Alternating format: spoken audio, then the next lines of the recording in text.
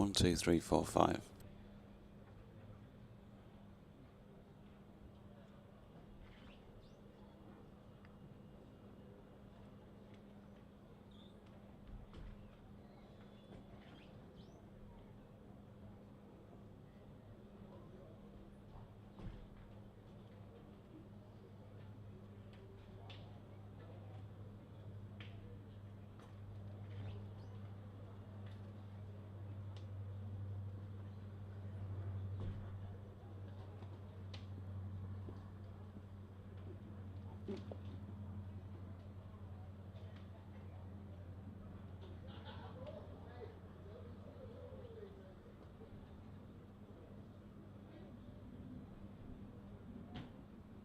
The hours of play today are as follows. Lunch will be taken at 1:10 past.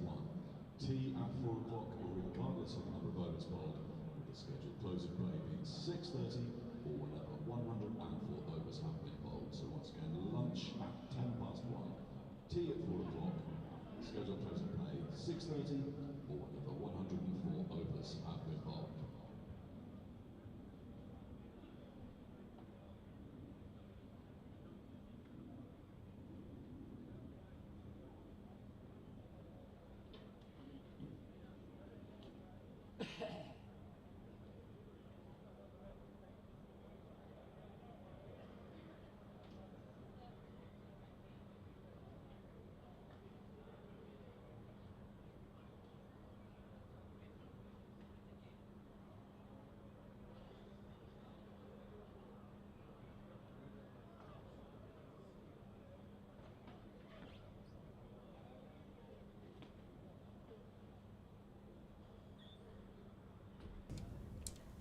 Well, good morning and welcome from Headingley, day 3 of Yorkshire versus Glamorgan in this Division 2 County Championship match. I feel like the strains of Gordon McRae should be ringing out around Headingley because we have got sunshine. Oh, what a beautiful morning.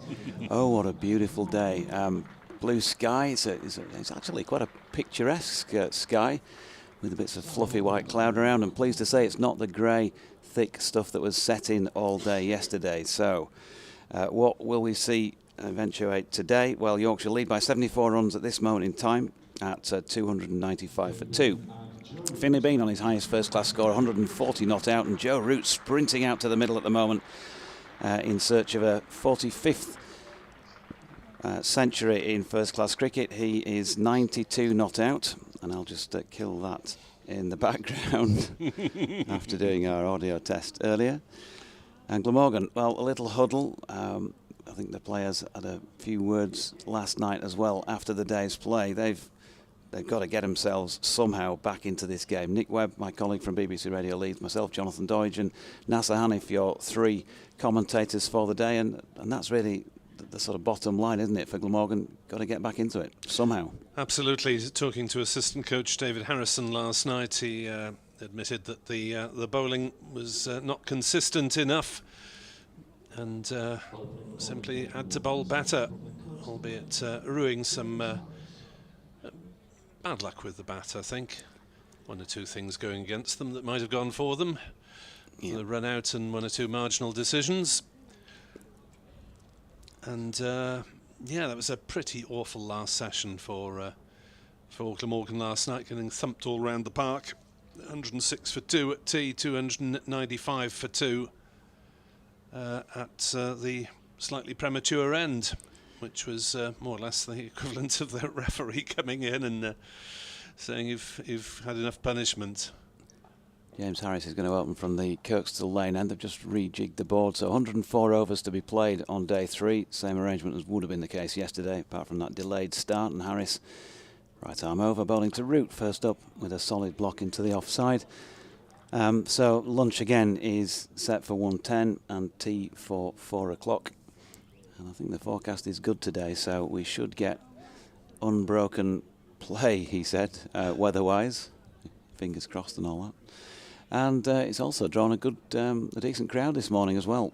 More people in, 1 or 2 who were too nesh, as they say, to visit yesterday, have decided to come back out on this bank holiday Sunday. Harris in again and Root stroking to mid-off. And there is no run. Spring has sprung, finally. Probably have to explain now, won't I, to the younger listeners who Gordon McRae actually was. A few stretches at mid-on. Thought they might have been done in the warm-up, but Mir Hamza just making sure he's fully flexed and ready, presumably to open up at the Howard stand end, but it's Harris here and Root with that lovely figure of 9 that they used to talk about when I was learning cricket, just pushing into the offside. He's going through the full hit workout here, is Mir Hamza. Oh, you could... Dear me, making my eyes water with the flexibility there. Stick that on YouTube or TikTok, couldn't you? It's one of the most severe warm-ups I've seen. I'll just put me back out watching him.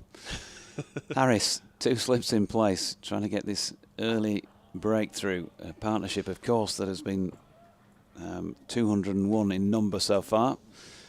Hasn't been added to yet in the first few deliveries of the morning, and Hamza's just gone through the full run-up onto the square to deliver this latest imaginary delivery. Harris then, of course, who put down Finlay Bean when he was on 6 and has had that crushing disappointment of seeing him get to 140 not out. Bowling here to Root once again, who drives the most firm attacking feel to a shot so far this morning, and Sam Northeast with a tumbling stop. Still Hamza goes on. He's bowled nearly an over and a half here, just getting loose before his first over. Well, he's only here for the rest of the month, so he's got to give full value for money while he's here. And, well, he's bowled tightly, but not threateningly generally in the 3.5 matches we've seen him from him so far. Harris is once more. Root driving again. This time it's too straight for Sam Northeast to get to. A lovely shot by Root, just pushing through on it. Northeast with a despairing dive, and the first runs of the morning take Joe Root to 96. The partnership to 205 and the score to 299 for 2. So just 1 needed for the second batting bonus point. I don't think there's much chance of Glamorgan preventing Yorkshire from getting the full whack, the full 5, which is 450 runs in the 110 overs. To no one's surprise at all, it is Mir Hamza who will open up from the Howard stand end. Ian Holmes, who's based in the region, but is a Glamorgan supporter, says not many of us in attendance yesterday, but what an embarrassing effort for us to view. Well, certainly the final session with the best part of 200 runs off 30 overs or whatever it was. Certainly was very one-sided. Here's Hamza in then to bowl to Bean, who's up on his toes playing it out on the offside, and there is no run. Philip Richards bemoans the lack of a strike bowler in the Glamorgan ranks, and also suggests that Sam Northeast kept Mason Crane on too long when he was getting thumped all around the ground. Something I was suggesting on commentary. You don't want to ruin people's confidence by getting them off straight away, but probably went on 3 overs too long, as Crane is up on his toes and playing out into the offside, and there is no run. Edward Cooper sent me a picture of a very dejected looking Glamorgan coaching team on one of their strolls around the boundary. David Harrison and Grant Bradburn, saying every picture tells a story. As Mir Hamza runs towards us in hazy sunshine and bowls to Bean, who is dropped at slip by Colin Ingram. Fended at that one, went to Ingram, chest height, should have been taken, wasn't. And, well, that is as straightforward a slip chance as you will get, really. And Ingram will be kicking himself for a very long time unless Glamorgan get Bean another way quickly. Straight into the midriff and out again.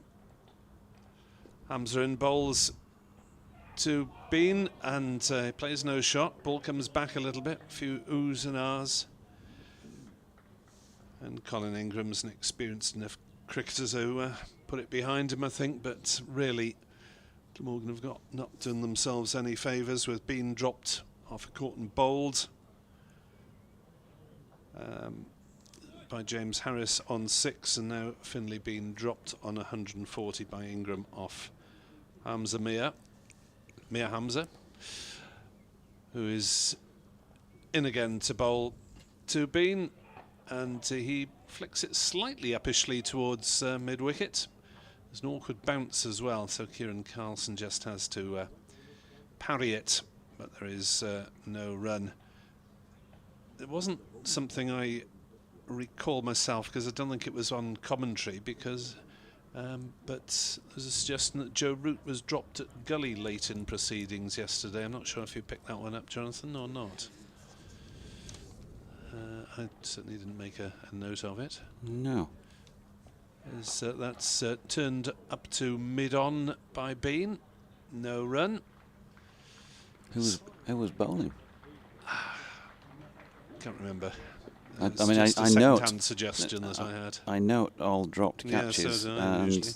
and there's no note for that. No, there we so. are. But you do get the odd one that isn't visible from this distance, and the coach says after as well, we put down so and so on whatever, and you think, ooh, did you? Right. Maybe we should swap jobs. Yeah. Okay, Harry's going to continue at the Kirkstall Lane end, and Joe Root on 96 on the fringe of another ton. Will he get there? Harris coming in past umpire Blackwell, and Root showing the maker's name to the bowler, just turns that one into the leg side for Hamza to do the fielding. Hamza, well, the rest of us are all saying it's balmy because it was so cold yesterday. It's about 4 or 5 degrees warmer today, and it does make a difference, and especially when the sun shines as well. It's not just a sort of muggy feel, it's a sunny 4 or 5 degrees warmer. I've had a message from Debbie and Julie over in the Howard stand saying it's positively tropical or words to that effect over there. As in comes Harris again, and that's dropped down in front of him by Root. Very good morning to Forever Dormo on X, who says he's a Yorkshire and Middlesbrough supporter, with mum from Tonnerev Island, father from Bedwellty, so best of luck to Glamorgan apart from against Yorkshire. Here comes Harris again, and Root just pushing forward, square on the offside, fielded at point, and there is no run. I say there are more spectators, and that's a pretty definite, even though they're all scattered around. No, yeah. It's just a significantly greater number than I think there were yesterday, which is really good to see. They want to see this pair carry on batting, no doubt, the home support, and there's still the prospect of Harry Brook, of course, to come next. So potentially exciting day in prospect. The overheads are good, so we know how that affects batting here. As Root drives through the offside, this could be it, this will be it. Joe Root just digging one out really from Harris, and past the despairing dive at cover, and brings up 3 figures for the 45th time in a great career, and acknowledges the applause of the crowd and gives a wave, I think, probably to the family down to our right on the balcony. Superb knock from him once again, and I think a mark of the quality of the player. He's done it in exactly 100 balls and including 14 fours, is that it doesn't really feel like much more than a normal innings. He's just run the ball around, put the bad ball away, and there he is on 3 figures. Oh, what it must be like to be as good as that. Harris in again, and Root turns that into the leg side for Hamza to field. 303 up as well in the process of that shot, so a second batting bonus point. Yes, it has been beautiful innings, really, from Joe Root. As you say, not appearing to be in any particular hurry, even though he's scoring a run a ball. 136 minutes. Harris in and Root driving down the ground. That'll be 4 more. Again, just over pitching, and he's onto anything that you throw just that little bit too far down the pitch at him. Cracking shot once again. 104 to him. Partnership now on to 213. And in 52 overs, Yorkshire have amassed 307 for 2 and lead by 86. Yeah, the run rate still pushing a run a ball overall, which is remarkable considering that Finlay Bean, for example, played out 3 maidens from Jamie McIlroy. And then, rather strangely, Glamorgan took McIlroy off and got him to change ends a few overs later, which smacked something of a pre-planned move that maybe ought to have been adjusted given the circumstances that McIlroy was bowling very tightly indeed. So Mia Hamza has bowled 12 overs, 2 maidens, 1 for 55. Started with a maiden this morning, bowling to Bean. Appeal for LBW not given. That looked as though Bean was aiming towards leg side, and yeah, that was possibly even less out than Adam Lyth was. But umpire Newell has shown 1 or 2 occasions where he's given the bowler the benefit of the doubt in this game.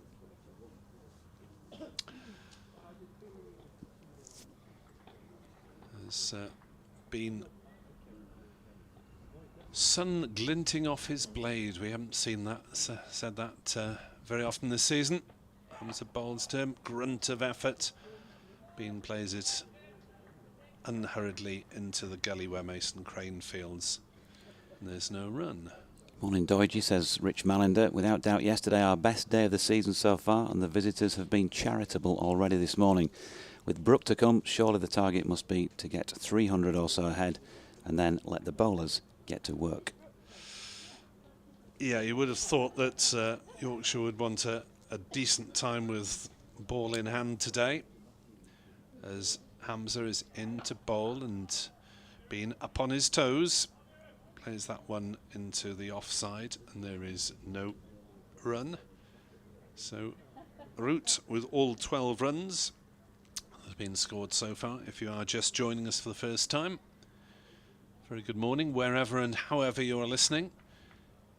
If you want to communicate via the medium of X, Jonathan is Sporting Lives 1 and I'm Nick Webb 2017. As Hamza runs towards us and bowls, and Bean slashes that one through the offside and will pick up his first runs in style. Just backwards of gully fielder, but too square for third man to come into play. One of the shorter areas of the ground down to our left.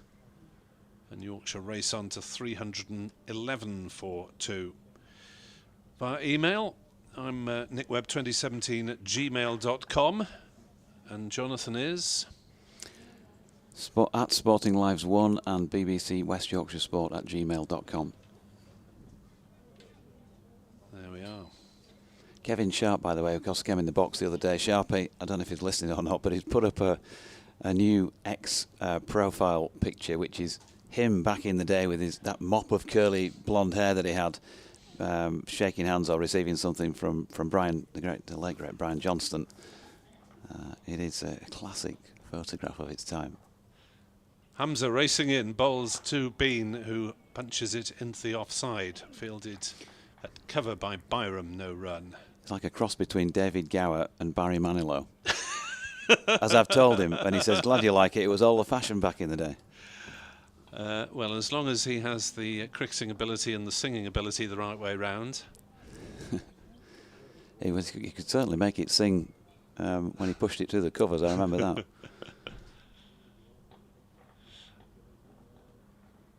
As Mir Hamza is into bowl to Finlay Bean, who's playing that to Gully, no run. I mean, David Gower may be a perfectly decent singer, I don't know, but I doubt Barry Manilow knows which way to hold a cricket bat. Yeah, he might get some bounce if he was bowling it, though. He's pretty tall. End of the over, 311 for 2 here on BBC Sport Online from a sun-kissed Headingley. Yeah. Andy Walker, good morning to you. I haven't heard Nesh for years, he says. Fair made my morning, JD, in fact. I can feel it right now. Yeah. Is that Nesh? So Harris is going to continue. North East discussing plans with him before this over gets underway. And just, what are we, 4 overs into the morning. The addition so far of 16 runs. And a dropped chance as well. Finlay Bean been dropped twice now in this knock, 6 and then 140. He's added 4 more this morning. And Joe Root, if you're only just joining us, already passing the landmark of a 45th, or achieving the landmark of a 45th first-class century as he whips one off his pads, I think, in a literal sense, because it looks like Ian Blackwell is going to, signal leg by. And Joe is one of those players, because he's played so much Test cricket, his Test average is still ever so slightly higher now. He's creeping up with his first-class overall average. 48.98 for that going into this match, 49.72 for the Test average. So almost at parity between the pair. But of course he's played so much more Test cricket than county cricket. 140 Test matches. Finlay Bean, wonder if he'll play any of those in the future. James Harris is in and bowling. It's wide of Bean's off stump and he chooses to leave. I know they don't all go the distance, but that's the best part of 2 years of your life, actually playing Test matches. It's quite incredible, isn't it? Yeah, going on for 12,000 runs at that level, and in total now the top end of 16,500 in first-class cricket. Bean gives the bat a good old tap, just one slip in place now, and turns this one to northeast at mid-on. There is no run. They've got 3 men set back, 1 at third man, 1 down at long leg, and also looks like Billy Root, I think, in front of square on the leg side, on the east side boundary. And then a straightish mid-wicket on the wicket ends, as well as northeast for the straight drive to the onside.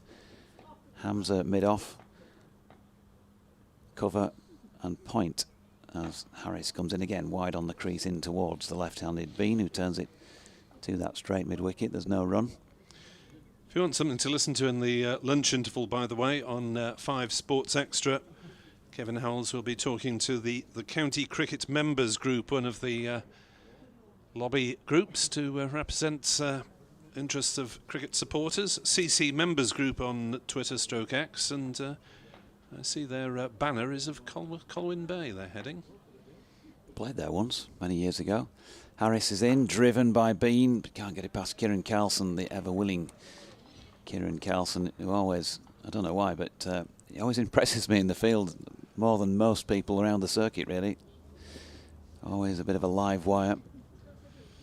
He's always busy. One to come in the 54th then. Finlay Bean, possibly tempered by the fact that he was dropped earlier. Just having to be patient to get going again here today.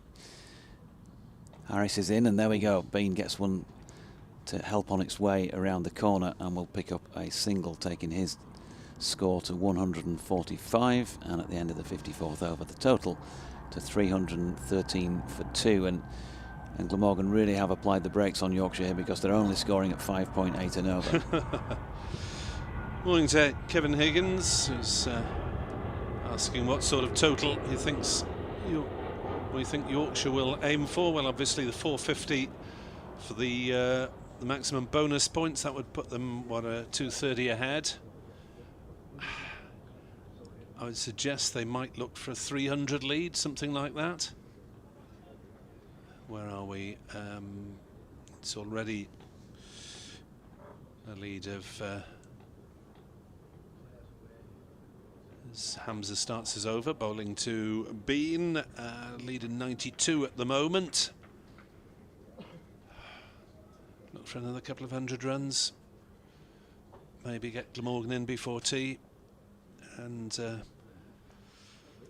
look to make as many inroads tonight as possible. Though the weather forecast for tomorrow is largely okay, so they should have a full complement of time to try and enforce victory. And Glamorgan will face a very long task to try and bat it out. As Hamza is in to bowl, and Bean checks his drive, plays it up to mid, and there's no run. McIlroy is the fielder there. So, yeah, I thought Yorkshire would look for another 200 runs if Glamorgan can't make inroads with the ball. And a lead of 300 is enough to put scoreboard pressure on anyone. Glamorgan have saved games from similarly unpromising positions, notably at Sussex last year. As Bean punches this one through mid-wicket, will pick up at least a couple of runs, may well be 3. McIlroy is chasing up to a far corner of the ground. Ooh, he's doesn't pick up cleanly, recovers without taking the ball over the ropes, gets his throw in, but they're comfortably through for 3, which means the batters will swap ends for, I think, the first time this morning, and Hamza will be bowling to Joe Root. So, yeah, it's definitely a layer down from yesterday for most spectators. Not that it affects us too much in the hermetically sealed commentary box, with the chatter of the members down beneath us. Sun is fully out. There's Glamorgan with 1 slip and a gully for Hamza to bowl to Joe Root. And Root is playing that defensively back to the bowler, who gets half a hand to it, palms it towards northeast at mid-on. If you're just joining us, Glamorgan did have a golden chance to remove Finlay Bean this morning. Colin Ingram shelled what was a fairly straightforward slip catch at most levels of cricket.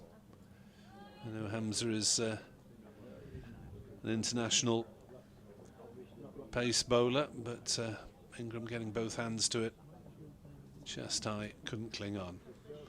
Gully has been removed now, just the slip, and Root plays it towards mid-wicket. It's fielded by Bevan and there's no run. So this one of 4 county games going on at the moment, because Somerset creaked home against Essex yesterday. Do you think you could sound a bit more Welsh, please, as well? Because we had 1 or 2 comments saying that you don't sound Welsh enough.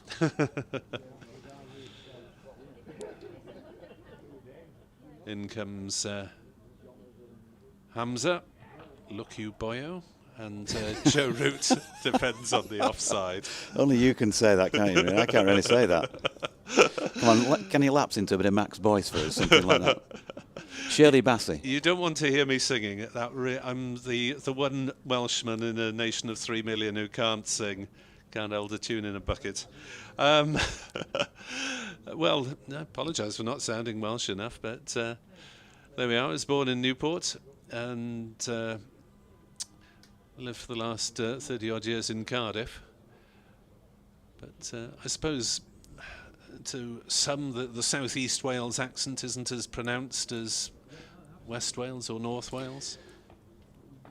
I'll come back to that in a moment, because Harris is about to bowl to Finlay Bean on 148, and he's punching this one through the offside. He might pick up 4 here. He might go to 150 for the first time in his first-class career, and he has, with 4 runs. He's been fortunate on a couple of occasions. He's been very, very good in between. And he's Finlay Bean, and he's certainly announced himself on the first-class cricket circuit during the last couple of seasons. His 4th ton this time around in his first ton and a half, 166 balls, 22 fours and 4 sixes in a 227-minute stay at the crease. Harris again. Can he find the measure of Finlay? Not with this delivery. Punched up to Sam Northeast at mid-on. There's no run.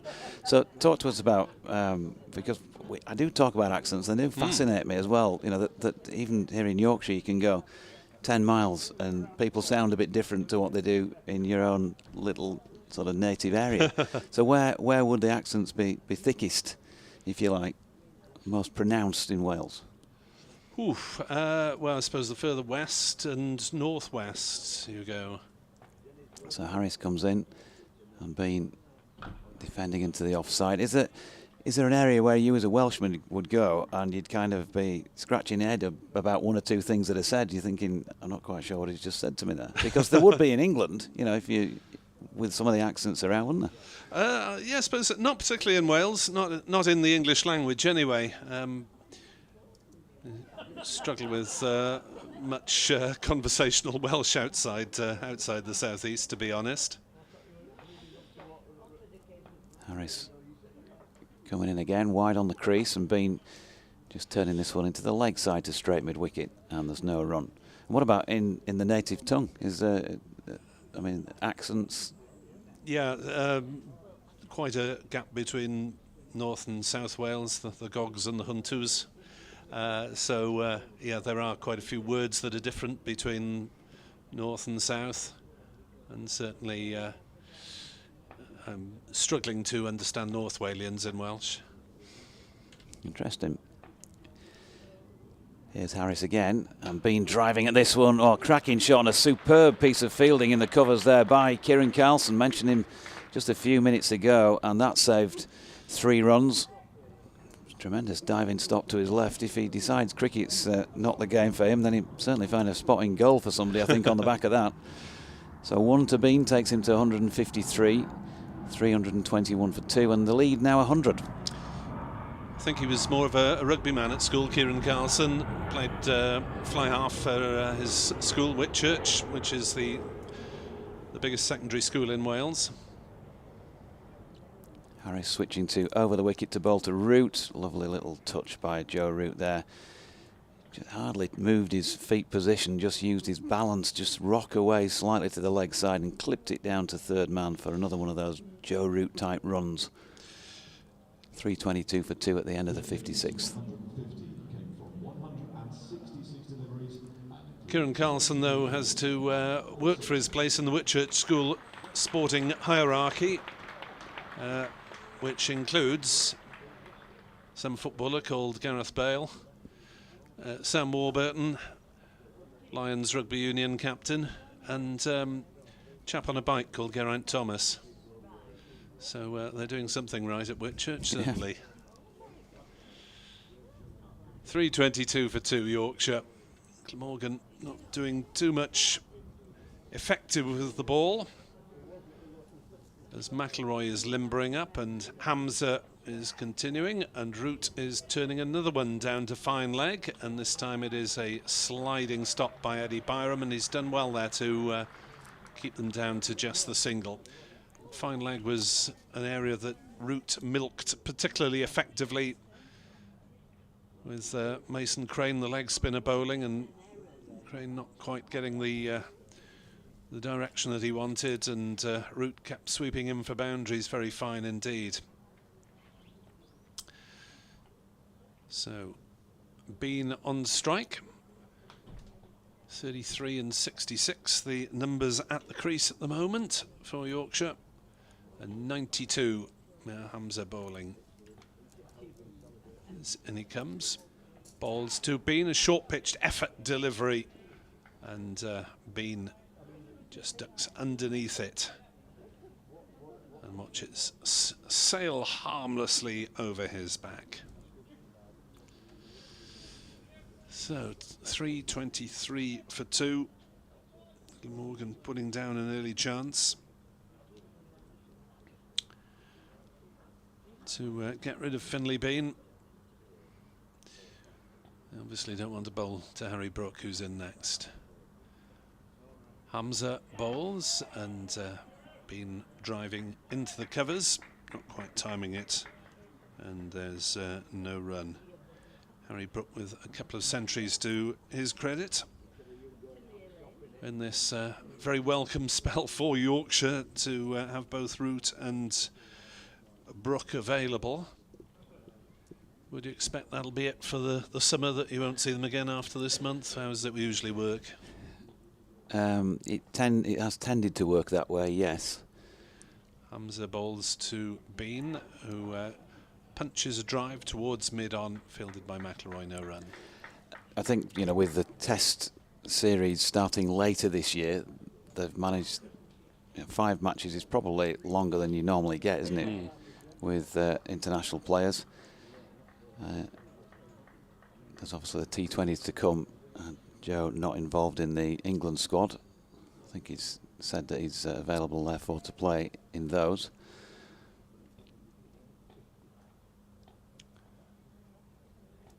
As Hamza races in from the Howard stand end, bowls another short ball that's well dealt with by Bean. Turning, pulling downwards past the umpire, out to Carlson at deep square, single taken. Harry obviously is involved with England, so you can't imagine he's going to be playing any of the T20s. The T20s this year are interrupted, aren't they, by a couple of 4-day matches. Correct. So I think they last a bit longer than the World Cup does, if I remember rightly. I think it prolongs it by a couple of weeks more. So whether or not any players might come back and play for their counties, we'll see. Hamza bowls and Root is behind it, defending it to mid-wicket. That's the end of the over. It's probably the end of me for half an hour, as I'll give way to Nasser. You're on BBC Sport Commentary with Yorkshire on 324 for 2. And their lead over Glamorgan is 103 runs. Hopefully not the end of you, Nick. For the time being. Yeah, just checking through the diary, and the T20s, they go on well into July, in actual fact, before the 50-over competition starts. So, and the World Cup final is on the 29th of June. So actually the better part of 3 weeks beyond the Cricket World Cup for a few more T20 fixtures. So I don't know, we'll see whether England squad players from the World Cup will be available, because of course the Test series then will be starting back over here. West Indies first up in July, so it might be just that those who are involved in both squads are taken for the summer, and that's the kind of feel that you imagine will be about the thing. Nasser is with us. Good morning, Nasser. Good morning to you, Jonathan, on a bright sunny day here at Headingley. Yeah, cracking day, and McIlroy is going to continue at the Kirkstall Lane end of the ground with a ring field. It almost feels like your cricket club on a Saturday afternoon here, with a gully and no slip. McIlroy comes in and Bean helps that on its way into the leg side, and he's going to pick up a single. Yeah, Yorkshire pretty much picking up from where they left off last night. Yeah, not quite as aggressive so far this morning, but that's fine. They bought themselves plenty of time with the way they played yesterday. The run rate is still 5.69, and you can imagine that they're going to be opening their shoulders at some point, but just having a look at things first half hour or so. They've put the bad ball away, picked up their singles. Glamorgan maybe a little better as well with the ball than they were yesterday, but it's a tough old prospect for them at the moment. 104 runs behind Yorkshire still, with 8 wickets in their first innings standing, as Root just helps that to backward point. There's no run, so 25 runs away from a third batting point, and you feel that clearly 450 is going to be the kind of marker, isn't it? At 450, maximum batting points. Still got loads of time to get there. Only 57.2 overs on the board that have gone so far. At 450, will they do what they did last week and pull out and have a go at Glamorgan again, or will they continue and just say, let's just make sure we bat just the once and give ourselves plenty of time to bowl out Glamorgan a second time, if good enough to do that. You know, there's no guarantees. As we saw at Bristol a few weeks ago, there was another dot there that Joe Root played out to point. That was with a Kookaburra, of course, but at Bristol needed 6 wickets on the final day to win the match and managed 2. It's happened here before as well. I remember a game against Warwickshire a couple of seasons ago where it was almost a carbon copy, a couple of wickets on the final day when it looked like they were more or less home and dry, as Root punches one square on the offside, timed that really well, and picked up just a single for it, because out there patrolling the boundary at square on the offside is James Harris. Looking at the table as well, Jonathan, a lot of teams clumped in the middle of this Division 2 table as well. So if Yorkshire could eke some more points out of this game, which they're certainly in a strong position to do so, they'll certainly climb up that table. Yep. And then what's looking like a big game away at Sussex to come. That's the next match at Hove in a couple of weeks, as in comes McIlroy, and there's a stifled appeal, because I think he thought, if that has hit the pad, I could be in business here. But Finlay Bean, unfortunately for the bowler, clipped it away square on the leg side and picks up 1. Yeah, because as it stands, Leicester are leading the table, then Middlesex, Sussex, Northampton and Yorkshire in 5th place. That's, of course, prior to this game, from what I can understand. Yeah, still kind of early days to be looking at the table too closely, but the marker point, I guess, will be the end of this first raft of fixtures when you're roughly halfway through. McIlroy is in and bowling to Root, who turns it to leg. Carlson fielding end of the 58th over, then Bean 156 not out, Root 107, the partnership 233, and Yorkshire leading by 106 runs at 327 for 2 on a beautiful morning at Headingley. Yeah, sun's certainly out, and Yorkshire moving swiftly on.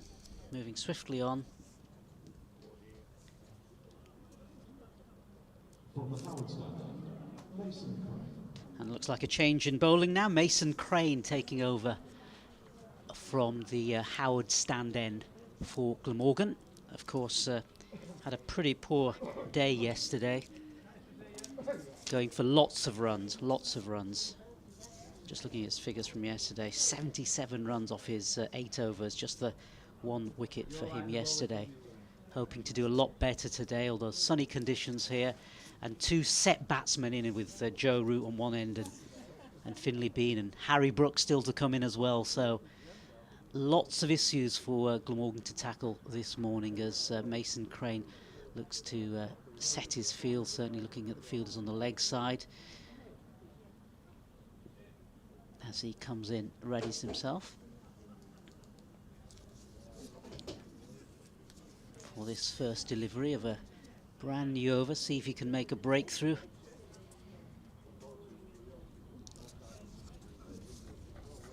And it'll be Finlay Bean who'll be facing Mason Crane.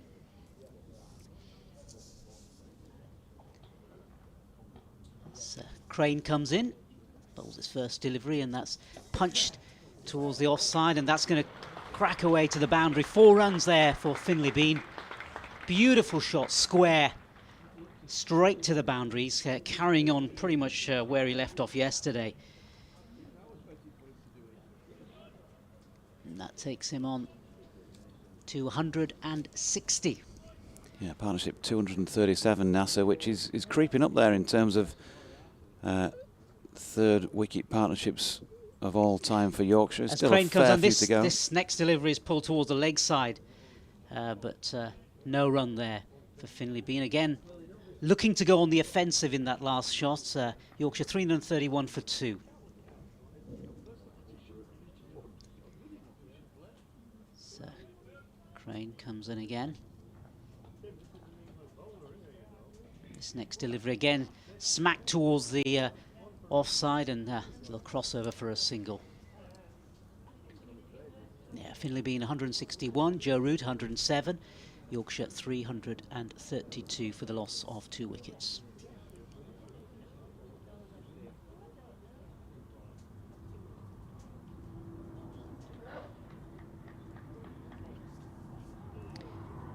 So Joe Root now get a chance to have a look at Mason Crane, right-handed Joe Root.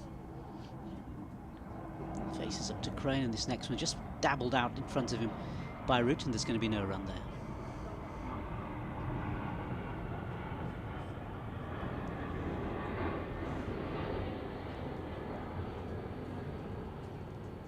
Yeah, bright sunshine here now at Headingley as Crane comes in again. This next delivery again driven by Joe Root, but not being able to pass the close infield on the offside through cover.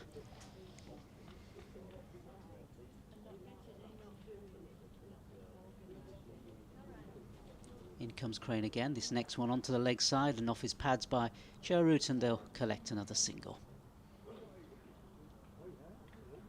That takes Joe Root on to 108. Yep, end of the over then. 59 complete, 333 for 2. Sorry, Richie. Kevin Sharp says he's listening, so just looking at the 3rd wicket, highest partnerships in the history of Yorkshire County Cricket Club, and these two have gone past a partnership of 224 set by K. Sharp, 121, and G. Boycott, 140 not out against Gloucestershire at Cheltenham way back in 1983. I was, of course, still in short pants back in those days. Wow. And looking up the list, Joe Root involved in an unbroken 3rd wicket partnership of 253 with Gary Balance a few years ago, and he's getting closer to that again here with a lovely shot. That one short of length from McIlroy, and Root opening the face and exploiting what is a big gap backward of point. There is a sweeper out there, but he timed it so well once again along the carpet all the way. Yeah, 253 when Joe made 130 not out and Gary 101 not out against Notts at Trent Bridge in 2019. That was my first season in the chair doing this. I remember it well. I think it was the last match of the season. As McIlroy is in, and a lovely push this time by Root once again. Beautiful shot. Just leans on it, and the skill is not only in how you get there and time it, but also in where you place it. And look at that, just pierced the gap between short extra cover where his brother is and Sam North East at mid-off. 4 more, 116 to him now. Partnership. He's climbing that chart, 247. They've equalled Percy Holmes and Maurice Leyland against the New Zealanders at Bradford Park Avenue in 1927. Wow.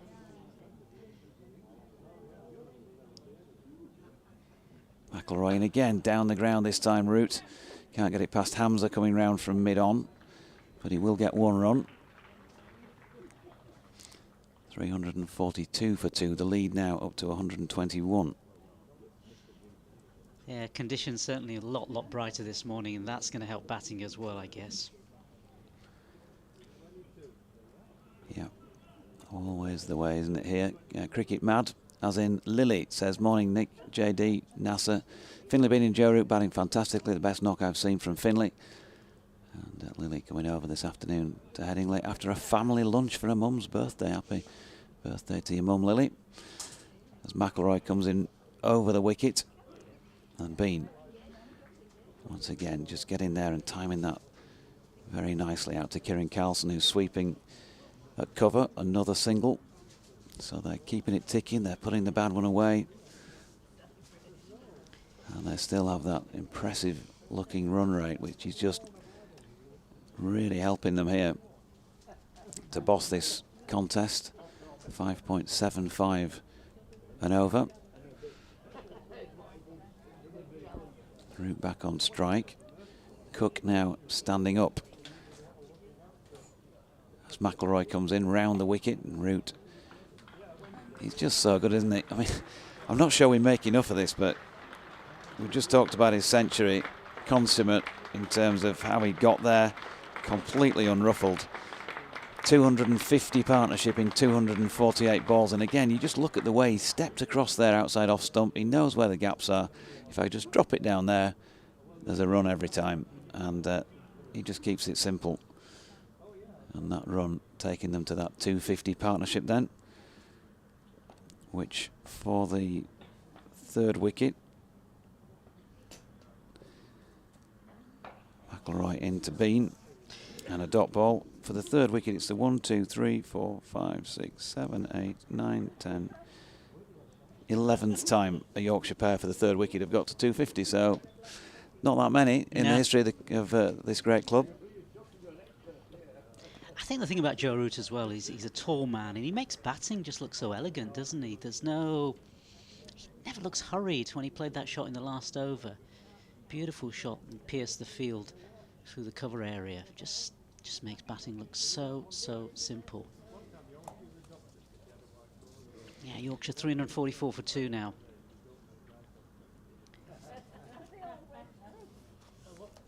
I think they'll look to add on a few more runs, certainly before lunch, and then maybe push on this afternoon, with still Harry Brook, of course, to come as Crane comes in. First ball of a new over, and this is paddled around the corner by Joe Root, and they'll collect another single. Yeah, I mean, you certainly would not want to do disservice to either of these pair. They've both got cracking centuries. Finlay way up there with a big one. But the prospect of watching Harry come in on the back of this, not sure I'd fancy being a Glamorgan bowler right at this moment in time. Certainly not a spinner, as Mason Crane comes in. Next ball, and that's pushed just in front of him by Finlay Bean, and there's going to be no run there. And I suppose you do have to live in the moment cricket-wise, because there's been these two playing for the last few matches, and they don't walk out every time and score runs. That's cricket, isn't it? Mason Crane in again, and this one is slogged towards the leg side, and that's heading towards the boundary, and in fact is crossing over the boundary line. There's 4 more runs towards the leg side, towards a sort of mid-wicket area, and there's 4 more runs to Finlay Bean. Yeah, Finlay gets the front leg out of the way, and yeah, basically plays the cow shot there. Yep, dispatched it towards the western terrace. Yeah, more woe for Mason Crane after yesterday's problems as well. Still not able to influence the game in any meaningful way. No control in his bowling. Yeah, 84 off his 9 overs as it comes in again, and this next one is towards the leg side, punched towards the leg side by Finlay Bean, and the batsman crossover for another single. 351 for 2, 350 for 2, I beg your pardon. So 350 reached by these two batsmen. Finlay Bean 167, Joe Root 119. So another landmark. And more batting points.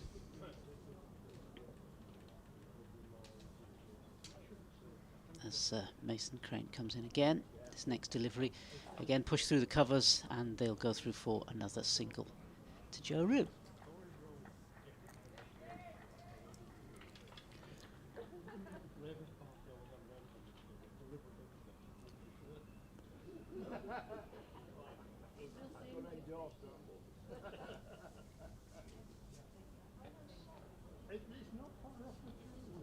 This is Mason Crane in again, and this one punched towards the leg side, half an appeal from the bowler, but no real conviction in that, and no run at the end of the over. It's 351 for 2 for Yorkshire. Finlay Bean 167. Joe Root is on 120. Partnership 257. Yeah, and it's got to be so difficult. You do sympathise with Sam Northeast as Glamorgan captain. Couple of bowlers injured, and he turns to Mason Crane, and they just can't stop the runs, can they? 9 and over off 10 overs for 1 wicket. Very difficult to captain a side when your bowlers are going around the park. McIlroy, well, he's still going at over 4 and over himself, but that feels tight by comparison. Here he is at the Kirkstall Lane end, with Cook standing up again and Root pushing back to the bowler in his follow through. And there is no run. You can get in touch at Sporting Lives 1 or BBC West Yorkshire Sport at gmail.com. Martin Bloomfield has done just that and says the sun is providing a double whammy for Yorkshire. Batting conditions favourable and burning off the top to allow our 3 spinners to skittle the Principality batters. Oh, Martin, red flag there, red flag, as McIlroy is in and Root pushing that square on the offside. Good piece of fielding at point, prevents runs because that was boundary bound. Timing it so well, Joe Root. He really is pinging off the middle of that bat. Martin says won't be easy second time around. May need a second new ball tomorrow.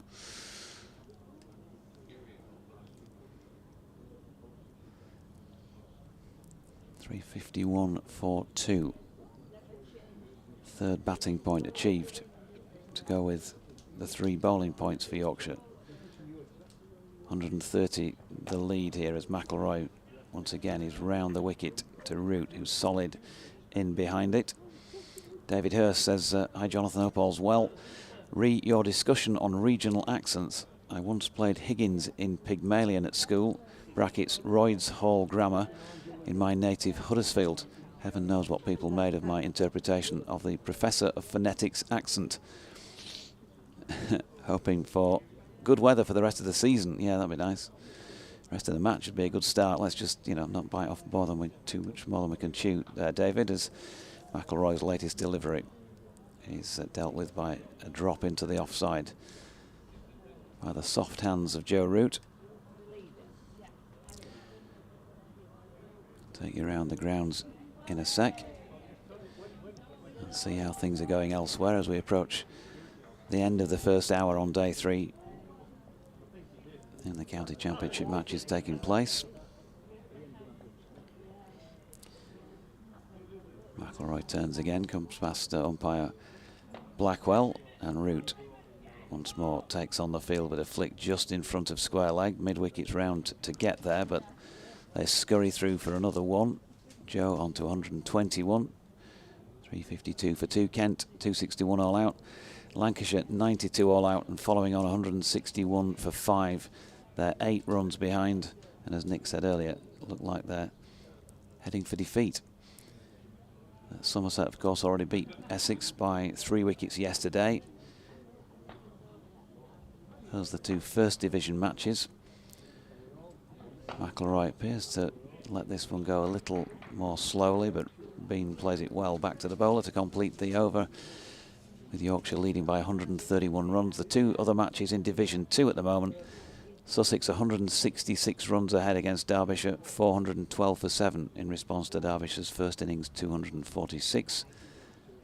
And so building up a sizable lead and looking favourites at Derby. And then down at Lords, Leicestershire 306 all out, Middlesex 95 for 2 in their first innings in a match where, of course, the first day was washed out in its entirety.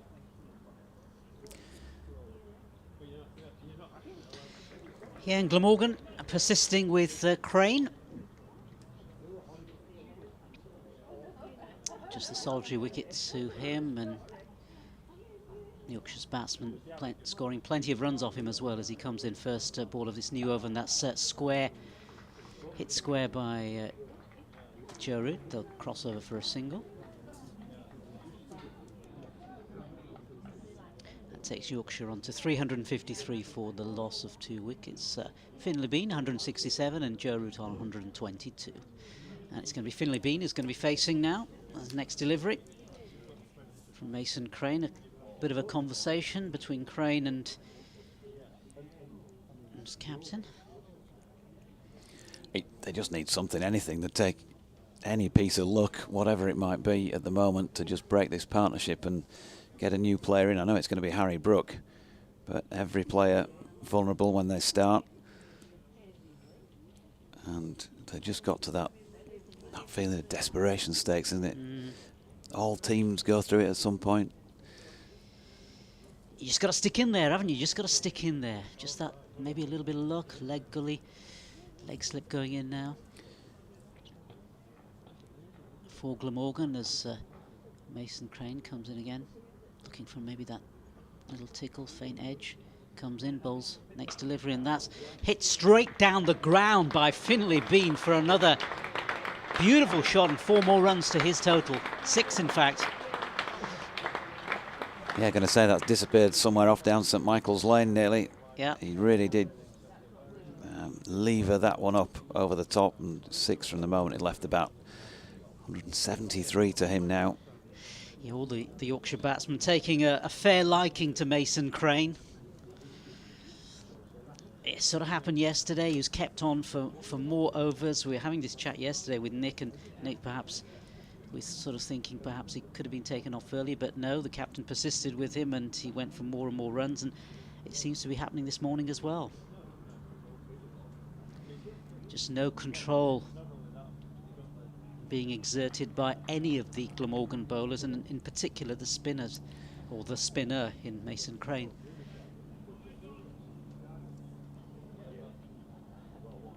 That leg slip has been now moved. I mean, sort of just past the gully area.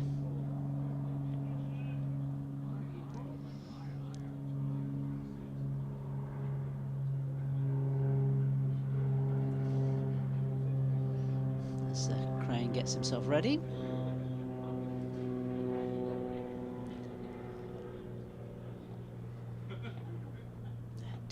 Comes in, bowls. This next one just pushed out in front of him, and I think he just missed it, just went past the bat through to the wicket keeper.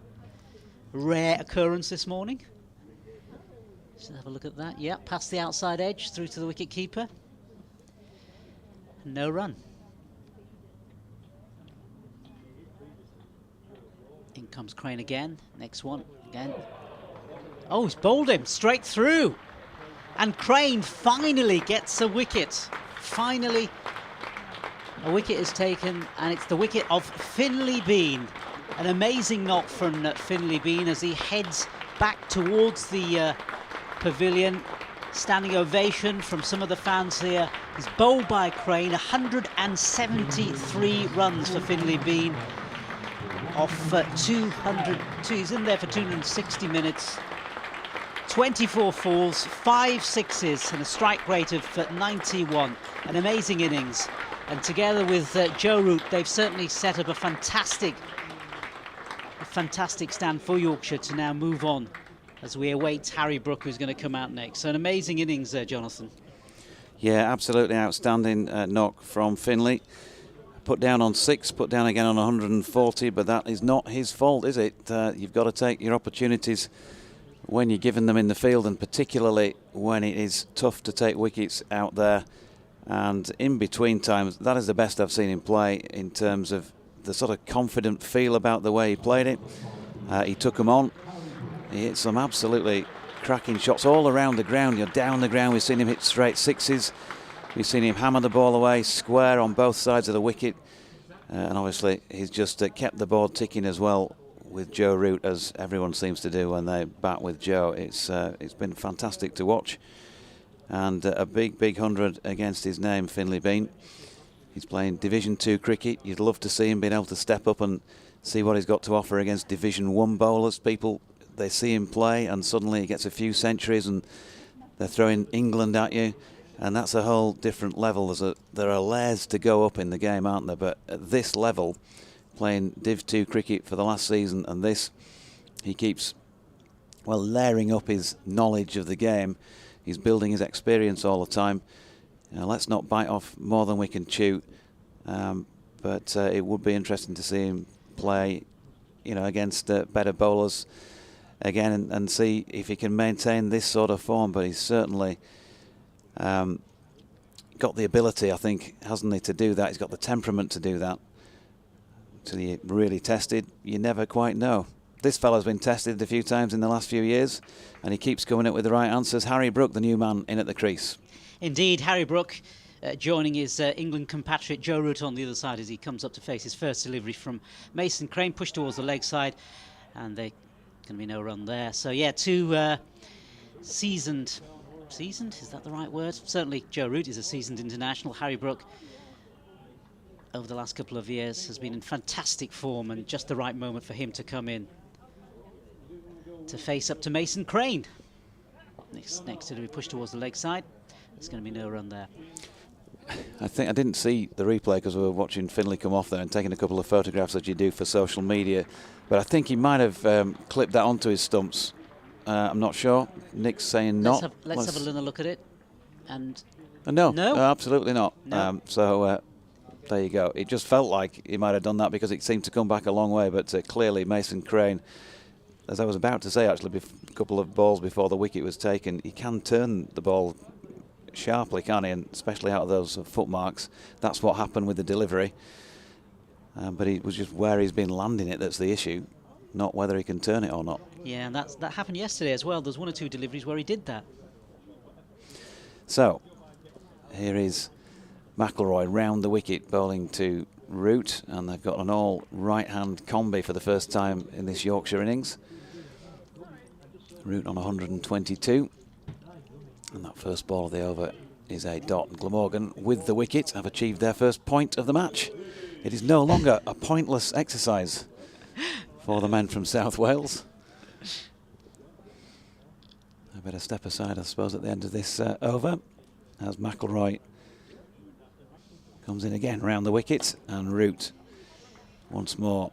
Just lovely balance to watch how he plays that. It was a full-length delivery, just leaning slightly to the offside and flicking it away off the middle of the bat. And once more, timed it really well. It raced out to Kieran Carlson, who's sweeping at mid-wicket. They got one run. He's hit numerous shots already this morning, Joe, that would have been racing over the boundary. That's how well he is timing it. And while we've been treated to some real good stuff from a 22-year-old, a young player of great promise, we're watching the master at work as well. Brook now on strike, looking for his first run of the match, not from this delivery, which he punches to Mir Hamza at mid-on. There's no run, and there's no wonder there have been more people in this morning. I would have thought, given the situation overnight, probably just about the most optimistic morning of the season so far. Maybe day 4 at Bristol when they needed those 6 wickets to win. But feeling like a game is finally been dominated by the county, and with the prospect of watching the two that we've just seen and this fella who's just played a forward defensive stroke. It should add a few on the gate. That's what watching professional sport is all about, isn't it? You pay your money to watch quality, and we've seen a bit of that. McIlroy has gone for 50 so far in his 12 overs and 4 deliveries. And he's in again around the wicket, and there is Harry off the mark and playing it similar to the way that Joe does, getting a cross outside off stump to just open it up square on the leg side.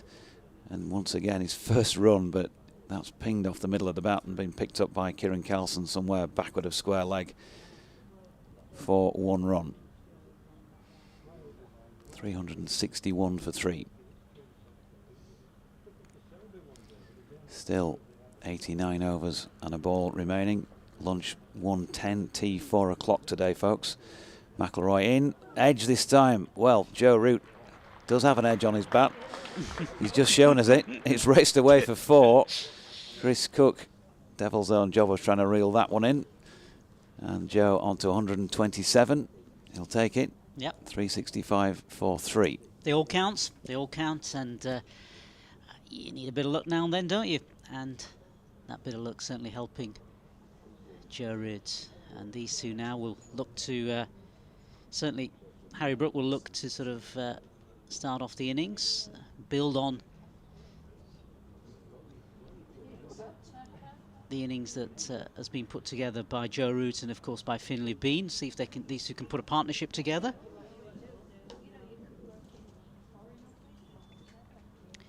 And it's going to be Mason Crane who's going to continue now, and he will be bowling to Harry Brook, the new batsman, and Brook plays it back towards the bowler, and there's no run there.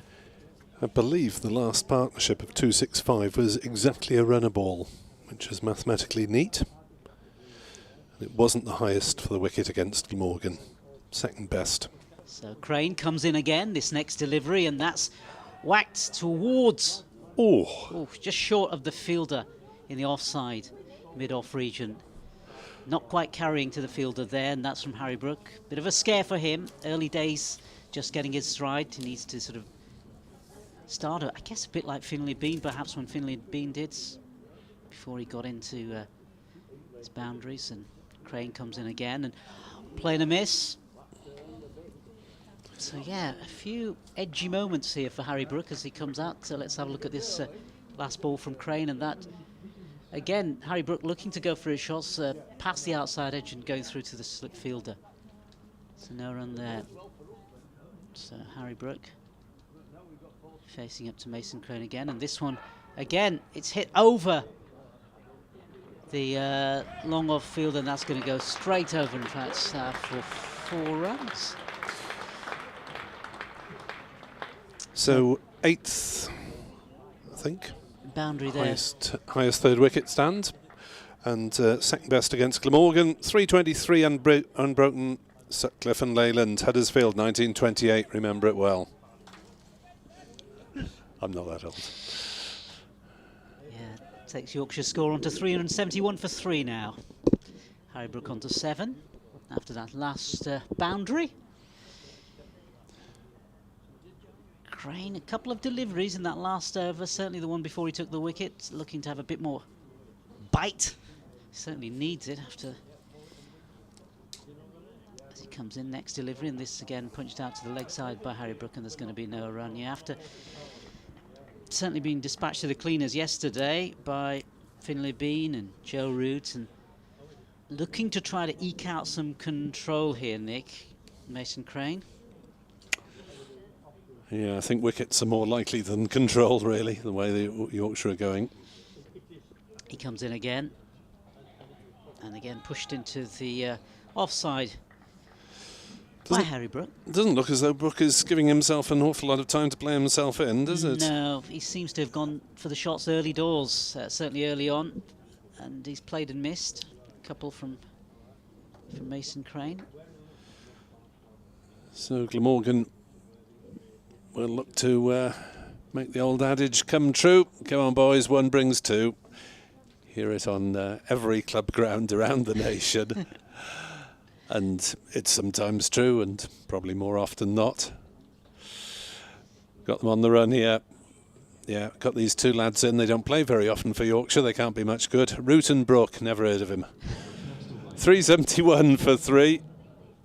And who is to be the next bowler? It's Tom Bevan with his off spin. 6 overs for 37 yesterday. Second occasion in which he's bowled in first-class cricket for Glamorgan. Just a couple of overs back on debut in September 22. I'm a little surprised that we haven't seen Colin Ingram, because he has bowled this season. Took 2 for 63 in that massive Middlesex run riot at Lord's, which followed the Sam North East run riot. Anyway, Tom Bevan in the afternoon sunshine, in past umpire Blackwell, and bowls, and an attempted cut and a miss outside off stump from Joe Root.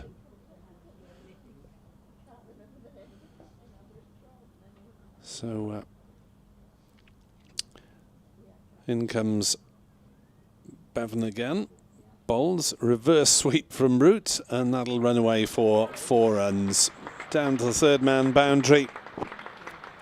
Got into the position early. It's low risk because there isn't a slip, and they've of course earned the right not to have a slip, because Glamorgan's fielders are spread to all parts of the ground, and therefore the reverse sweep was relatively risk-free for Joe Root, who moves to 131 not out. Highest previous for Yorkshire this season, 119. 209 runs for 5 times out in the first 3 matches, or the 3 matches that he's played. Bevan to bowl to Root. Now he's brought a slip in, and Root just noodles it away on the leg side, trying to knock it towards a mid-wicket gap for a single, but a good diving piece of fielding from mid-wicket by the skipper, and there is no run. Sam Northeast hurling himself down on the matting on one of the old strips. Here's Bevan to bowl, and Root sweeps and will get a single down towards fine leg. 376 for 3. Continuing this little sequence of having batters with double numbers. Bean 33 has departed, but Brook 88 will join Root 66. And what a shame, it's probably not likely to. Well, it could be Revis 77 next, or it could be Tattersall who would break that little sequence wearing number 12. Bevan to bowl to the new man Harry Brook then. Averaging 80 before this game this season. Tosses it up, driven by Brook into the offside. There'll be, I was going to say a couple of runs there, but they just jogged the single as James Harris on that shorter side of the ground, the east side. And they settle for the single. 377 for 3. Remember, it's 450 for maximum batting points as Root sweeps and will take a single down to fine leg. 378 for 3. So plenty of time to accumulate those bonus points. We've only had 66 overs of the innings. So that means there's a further 44 available. And Yorkshire only needing to score at less than 2 and over to get to maximum. Glamorgan desperately hoping to squeeze another bowling point out of things, but they'll need to be more consistent with the ball and in the field, having dropped Finlay Bean on 6 and 140 on his way to 173. Yeah, I'm surprised Ingram hasn't bowled. Also bowls leg spin. Mason Crane, noticed, has actually managed to turn his googly this morning, as well as the leg break that bowled the left-handed Bean. And, well, he said he wanted more first-class cricket, and by Jove, he's getting it. Yeah, unfortunately for him, he just doesn't seem to have landed it enough times on the right spot as he comes in. First ball of a new over, and this first delivery is pushed out just onto the offside in front of him by Joe Root. There's no run there. Yeah, Yorkshire still going at a fair number of runs per over, nearly approaching 6 as Crane comes in. This next delivery is again pushed into the offside, and there's going to be no run there.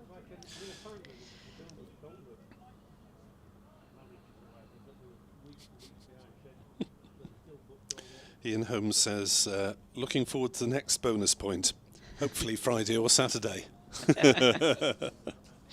As Crane comes in, this next delivery hit towards the leg side, and it looks as though it's going to bisect the 2 fielders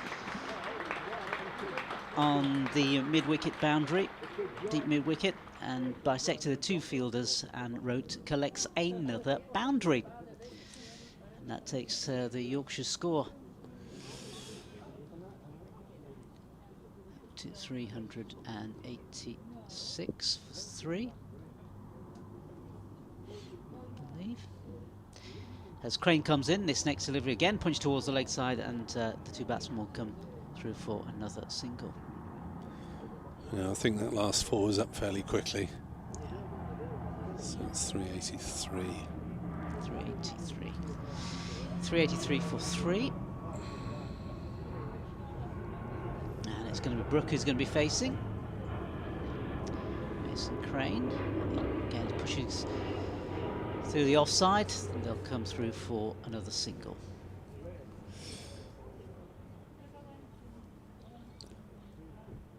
Steady-ish start from Brooke.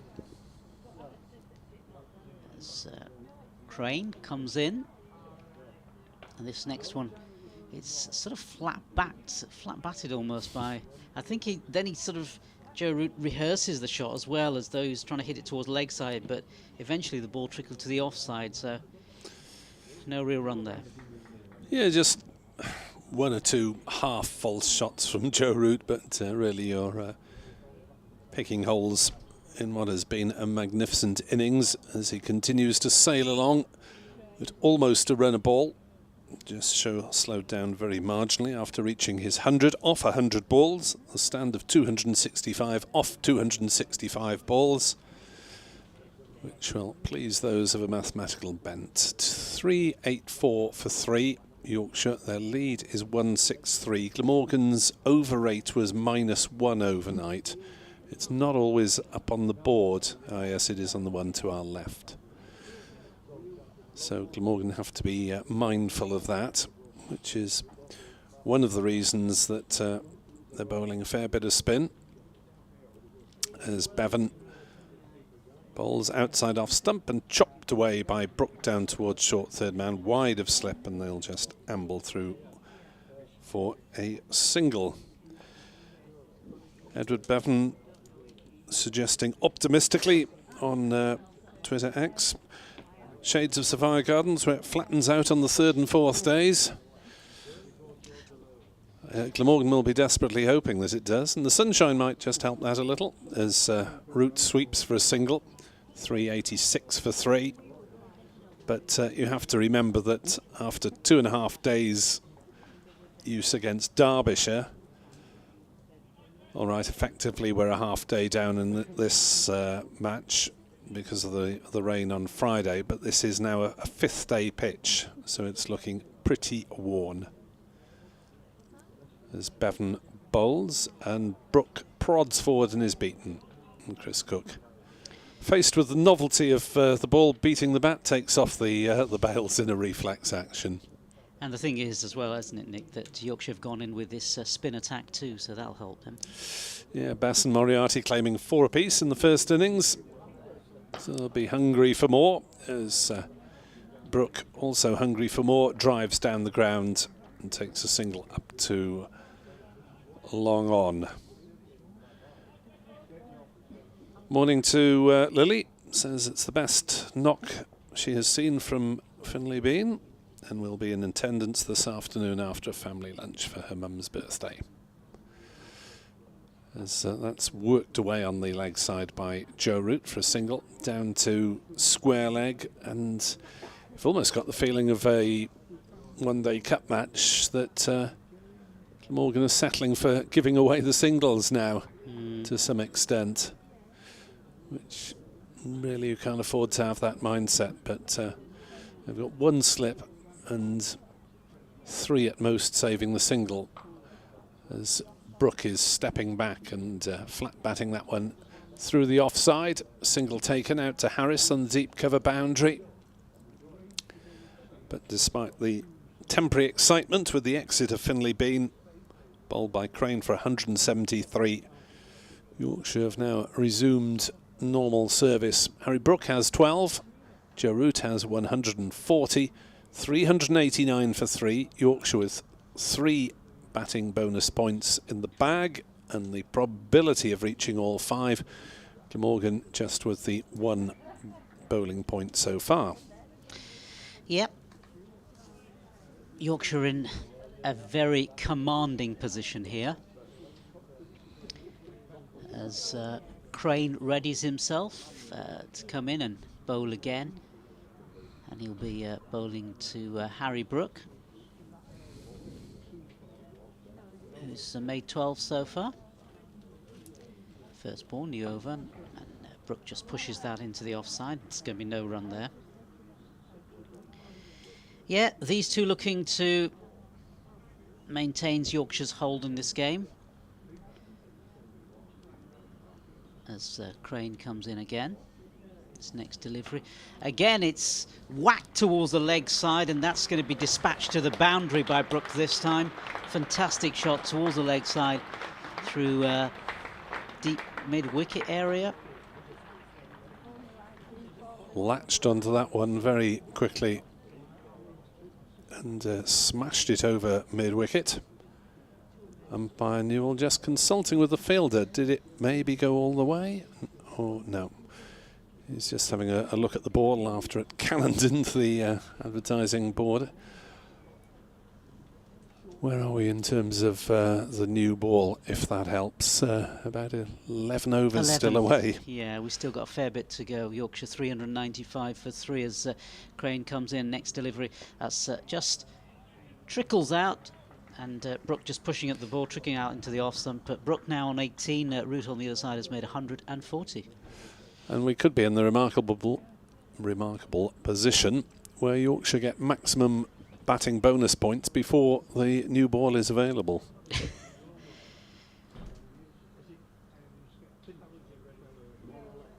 As Crane comes in again, just dabbled out in front of him by Harry Brook, just pushing the ball forward, and there's no run going to come from that last delivery.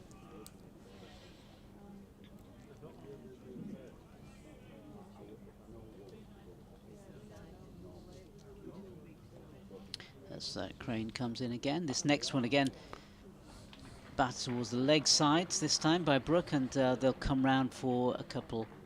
Well, they'll go round for one single. Yeah, it's a long single, wasn't it? Long a good single. Sliding stop on the mid-wicket boundary. Pulled quite powerfully past Root at mid-wicket, but picked up by the sweeper. Just 4. Well, maybe 5 saving the single. And this next delivery again, just pushed down towards the leg side, and they'll go through for a single. Another single to Joe Root, and that'll take him on to 142. 142, I think, and Brook on 19, 397 for 3. So Yorkshire one blow away, possibly, from a 4th batting point. As the one-sided nature of the game, well, it's very marginally less one-sided than the last session last night, I think it's fair to say, when Yorkshire faced 29 overs and moved from 106 to 295. That's more than 6 runs an over. Bevan it is. He'll be bowling from this Kirkstall Lane end, pavilion end of Headingley. And that's driven on the leg side by Root. He will pick up 1. They'll turn, look at a second. Crane has collected it and arrows in his throw to Bevan, who can't collect it cleanly, but it's enough to deter them from coming back from the second run. Root moves to 142. It's 398 for 3 here on BBC Sport Online. As Brook wanders down the wicket to brush away a piece of grass that was annoying him. Bevan bowls, flights it up, driven by Brook, but straight to short cover on this occasion. Eddie Byram and Sam Northeast. One player each side of the wicket saving the single, and Bevan is going to try his luck from around the wicket just to change things up a bit. 6 bowlers used by Glamorgan, 3 seamers, Hamza, McIlroy and Harris, 3 spinners, Carlson, Crane and Bevan. Haven't seen Carlson bowling this morning, and we haven't seen Colin Ingram bowling at all. As Bevan just consulting Sam Northeast. Colin Ingram is dropping back from slip 2. He single saving fine leg, I think, just to prevent the sweep shot there, and square leg goes wider, so Harry Brook just nudges it away on the offside and goes through for a very easy single. It's the trouble. Glamorgan are trying to limit the damage, so they've got a deep backward square, a deep mid wicket, long on, Mid-off is not really saving the single. He's halfway back, McIlroy. And a cover point on the boundary. So it's a very defensive field. Bevan round the wicket bowls. Reverse from Root, just about half fielded at third man. And that is the single that brings up the 400 for Yorkshire and 4 batting bonus points. Yep, another milestone for Yorkshire. Been plenty of them today, and through the last day or so of this match, both in terms of personal milestones. Career best for Finlay Bean, season's best for Joe Root. Bevan bowls down the wicket and a thick edge from Harry Brook and a missed field by Hamza at third man. And he recovers well enough to prevent the second run. Well, Brook certainly... Yeah, false shot there. Seems quite twitchy, doesn't he? False shot. I mean, you may say it's a selfless performance, but he's not really given himself time for having a look at anything. And, well, that's an extraordinary shot from Joe Root, who was looking to reverse sweep and then pulled out of it at the last moment and nudged it down to fine leg.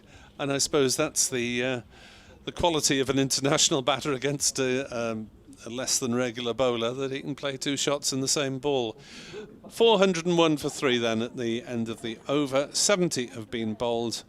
83 potentially remain in the day. It's not likely that Yorkshire will face a huge amount of those 83. I would suggest that they will be looking for declaration somewhere around mid-afternoon, if not before, with maybe 500 on the board or thereabouts, and give themselves plenty of time to put pressure on Glamorgan and push for the innings victory. Yeah, you can understand why Yorkshire might want to go for their shots, but they've also got to try to not be too risky as well. As Crane comes in, first ball of a new over, and that's pushed out into the offside by Harry Brook, and there's a single. And there's enough solid middle order stuff to come with Tattersall, Revis and Bess. But Brook could afford to give himself 10 minutes, I think. Yeah, I mean, he's eased his way for 22 off just 25 deliveries or so already. As Crane comes in, this next delivery just pushed out in front of him by Joe Root. There's going to be no run there. You'd think now they probably just played till lunch. Eke out a few more runs. You've got the extra 10 minutes. Might see a few fireworks yet. Crane comes in again and pushed into the leg side by Joe Root. No single there. 2 defensive shots in a row. They're shutting up sharp. Yeah,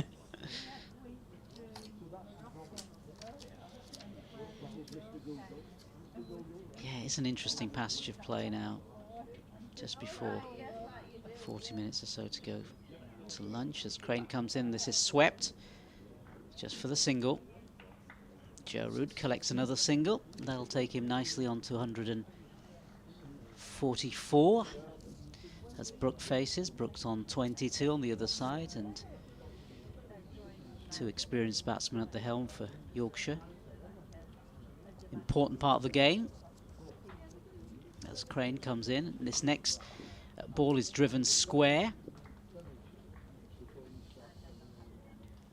by Brook for a single. 404 for 3 now, Yorkshire.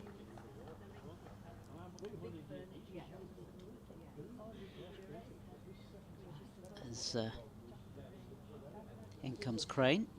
This next one again pushed down past the slip fielder by Joe Root, and the batsman will collect a single. That was better over from Mason Crane, introducing some discipline to proceedings. 405 for 3. Pleased to see that Yorkshire still produce a substantial yearbook. As to Glamorgan, some counties have given up in these digital days, but nice to have a few things still on in print, as it were. As Glamorgan with a few consultations. Over 8 is still -1 on the board. I'm not sure if that's been adjusted or not on the morning's play. As Bevan will continue to operate from around the wicket, even though he's bowling to the right-handers. Maybe there's some bit of rough that he reckons he can target. Chris Cook, of course, up to the stumps as Root drives to cover, and there's no run. Eddie Byram is the man in close-ish at cover. Sam Northeast on the leg side. Apart from that, very defensive as Root steps back and cuts down towards backward point. Single taken. 406 for 3. Yorkshire heading for 8 bonus points from this game. Glamorgan struggling to add to the 1 that they've got so far, as they might not have the full 110 overs. Likely that Yorkshire will declare before then, as Brook takes a single out towards point.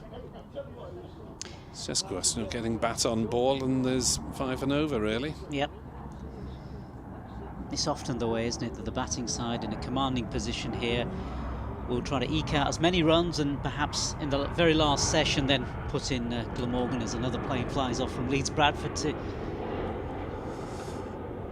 Another single out in the offside. It might be 2, because Byram's got half a hand to it at cover, taking some of the pace off the ball, but it's well mopped up by Harris, dashing in off the boundary. 1 more to Joe Root, takes him to 147. Harry Brook has 24. 1 man out today. Finlay Bean bowled by Mason Crane for 173. Bevan bowls full toss, slapped into the offside. That was asking for it. Byram might have got a finger on it, but not enough to prevent it. Racing away to the boundary in front of the scoreboard to our left.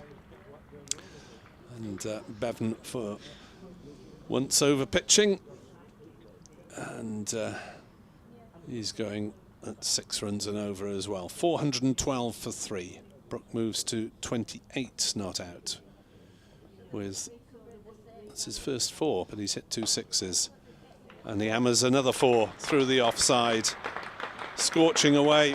Well, we had a temporary lull in proceedings as the scoring rate dropped for a few minutes, but Harry Brook gets that back underway, and now he's better than a runner ball.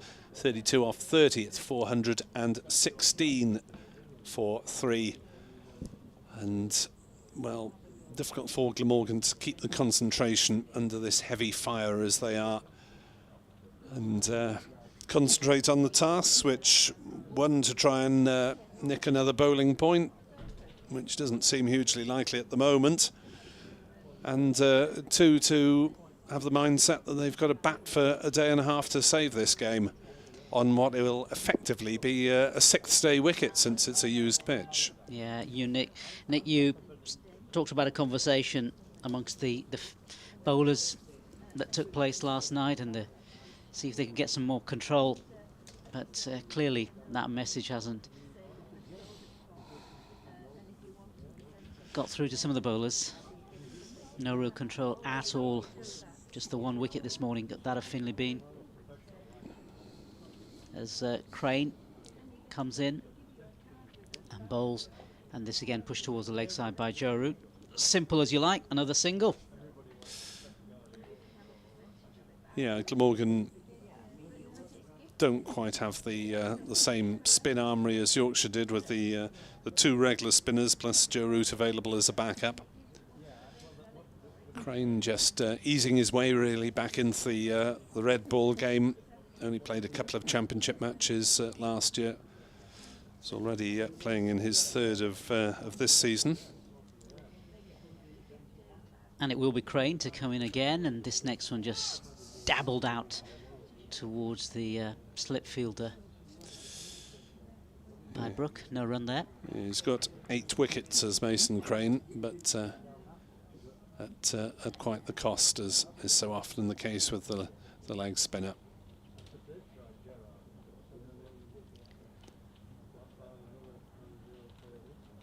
In comes Crane again, and this one just left alone, and in fact he's going to run down for byes by the looks of things. Yep, to the boundary. 4 byes there. So more runs for Yorkshire, more problems for Glamorgan. Yeah, Brook shaping to play at it. A little bit of bounce, and Chris Cook kicking at the ground with frustration as he didn't quite get across in time. Almost dummied there by Harry Brook, but since it didn't hit the batsman, byes are okay. So in comes Crane, this next delivery, and that's pushed out in front of him. There's going to be no run there. Okay, in the sense that if it hits the batter and there's no shot offered, then you can't get leg byes, of course.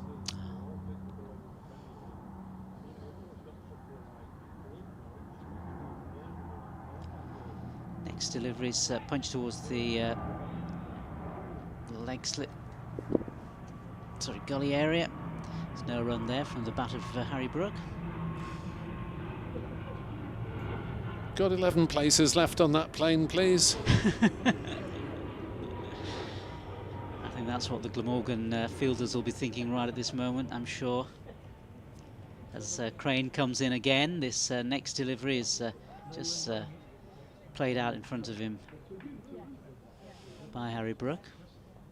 And in fact it's the end of the over, with Yorkshire on 421 for the loss of 3 wickets. Joe Root is 2 short of 150, and Harry Brook 32. Oh, he's dawdling, Joe Root. He's taken 55 balls to get his last 48 runs.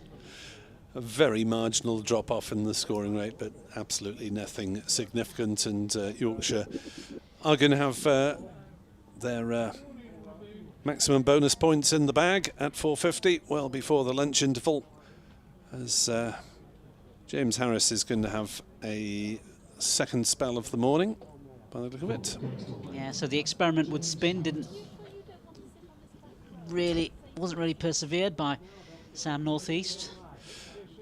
I think that was as much a case of getting the over rate back up. I'm Yeah. not sure if it's going to flash up on the boards. Yorkshire lead by 200 runs. That comes up on the bottom of the board. It's not there all the time, the over rate, which is slightly disconcerting, as it shows the bowling figures. I think Glamorgan would rather it didn't on the board. And that stand of 265, the 8th highest for the 3rd wicket in Yorkshire history. Over 8 still -1. They may have adjusted that without putting it on the board. Harris into Root, who is on the back foot defending on the offside, and there's no run.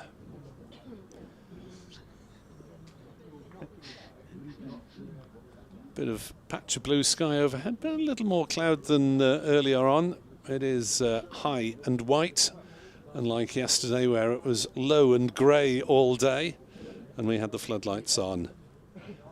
4:21 for 3. Harris in to bowl, and it's driven by Root to cover, and there's no run. No slip for James Harris. 5 saving the single. Mid-wicket, mid-on, mid-off, cover and point.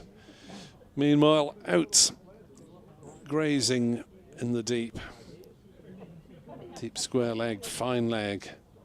3rd man and cover.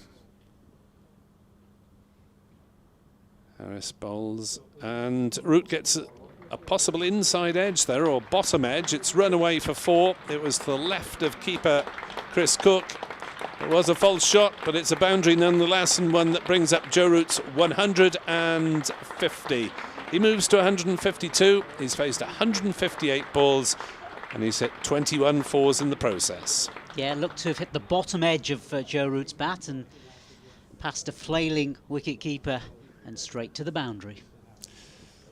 Those are the breaks, or lack of, for Glamorgan in this match.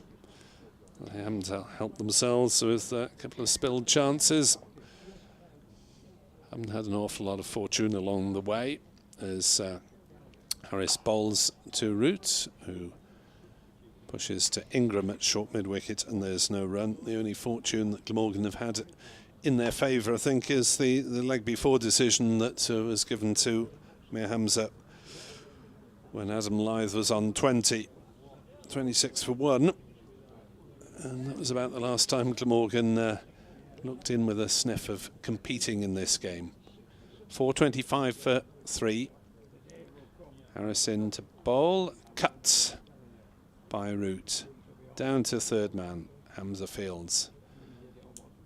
Single taken, and Root has just played nicely all round the wicket, as well as the elegance of his drives.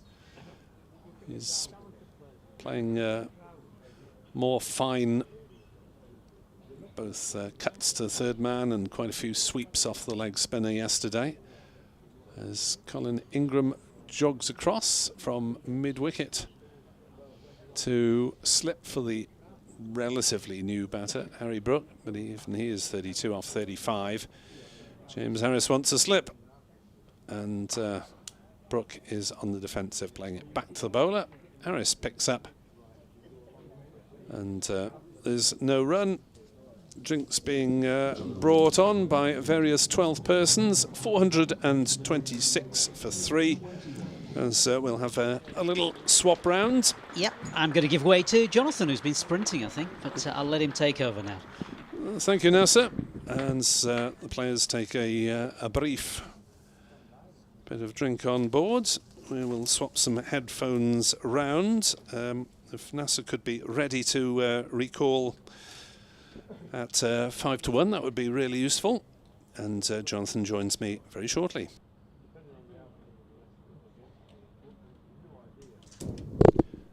Seamless, almost. Almost. Yeah, 4.26 for 3. I've been apologies for the delay, chaps. I went off in search of Finlay Bean just to see if he'd come up for a chat with us.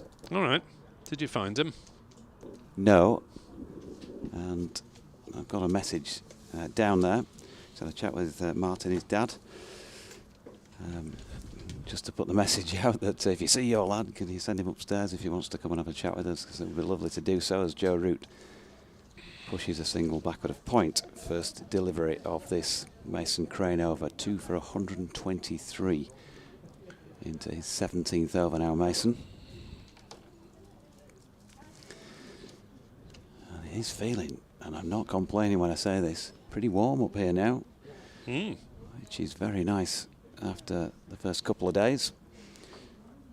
Crane in again, round about middle stump, and with that turn away, Harry just waits for it, and a lovely little lay of the bat on that to push rather than drive it really.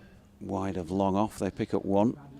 It's very nice after Northampton, where the temperatures were in single figures outside, and we had to have the window open to accommodate the effects microphone. And we didn't have a heater in our box, so it was pretty parky indoors as well as out. Crane over the wicket, and Root down and sweeping. He got a good contact on that, unfortunately for him.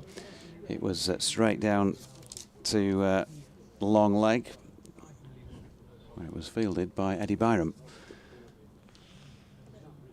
You can always tell when things are going quite well and when the weather's warm, because you'll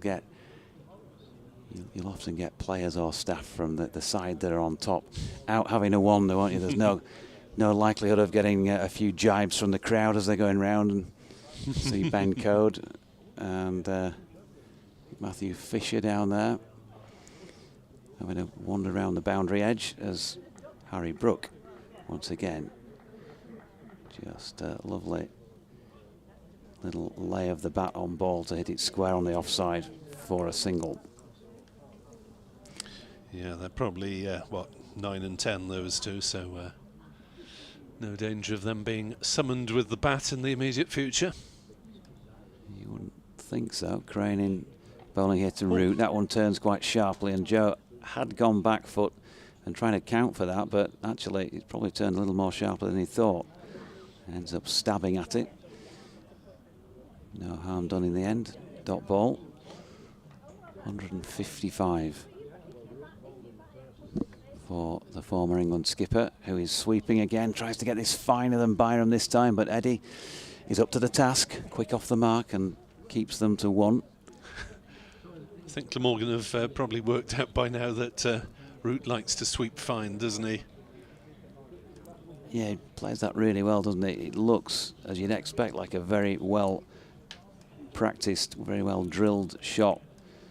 He knows that there's going to be a man, as there usually is at long leg, a little bit squarer on, and if he can get right over round the top of that, if you like, and pull it fine, he's going to pick up runs, and he often does, and he's often got 4 in this knock itself from that particular shot. 75 overs in to their first innings. Yorkshire 431 for 3, pressing on for a 5th and maximum batting point, a lead of 210. And of course, the next question and the next raft of social media, no doubt, will be, when will they call time? Yeah, I'm still looking at a point maybe halfway through the afternoon session. Who would have thought?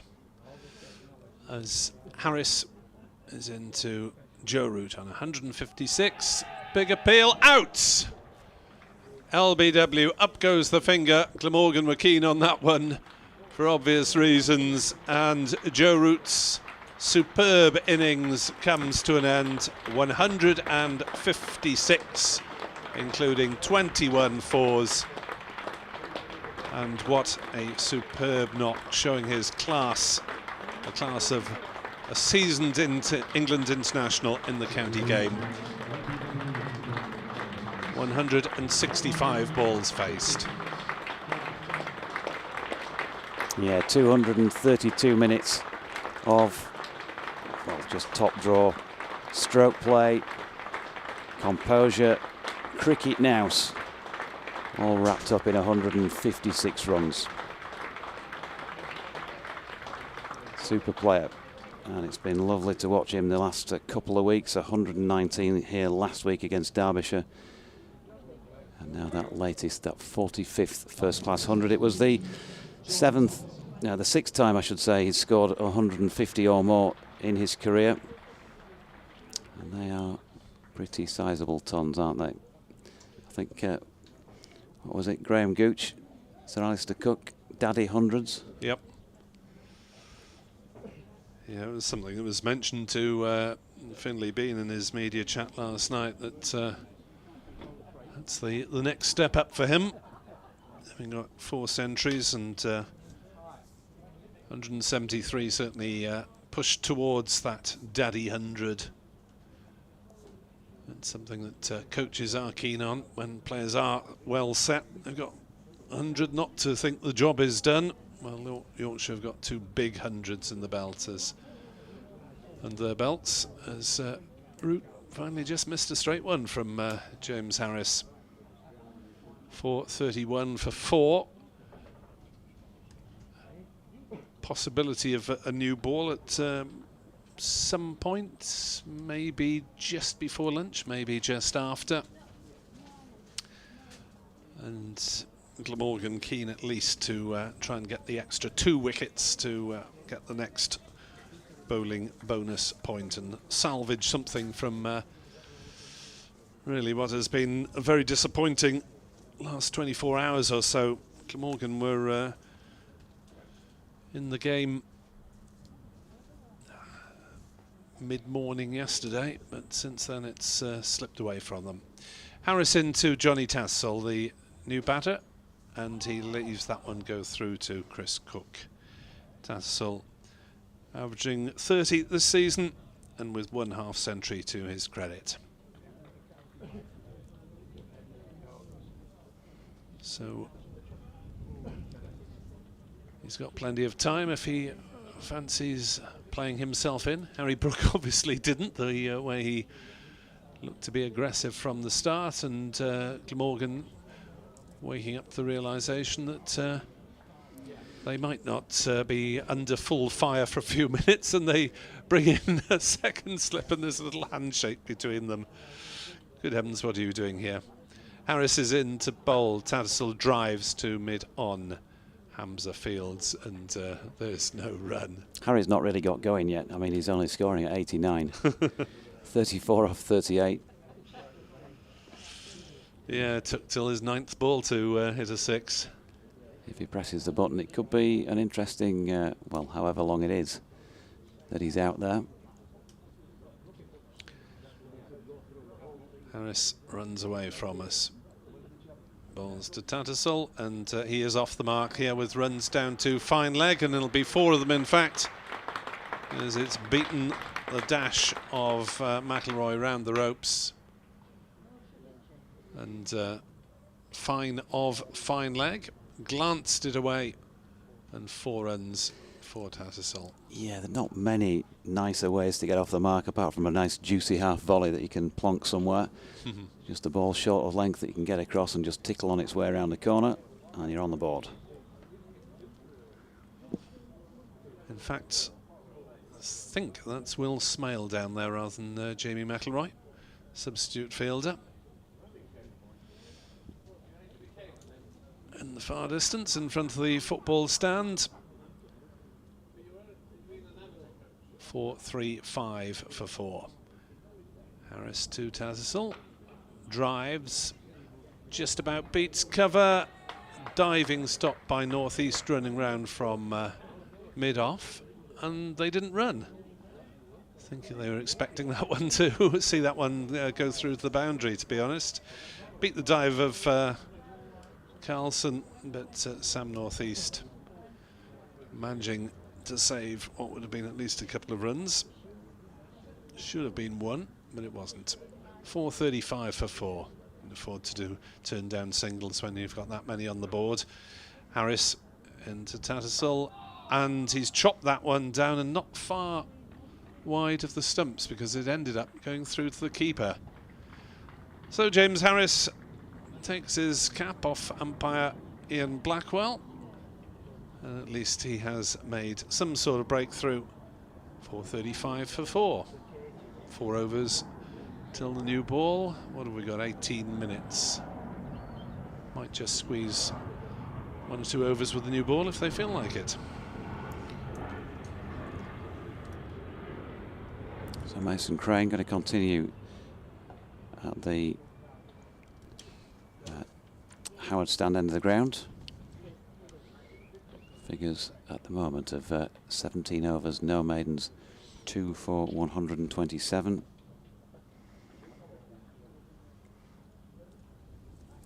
The wickets of Finlay Bean today, and he also got Shan Masood out yesterday. Harry Brook is the man on strike, and if anybody enjoys playing against the tweakers, this fella would be right up there with them. Good user of feet. So here is Crane, first delivery around about middle and leg, and just pushed with the turn into the offside for Northeast to field long on and long off all the way back. As you might imagine, they might not be far enough back if Harry gets hold of one. Mid wicket back on the edge, long leg, as is a cover sweeper. Defend at the moment for Glamorgan as Brook turns one in front of square on the leg side. Billy Root round to field. 1 run. At Derby, Sussex took a first innings lead of 233 over the home side. Pujara hit a century. Sussex 479 all out. Derbyshire 2 for 0 in their second dig. And at Lord's, Middlesex 137 for 2. Robson 56 not out in reply to Leicestershire's 306. Those are the 2 other second division games going on. One in Division 1 as Glamorgan continue altering their field. Lancashire 210 for 6 in their second innings, leading Kent by just 41 runs. Yeah, Billy Root just been moved across to second slip, and his place taken out at straightish mid-wicket as we prepare for the 3rd delivery of this 77th over. Crane still bowling over the wicket, and Tattersall using his feet nicely, just opening up the offside a little bit squarer than where Northeast had positioned himself, and therefore picks up a single out to the ever sweeping Carlson, as he is at the moment. He's swept more than Eubank, I think, so far today. Other sweepers are, of course, available. Are they? Do they still do carpet sweepers? Here's Crane, and that's dropped into the leg side by Harry Brook, and no run. I wonder if Kieran beats as he sweeps as he cleans in the outfield. So Harry Brook on strike, adjusts the gloves, gets himself set for this next delivery. Crane in around about a leg stump and nudged just down to the left of his feet there, Harry, but Chris Cook out quickly from back of the stumps and cuts off any thought of a run. I'd better go and tell BBC Radio Wales listeners about this shenanigans.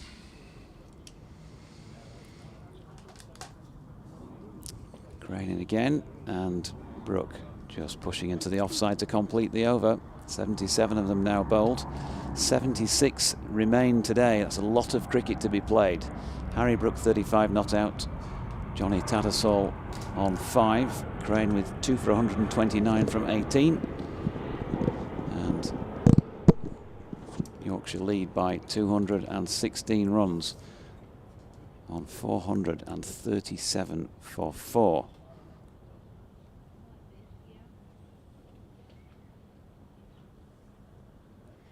NASA back with us, and it's going to be James Harris from the Kirkstall Lane end.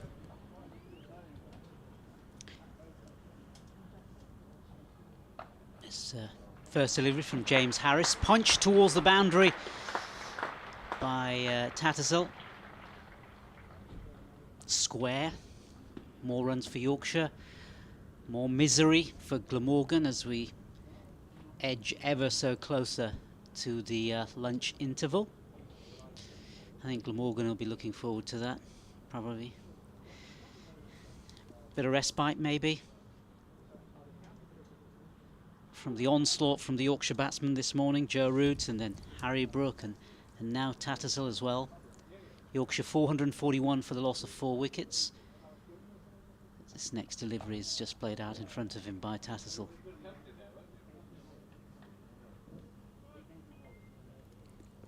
Russ Walker says, good sunny morning, Jonathan. What a beautiful morning. Feet up, looking forward to a special day's cricket. And he thought Finlay would be pushing the biff button. Well, I think we saw more of that this morning. Billy Cairns thought Joe Root would have had more than 45 first-class centuries. As Harris comes in again, and he bowls, and this again pushed out just squarish by Tattersall, and there's going to be no run off that delivery. Charles Lewis has been asked to sell a canvas print 90 by 60 for charity of Ben Stokes Day versus Australia, 25th of August 2019. A shot before play plus a match ticket. There you go, Charles, a shout out for that. Any interest anyway? You can see a photograph of that linked to my X account through Charles. Harris comes in, and that's nudged off his legs by Tattersall, and they'll run through for another single, taking Tattersall on to 9. 10 in fact. Brook has made 35, Yorkshire 442 for the loss of 4 wickets.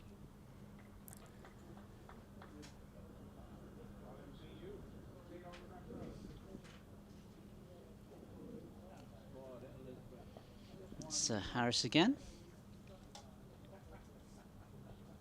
This time again played towards the leg side by Harry Brook, and the batsman will go through for one single rather. Thought about a second one, but didn't in the end. Just kept it down to a single. Oh dear, the BBC Sport website has Jack Tattersall going into bat after Joe Root's dismissal.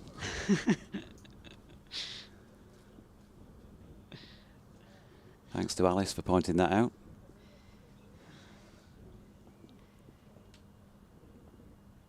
In comes Harris again. Again, punch towards the leg side by Tattersall. They'll complete another single. So dealing in singles now, Yorkshire, certainly for the moment. And At the end of the over, Yorkshire 444 for 4. Brook has made 36 and Tattersall has made 11. And good afternoon to you, Edward Harland. Needless to say, JD, this is the best spell of cricket for us this year. I enjoyed the interview with Kevin Sharp the other day, saying he had me in paroxysms of mirth. I'm going to need the thesaurus for that, I think, Edward. Sharpie won't need it, of course. He'll be all over that one.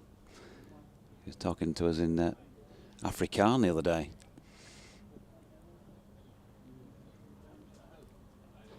Mason Crane continuing here to Tattersall. First delivery wide of off stump is left.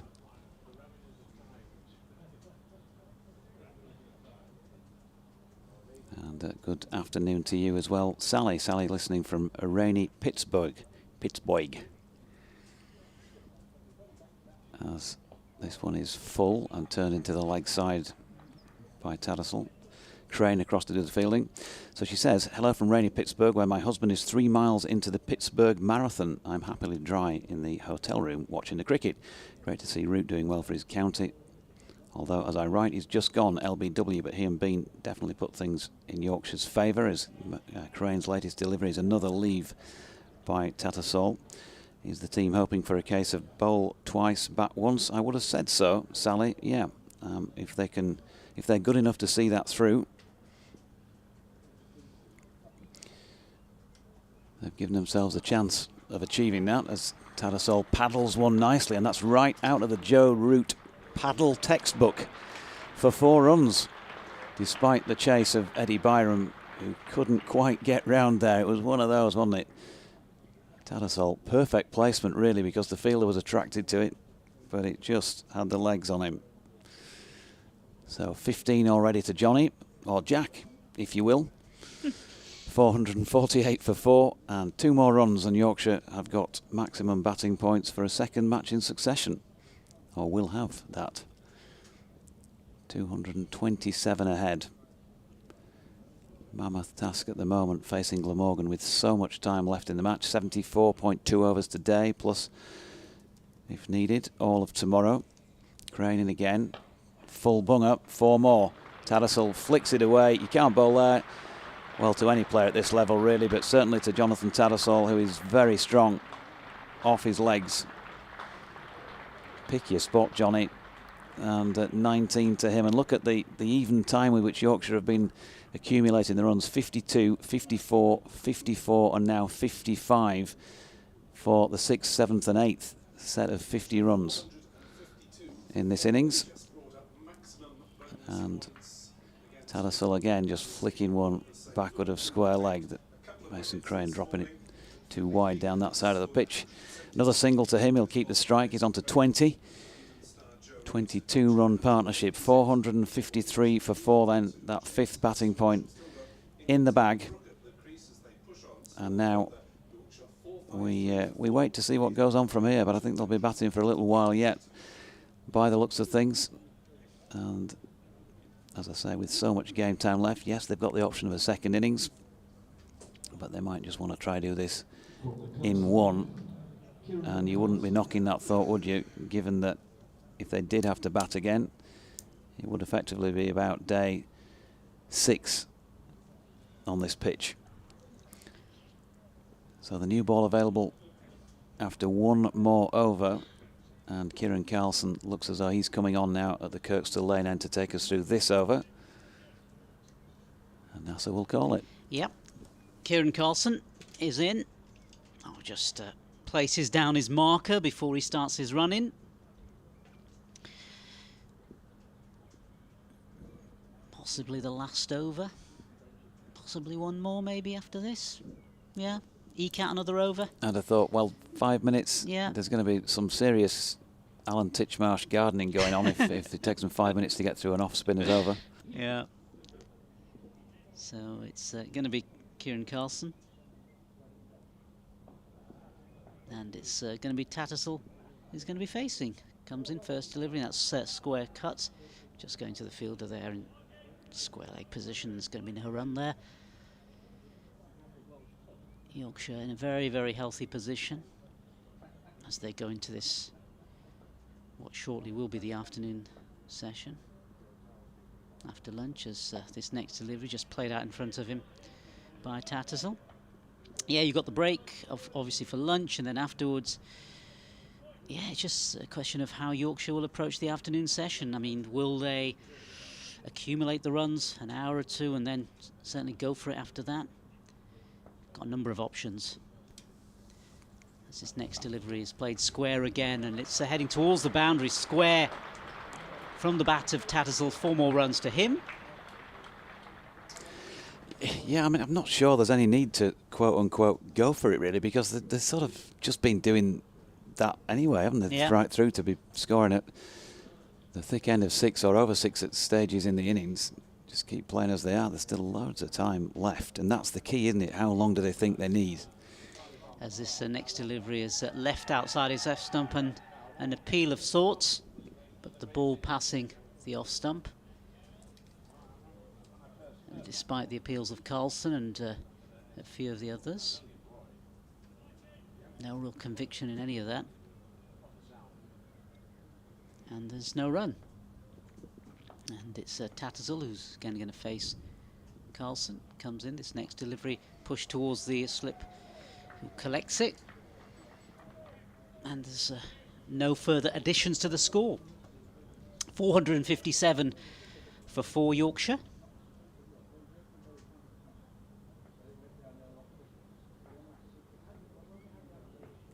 Carlson again. This time it's played out in front of him. The ball drops towards leg side, and that is the end of another good over for Yorkshire. 457 for 4. Brook is there on 36, and Tattersall has made 24. Yeah, so just one more to come before the lunch break, and that will be, well, some respite, I guess, for Glamorgan once again. How do they approach it? What are they going to try and do to change it?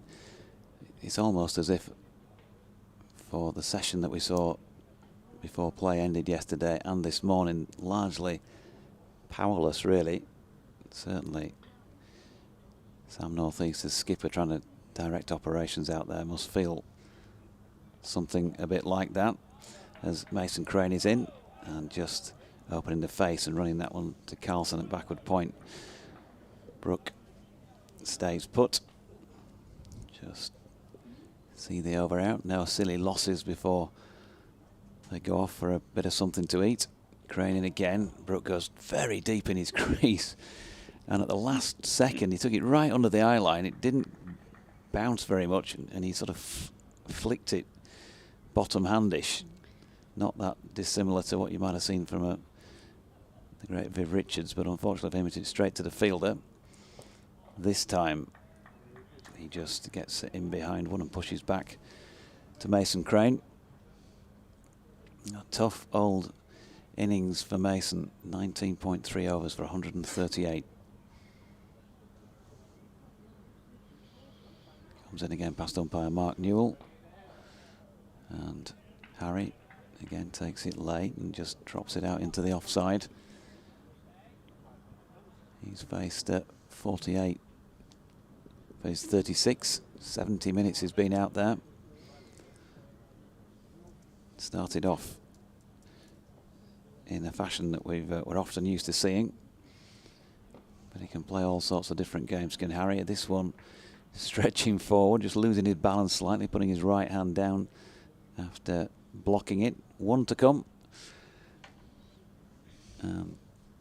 Mason Crane just making sure his fingers are dry, scraping at a bit of dirt on the ground. 109 says the clock.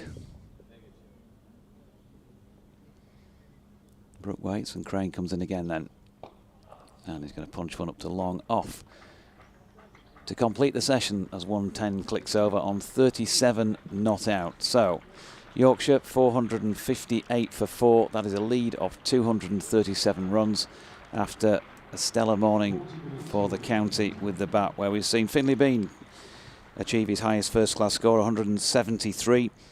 career best from 189 deliveries. Fantastic stuff from him. 5 sixes and 24 fours included in that.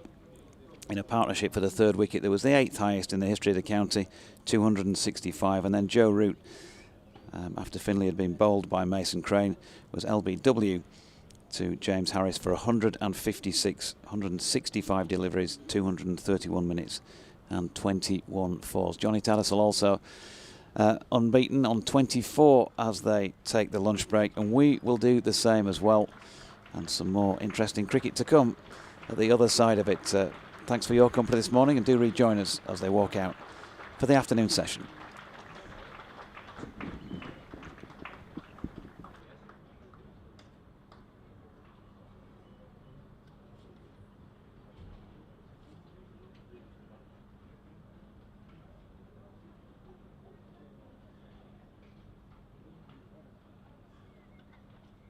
Just a quick reminder that the scorecard talk will be beginning shortly over in the museum's cinema space. Spaces are limited, but if you do fancy going along, you might be lucky. So that's over in the museum cinema space, starting shortly.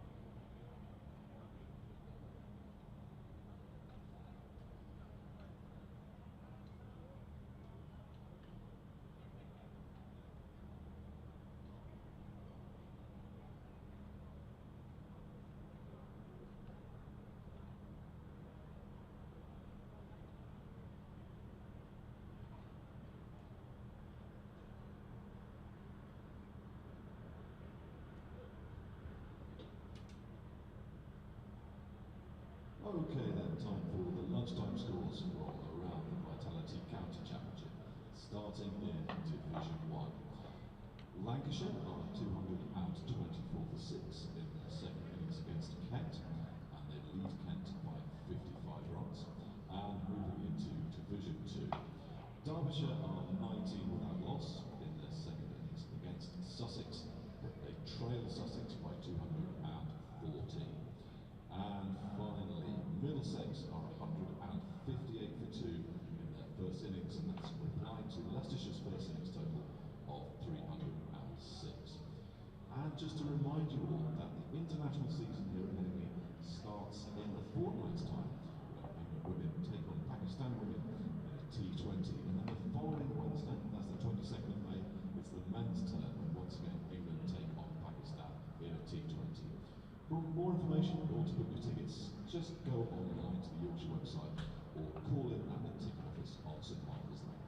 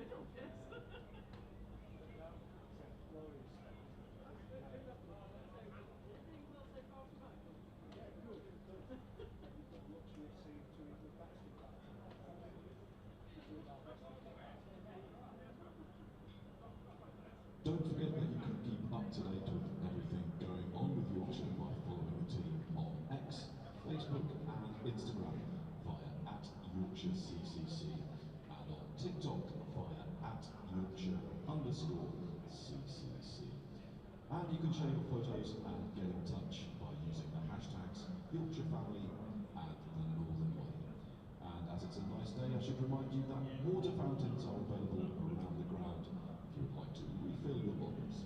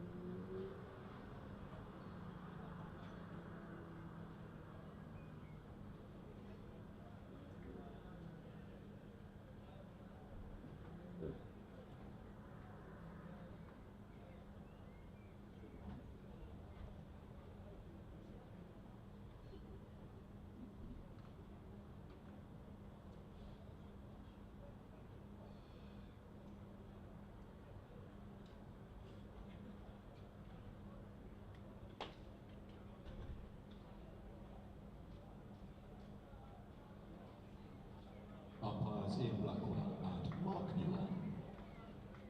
Sam Northeast leading out Glamorgan. Harry Brook and Johnny Tattersall continuing the batting for Yorkshire.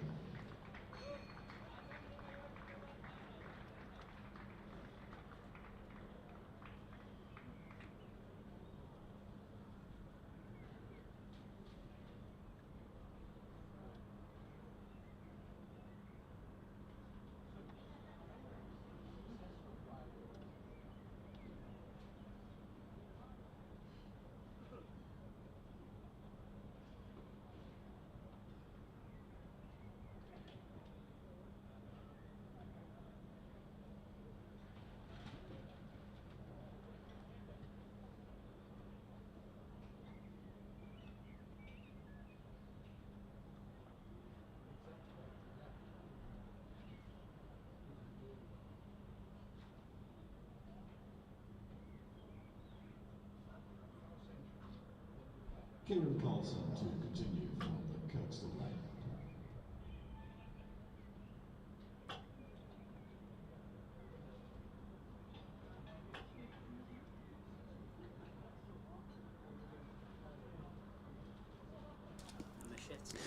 Good afternoon, welcome back from Headingley, where I've just been trying to chop up an apple from my lunch, which you might have even picked up on the effects mic. Jonathan Doidge with you, along with Nasser Hanif and our colleague from BBC Radio Wales, Nick Webb.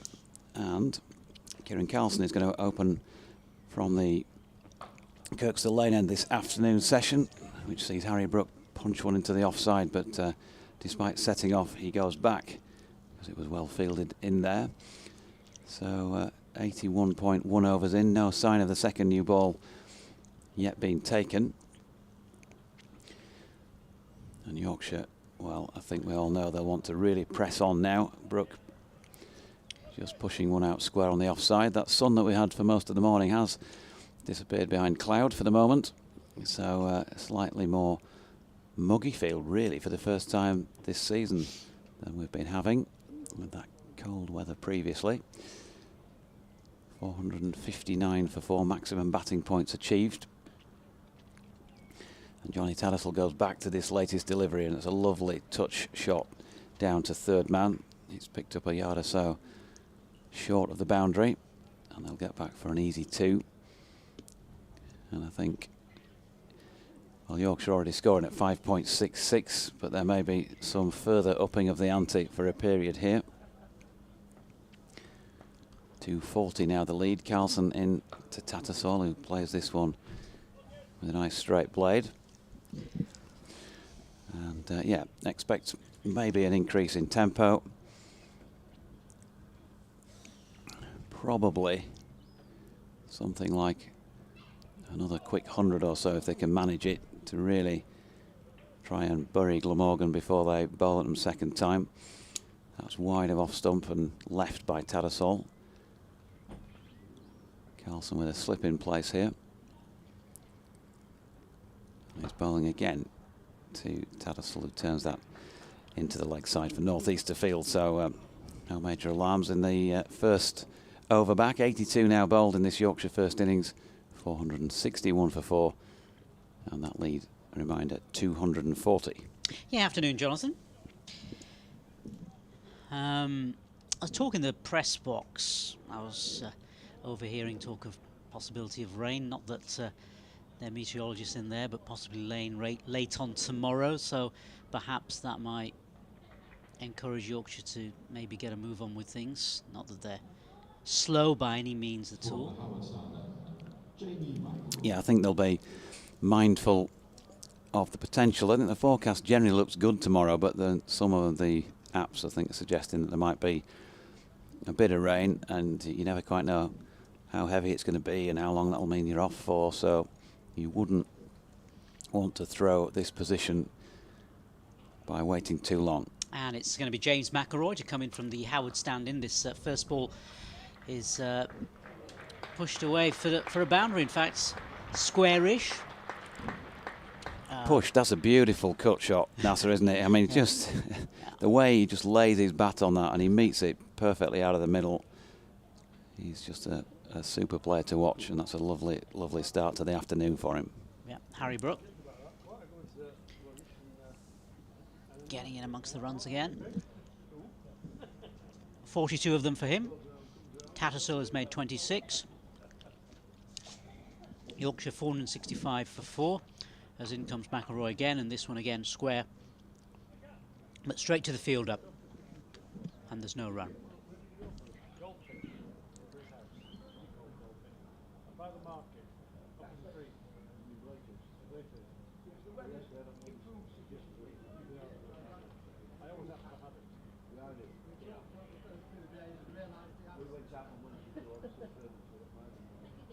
It's McElroy in again. This time again played for a single onto the leg side.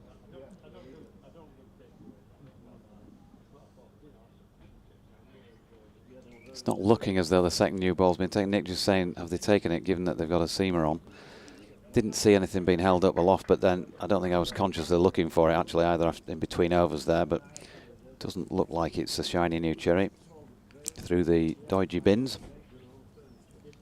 As in comes McElroy again, and this time it's played towards the leg side, and that's going to race away, and it's going to be stopped just inside the boundary, and the batsmen are going to cross over a couple of singles.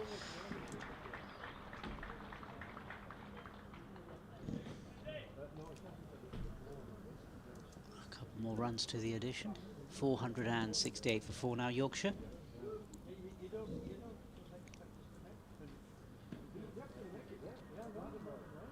It's going to be Tattersall. It's going to be facing James McElroy. That's just pushed out in front of him by Tattersall, and there's no run there.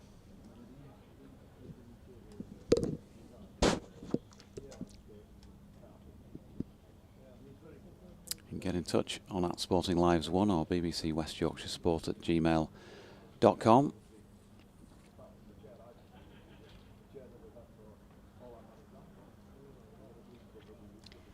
It's McElroy in again, and this time it's again square, pushed out for a single, onto the offside, and the batsman will collect another single.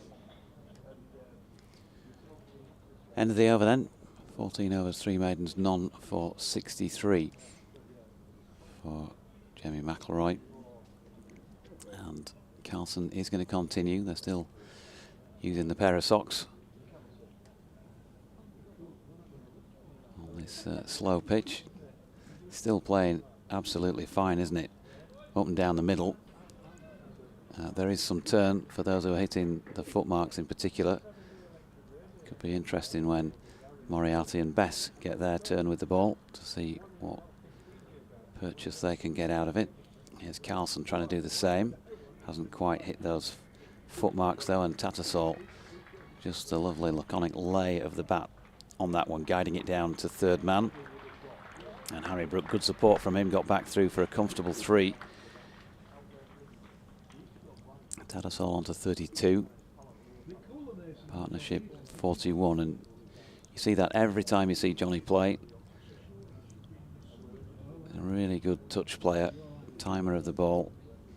Says himself that he doesn't possess the power of some of his teammates. But you look up at the board and it's always ticking. It's Harry though on strike. Harry Brooks stepping back and punching through the offside here.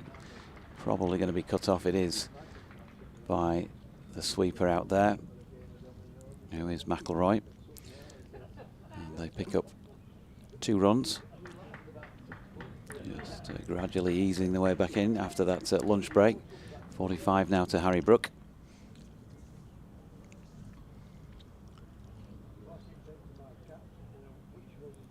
And he waits as Carlson comes in again over the wicket.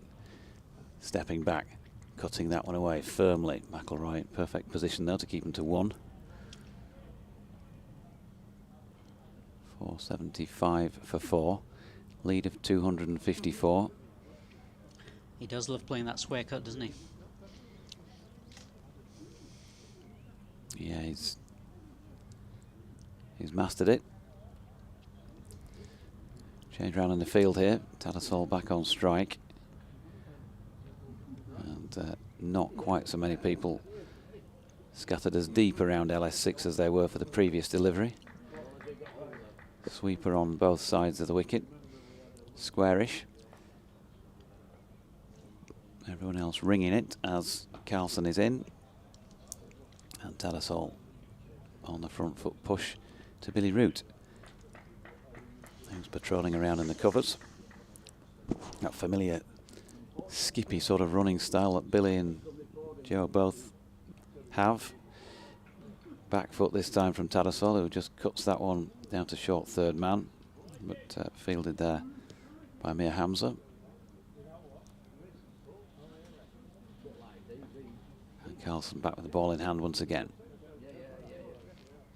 Tosses this one up a little more and it's straighter, and it's just dropped into the leg side to complete the over with another dot. So Harry Brook 46, Johnny Tattersall 32. Partnership now worth 44 unbroken for this 5th wicket, and Yorkshire 475 for 4, leading by 254 runs. Just a quick peek in very quickly around the grounds elsewhere. And at Lancashire, 59 runs ahead in their second innings against Kent at 228 for 6. Still look like coming off worst in that one. We know that Somerset beat Essex by 3 wickets, of course, yesterday. And then in this division, give you those scores in a sec after this delivery. And it's going to be Jamie McElroy to bowl his first delivery, and that's just a nudge down past the wicketkeeper onto the offside by Harry Brook, and the batsman run through for a quick single. Derbyshire 205 behind their batting for the second time against Sussex at Derby, 28 without loss. Hard work for them to do there. And Middlesex 168 for 2 in response to Leicestershire's 306 in that match at Lords that did not see any play on the first day. And in comes Jamie McElroy again, and this one is off the edge. Appeared to go off the edge past the wicketkeeper, headed towards the boundary, and in fact it's beaten the fielder down there, and there's 4 more runs to Johnny Tattersall. Yep, no slip in place. I suppose he's got every right to have a little bit more of a firm push at that than he might have otherwise done. He's just replaying the shot with more of an open face, with a bit more control about it, but it was a genuine edge on that occasion. He'll take it though. James Harris unable to reel it in.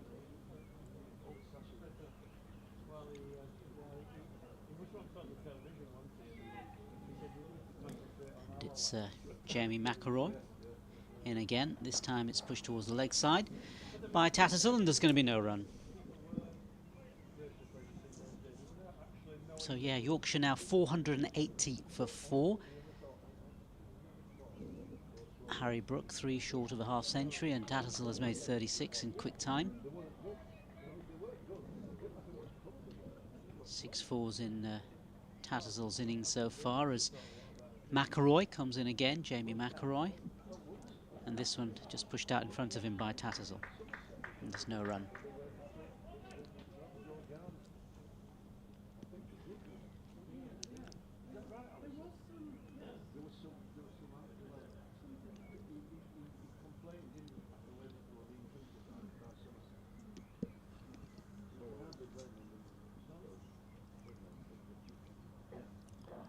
It's McElroy in again from the Howard stand end. And he bowls. This one played again to the offside, into the sort of gully area by Tattersall. No further additions to the scoreboard.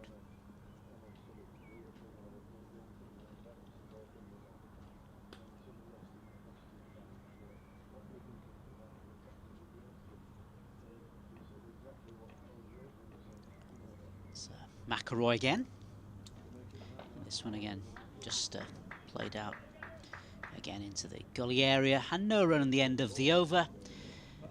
Yorkshire 480 for 4. Brook on 47, Harry Brook, and Tattersall on the other side has made 36.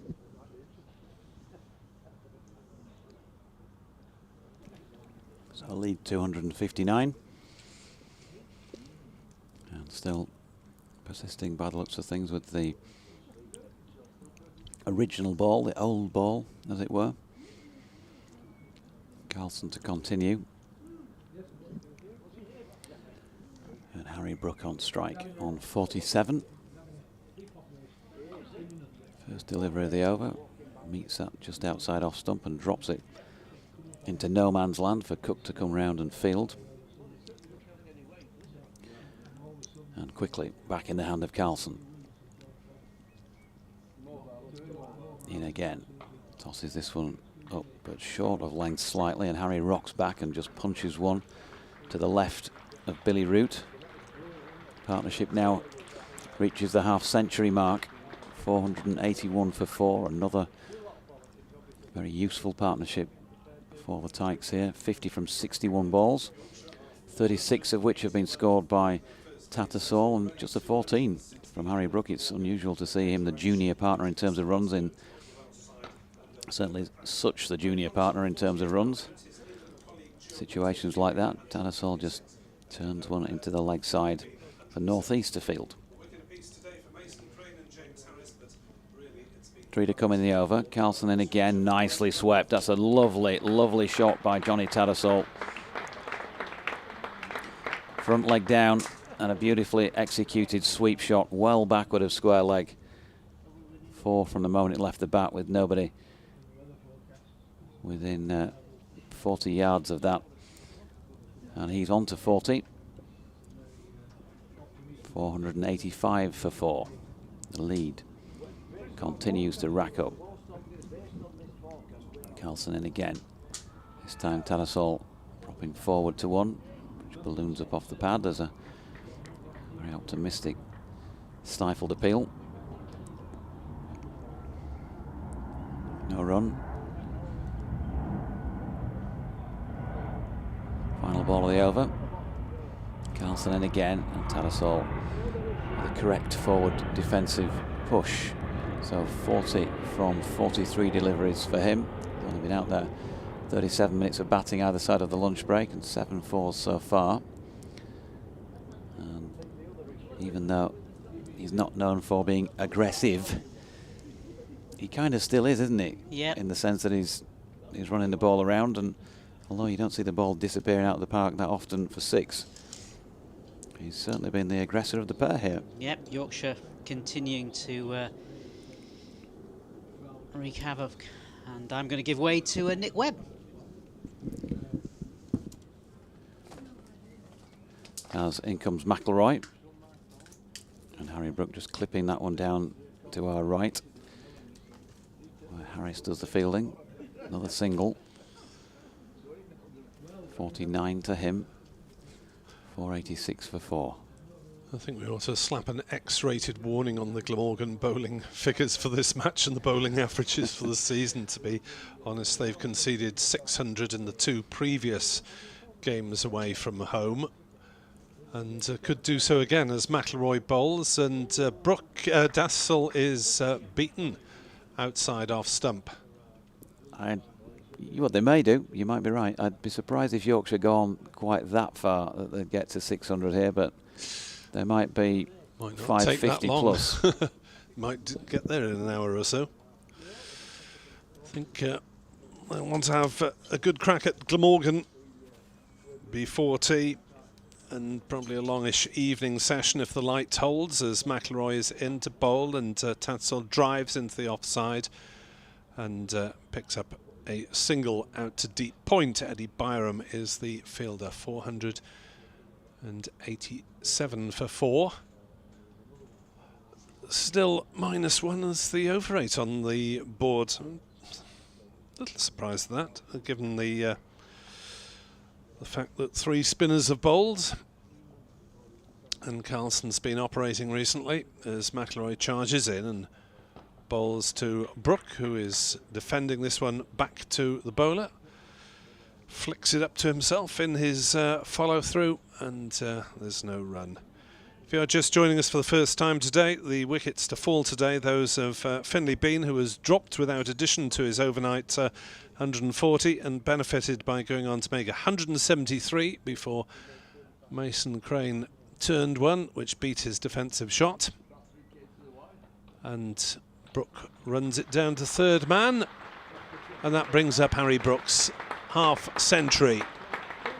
It's come off 63 deliveries and included 3 4s and 2 6s. 488 for 4.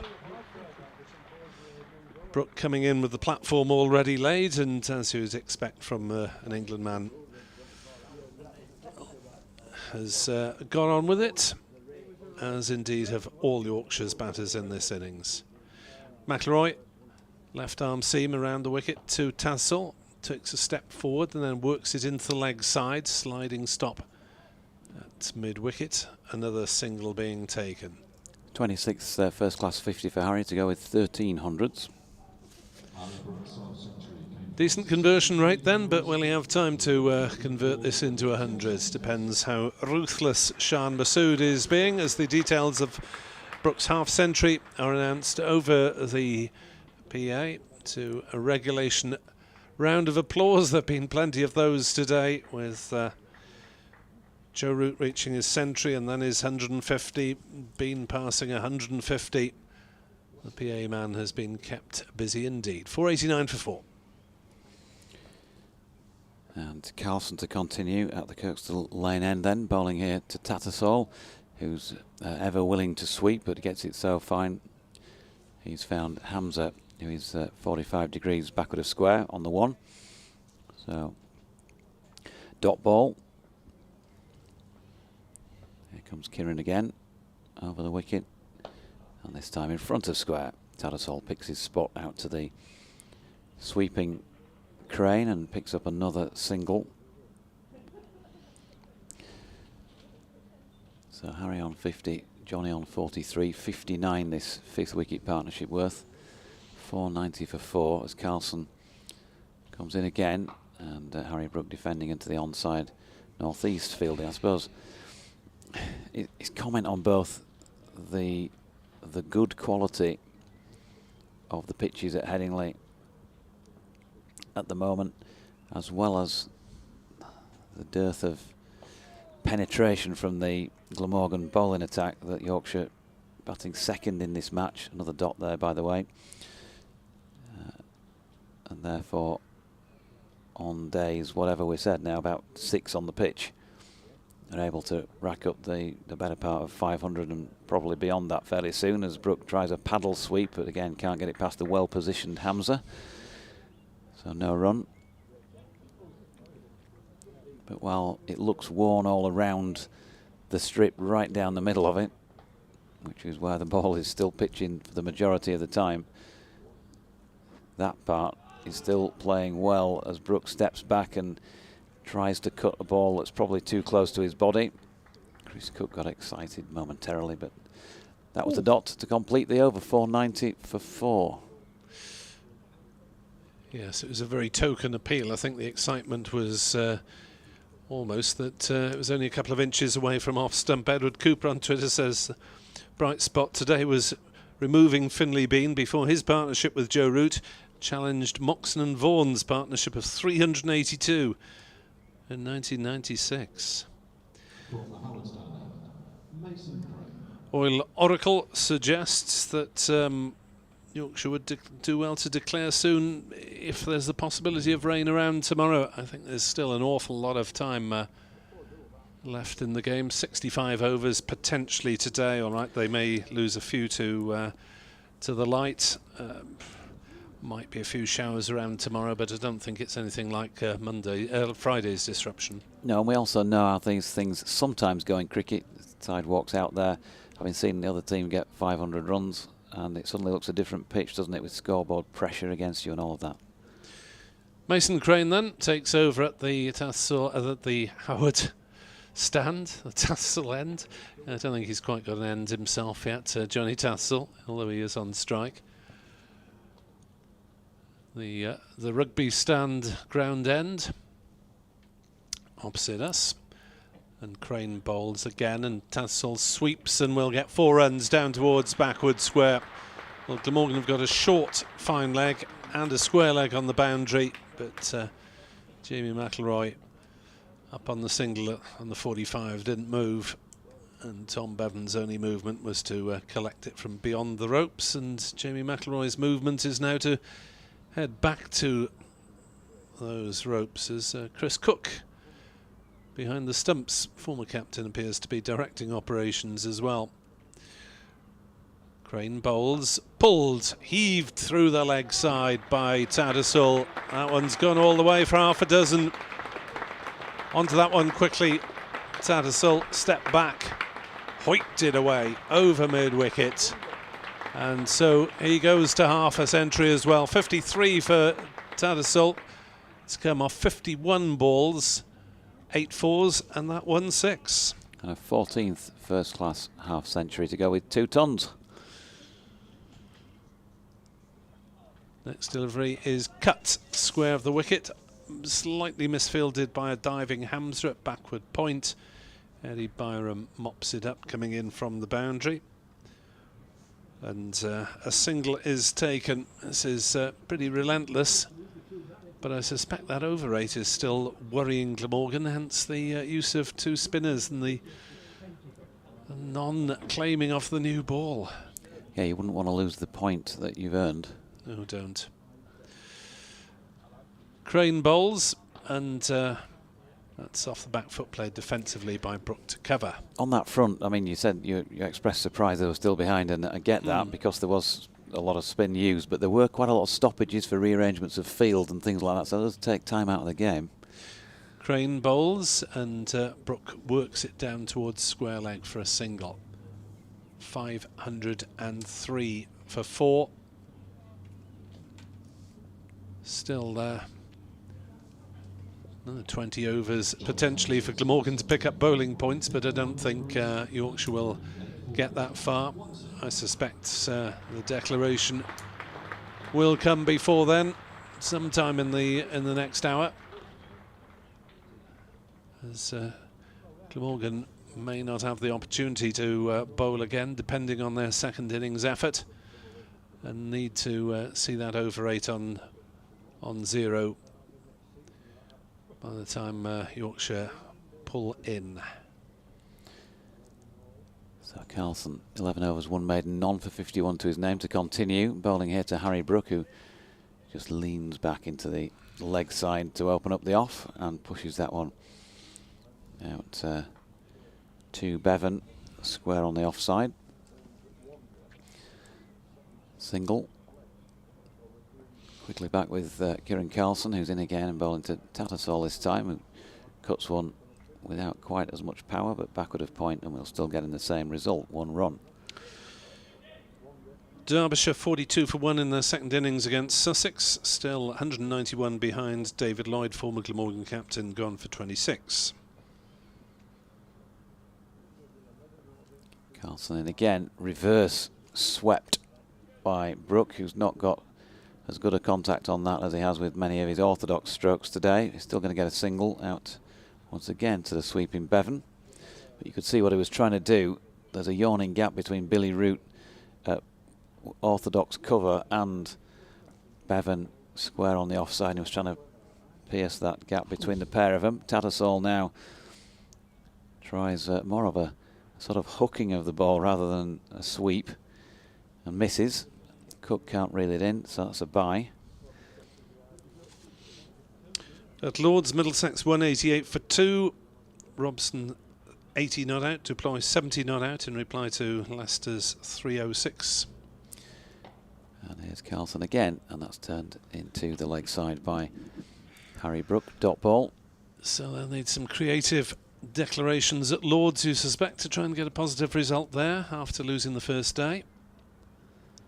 Yeah, Carlson into Brook, front foot this time, and pushing nothing more than that through cover, and another delightfully struck 4, just leans on it, and it races away.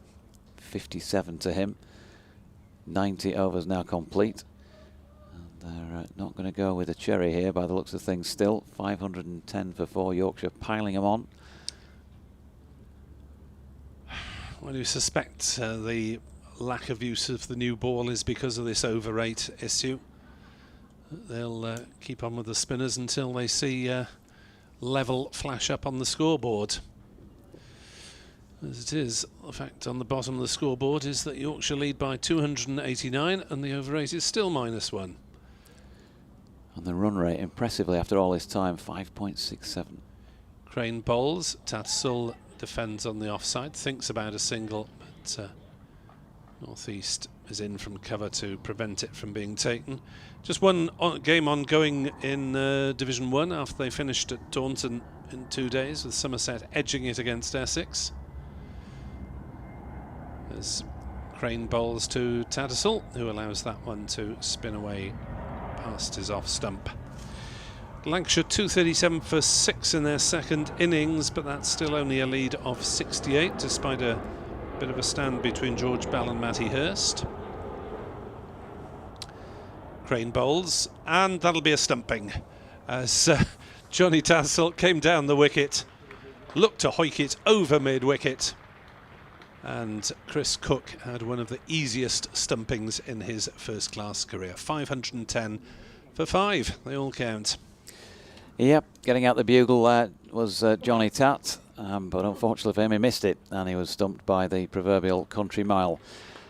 55 off 57 deliveries, in 51 minutes out there. Another invaluable knock by Johnny for Yorkshire. And another victim for Mason Crane. I was going to say hapless, but he has actually taken some wickets here. But he's also gone for a heck of a lot of runs. Matthew Revis is going to come out at number 7. So Yorkshire will continue as expected for some time yet. Yeah, he's still being whacked around for 7 and over, but that is 3 wickets now for Mason Crane. 5-10 for 5. Quite a lot of turn there away from the bat. Tassel didn't get to the pitch of it. Celebrations were, well, they Muted. just about managed high fives, but they were very gentle ones rather than any wild celebration. Glamorgan know that anything they do from now on is just limiting the damage and trying to nick an extra point and not to lose the one that they've got. As Matthew Revis brings us back to the double-numbered gentleman of the Yorkshire side. Bean, Root, Brooke, Revis, Moriarty, 12th man Thompson. Crane is in to bowl, and Revis pushes forward at that and misses it. Cook again takes off the bails. 2 slips cluster. It's the nearest thing we've seen to an attacking field today. 5-10 for 5. Crane bowls, and Revis forces down towards backward point, but it is intercepted by Mir Hamza, and there's no run. Batting to come then, Bess, Fisher, Code, Moriarty. If needed. Forward props Revis. Is this a new game they're playing out there? 3 dot balls in a row, 510 for 5 at the end of Crane's over. Yeah, Yorkshire just trying to get the scoring rate down. Yorkshire lad says that, who said Tats is a slow scorer? He ain't. I don't think anybody said he was slow. Top quality half century, Yorkshire lad, chair, founder and CEO of the Johnny Tats Appreciation Society. Fair enough. Which clearly sent a few minutes ago. That is not a commentator's curse, but an ex's curse. Here's Crane. Now look at that. Harry Brooks stepping back and just saying, oh, OK, you bang it there, I'll pick my spot. And he's just lofted it over the top of Billy Root at short extra cover and found the boundary. 61 to him, 514 for 5. David Collicutt says, listening in from sunny Los Angeles, how many will Yorkshire want before they declare? Or will they bat until Glamorgan bowl them out?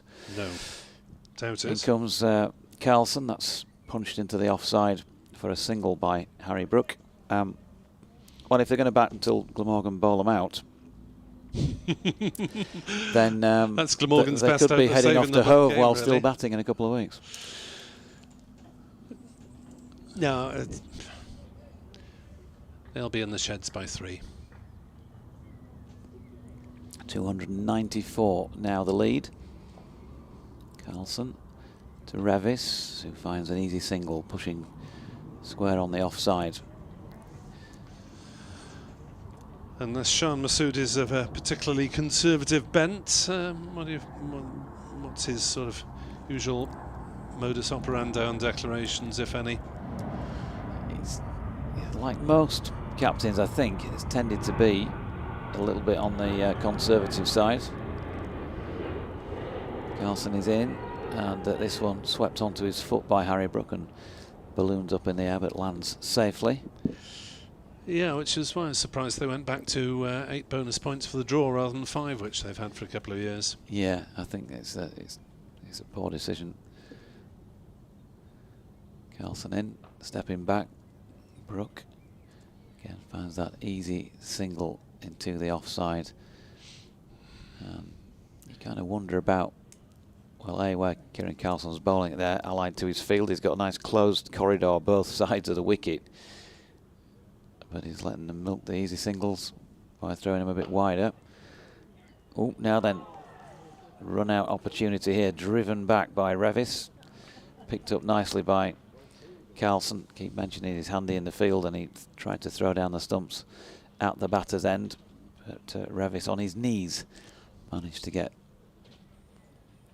I think, the bat back just in time. Yep.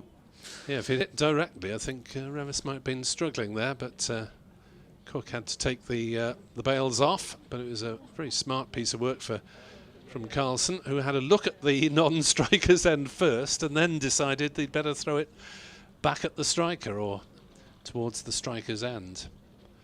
So Kieran Carlson still on his toes and paying attention, despite the hammering that Glamorgan have had in the field.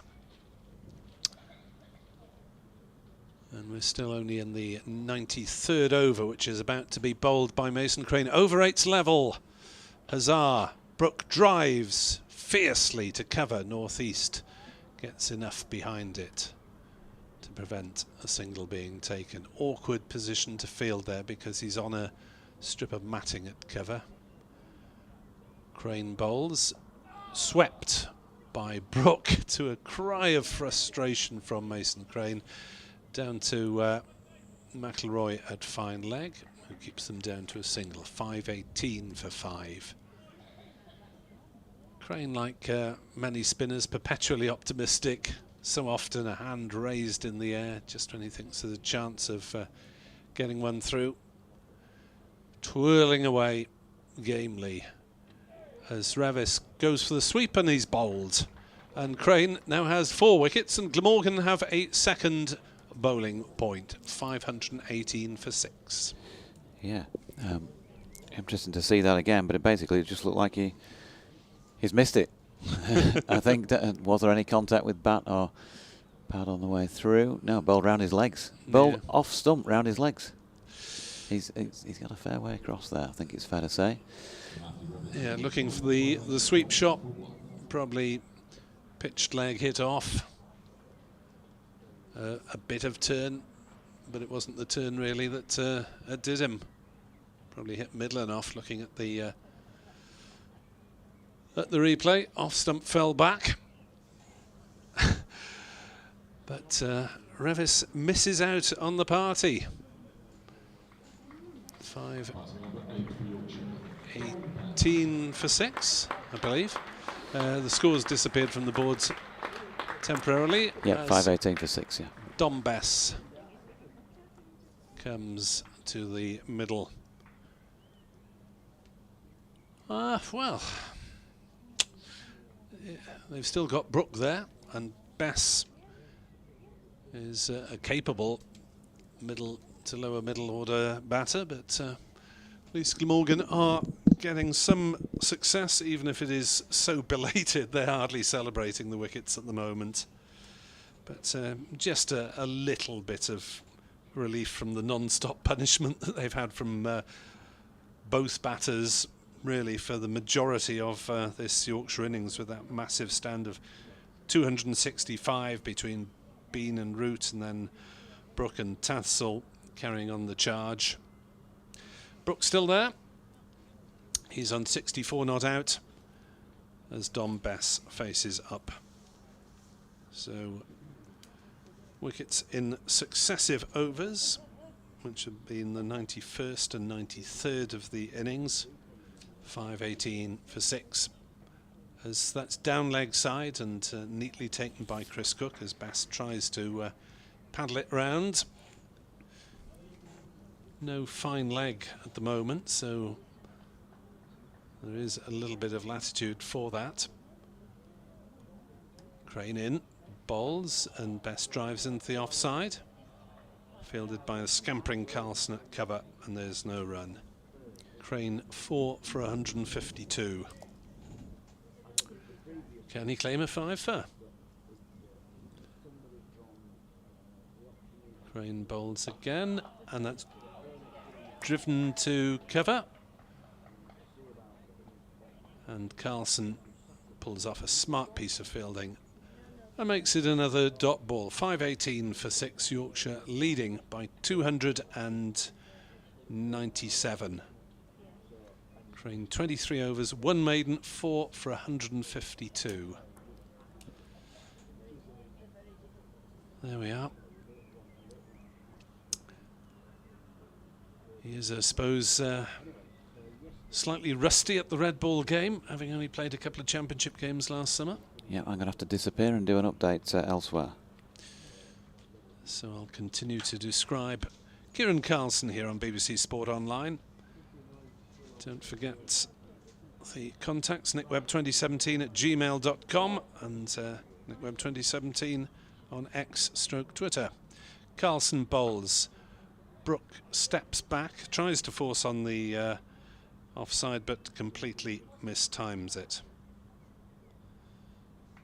No run.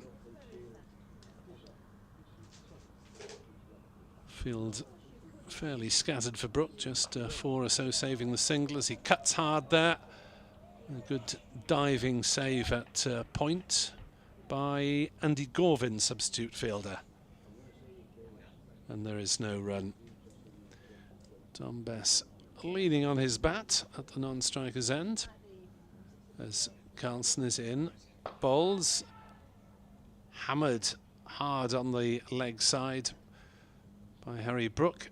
Mid-wicket got, I think, a hand on it. Took the pace off the ball. Harris fields it long on and they take a single. And an opportunity for Kieran Carlson to have a crack at the new man. Carlson bowls and Bess steps back and misses, trying to force on the offside. The trouble is that the top order batters have scored so quickly for Yorkshire that everyone else is coming in and feeling obliged to try and force straight away. Revis went for 1. Bess on strike, comes down the wicket, drives just past the diving Carlson, but straight to mid-off, where McIlroy is the fielder, and there's no run. So Glamorgan's over 8 is level, and now they have 2 bowling points, as that is cracked away on the onside with a good deal of effort by Dom Bess, but no result because it was straight to northeast, and there's no run. For 519 for 6. The score remains. Brook has 65. Bess yet to score. The men out today: Bean for 173, Root for 156, Tattersall for 55, and Revis for 1. Missed out on the fun and frolics.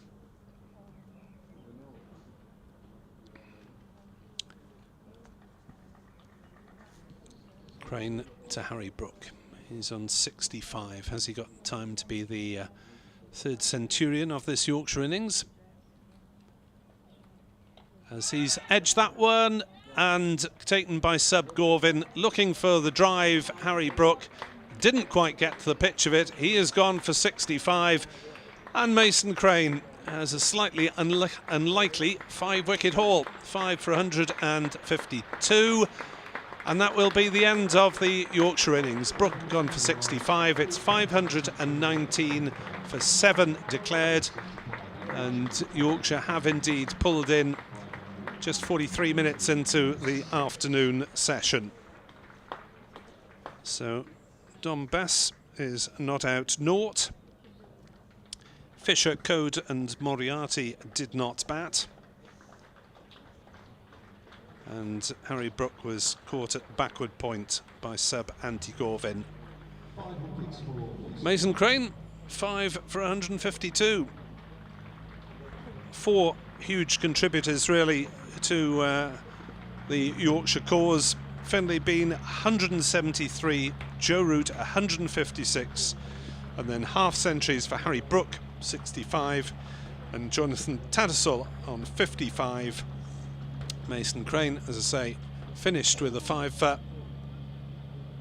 and Yorkshire declare 298 runs in the lead. So Glamorgan have got a long way to go to avoid the innings defeat. They've got more than a day and a half to bat out.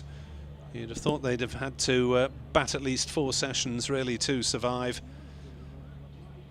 And we shall see how they go about that process in around about 6 or 7 minutes' time. Commentary to follow here on BBC Sport Online.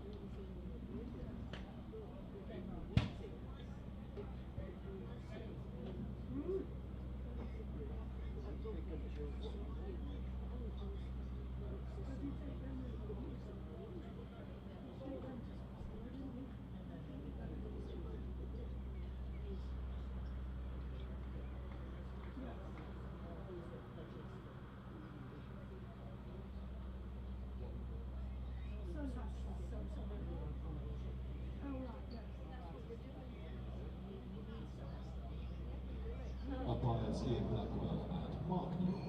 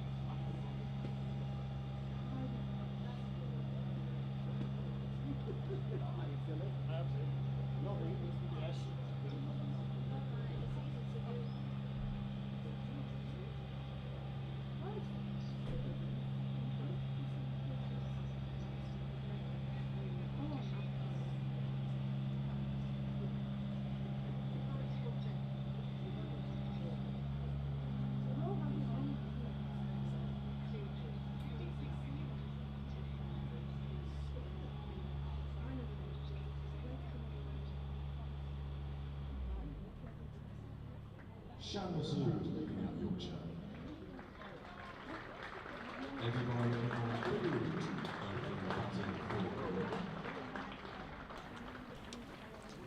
for. Welcome back on BBC Sport Online. Nick Webb and Nasser Hanif with you from Headingley, where Yorkshire have racked up a first innings lead of 298 runs over Glamorgan before declaring at 519 for 7. Big hundreds from Finlay Bean, 173, Joe Root, 156. Harry Brook and Johnny Tattersall also hit half centuries, and Mason Crane took 5 wickets in the end for Glamorgan. Eddie Byram and Billy Root are the opening pair once more for Glamorgan, 2 left-handers at the wicket. And there are 56 overs remaining in the day, potentially, light permitting. Plus the 96 tomorrow. So Glamorgan have got to survive a day and a half, potentially 152 overs. It's a long, long way to safety. Of course, if they get ahead by any substantial margin, that may also save them. But we're going to see Ben Code opening up from this Kirkstall Lane end, and Nasser, take it away. Yes, Ben Coates opening the bowling for Yorkshire. 3 slips in place, Tattersall behind the wicket. And it's going to be Byram facing, Billy Root on the other side. As Ben Code comes in. First delivery. That's played straight back by Byram to the bowler. Gets a hand on it. And it's pushed towards Shan Masood, and there's no run. So yeah, a lot of time for Glamorgan. A lot of time if they're going to try to salvage some sort of draw from this game. And it's Code going back to his mark. He's going to come in again now to bowl to Byram. In he comes and bowls, and this one is played beautifully through the covers past Shan Masood, and that'll be 4 runs. First boundary for Glamorgan. Glorious shot through the covers. 4 runs. So a good start for Glamorgan. Well, there are going to be early opportunities to score, you would have thought, with Yorkshire having 3 slips and a leg slip at the moment. So there are going to be gaps in the field. And one of the methods, of course, for saving this game for Glamorgan is to get their noses in front somewhere around this time tomorrow. It's Code in again, and this time it's pushed back to the bowler, past the bowler, and in fact I think it's Don Best there, picks up the ball just behind the stumps, just by Ben Code, as Ben Code walks back to his mark, and there's no run there. It is in effect a 5th day pitch at the moment, having been used for 2.5 days in the match against Derbyshire last week, so it is very worn around the bowler's footmarks.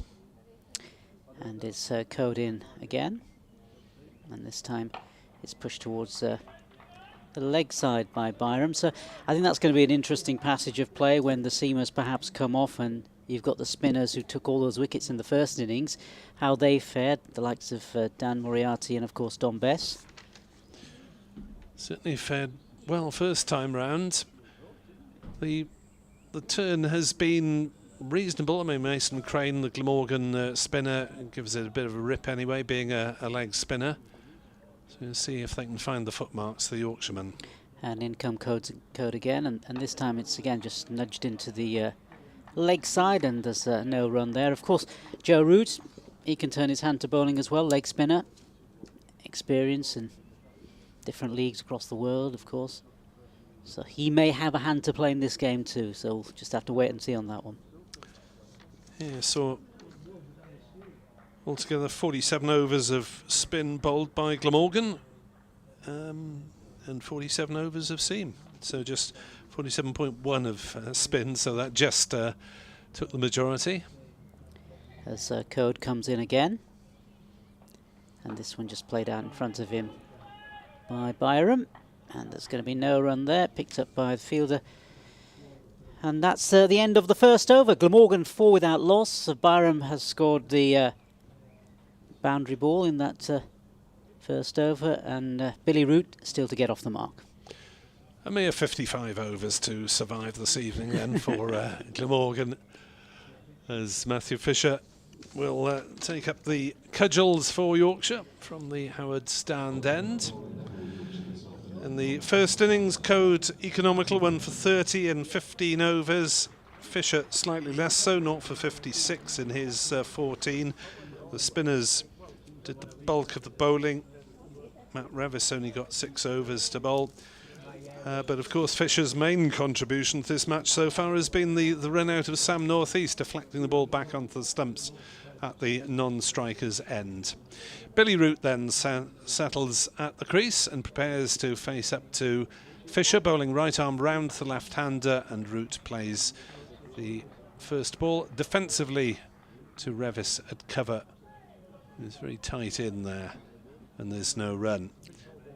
So it's a Root sort of field. You have to go with at least 4 behind the wicket on the offside, and at the moment it's 2 slips and is it 2 gullies? Where's Bean going to end up? It's probably first, second and fourth slip and a gully. Fisher in, balls to Root, who drives at that one, doesn't get anywhere near the pitch of it. Root looking to slap it through the offside, but a very risky shot at this early stage given the match situation. Fairly aggressive looking shot there from Billy Root. Well, it's one way to get rid of the close fielders, if you can hit a few between those that are trying to save the singles and the boundaries. Just one back at the moment at fine leg. As Fisher's in, bowls to Root, plays no shot through outside off stump. And there's no run. Root with a half century in the first innings was somewhat surprised to be given out caught at short leg. Professed to think that he'd been given out LBW. I think he may have been just gently pulling my leg in that. 4 without loss. Glamorgan 294 behind as Fisher in, bowls, and Root defends to cover. Well, the first landmark really for Glamorgan is the tea interval, which is an hour and 10 minutes away. It'll be taken at 4 o'clock today, tea, because we've got the extra 8 overs to be bowled to make up for time lost on day 1. We were meant to be making up some yesterday as well, but we didn't in the end. With 3 overs off the start of the day and 12 off the end. So Root gets off the mark here by nudging one on leg stump out towards a deepish mid-wicket. 5 without loss. He wasn't there a moment ago. I'm not quite sure whether there's some sort of cunning plan to induce Root to go for the hook shot there. But It's the only reason I can think of, to have a deep square leg as well as a fine leg. And now that fielder Moriarty comes in from the deep and will be in a single saving position at mid-wicket for Eddie Byram. Fisher bowls and Byram plays inside a ball that comes back late. A few oohs and ahs. It was close-ish to off stump, but that was a Byram leave, which is sometimes indistinguishable from being beaten, but I'm pretty sure he held his bat deliberately inside the line of the ball. Fisher conceding just the single off his opening over. Glamorgan 5 for naught, trailing by 293. It's interesting, I was just observing there that the slip suit, first and second slip, was Joe Root and Finlay Bean, I think. They seem to move a bit closer together towards the end of that over. It's quite interesting. I don't know if there was a different tactic for the two opening batsmen, one for Byram and one for Billy Root, maybe? Could be, because Root is well known for his propensity for hitting behind our square on the offside. And as you say, interesting slip formation at the moment. Yeah, there's a bit of a gap, isn't there, between second and... There's no third slip. It's almost like a gully, isn't it? Almost a gully. As Code comes in, first ball, new over. And this one is pushed out in front of him by Billy Root. I remember him being caught at a second gully last year. So they've seen him, they know what he does, and they know his favourite areas, square on the offside. As Code comes in again, and this time it's just played into the offside to Shan Masood, picks up the ball. Of course, Billy had a helping hand from Joe in the first innings. He was dropped early on at slip on 6 on the way to a half century, which proved to be Glamorgan's highest score. They'll be looking for a lot more substantial contributions in this second innings if they're to make any sort of game of it. And here comes Code again. This time it's driven leg side and heading towards the boundary. It's going to be picked up just inside the boundary road towards mid-wicket, deep mid-wicket, and the batsman will cross over. Good save from the big quickie. Matt Fisher on the ropes there, and he gets some very muddy flannels. Or muddy white, since they're probably not made of flannel anymore. That'll need a 50-degree wash, I think.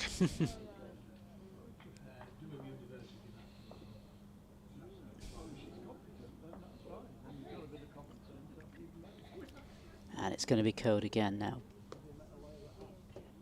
This time just played out in front of him towards the offside again. No run. So steady start from Glamorgan here. Yeah, just the one really aggressive whoosh from Root so far, which didn't make contact. A lovely cover drive by Byram, but yeah, have to play everything on its merits at the moment. Always a bit tricky, I suppose, when you're behind the game. You've got to get yourself into some sort of relative position of safety, if you can. So it's Code again, and this time it's played towards Shan Masood, who's in the offside at around mid-off. There was twice last season Glamorgan did bat a long time to save the game down at Sussex, where they batted 2 days, really. Most of the third and fourth day, having been, I think they were in their second innings at tea on the second day and bowled out just before the close. So that was a huge effort there. And it's Code once more, and this time again just pushed out in front of him by Billy Root. There's no run. End of the over. Glamorgan are 7 without loss. Byram has made 4 and Billy Root has made 3. Similar position up at Durham last season, where they were something like 4 wickets down going into the final day and still miles behind, and Chris Cook and Tim van der Hoogten batted a long time there to save the game. But the different factor this time, I think, is the pitch.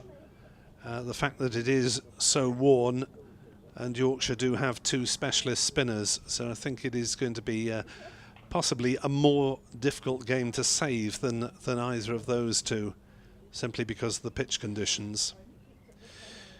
Here's Fisher then for his second over from the Howard Stand end, and Byram defending the first ball to mid-off, and there's no run. So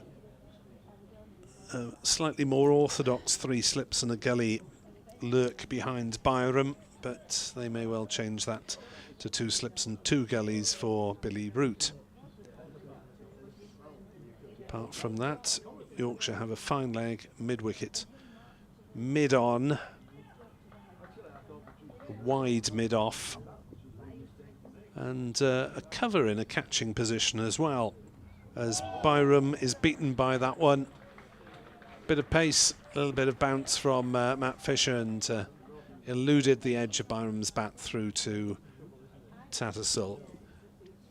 So that, well, that might have been a very late leave from Byram looking at the replay, but if it was his intention to leave it, then possibly that intention was carried out slightly too late, and the ball was past the bat. 7 without loss, Glamorgan trailing by 2-9-1. Fisher bowls. Byram plays that slightly tentatively in front of him on the offside. Fielded by Revis. I think what will be an interesting passage of play will be that 10 or 15 minutes just before the tea interval, when perhaps Shan Masood may decide to bring in the spinners. Yeah, he's got plenty of time to play with. He's got eons of time, Shan Masood, hasn't he? I expect, yeah. I think you're right. We're likely to see both spinners before tea. Whether he gives Revis a blast as well before that, I'm not sure. As Fisher bowls, and Byram defends phlegmatically to cover, and there is no run. A lot of people heading for the sun today. We did have sun this morning, but now we've got a high covering of cloud. It certainly isn't as low and threatening as it was yesterday when we had the lights on all day, but you get the feeling the lights might well be needed in the evening session. Fisher on his way into Byram, who drives at that one and misses outside off stump. Didn't need to play a shot at that one. Byram thought it was a run scoring opportunity. Well, it was, but he didn't execute properly. Maybe a little bit of away movement from Fisher on that occasion.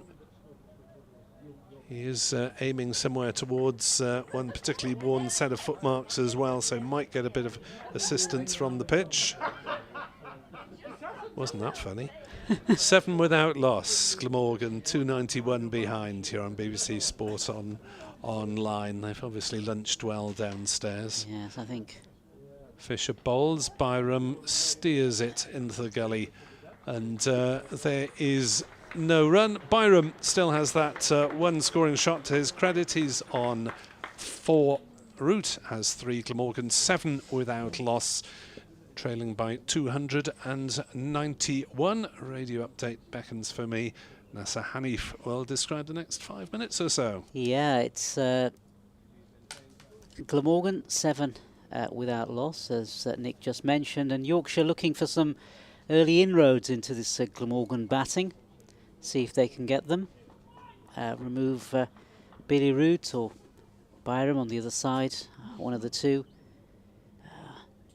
That would certainly give them the confidence to then try to get into some of the middle order batsmen, as Code now comes in. First ball, new over, and this one pushed out in front of him, and the batsman will run through for a quick single, and one further run to the total.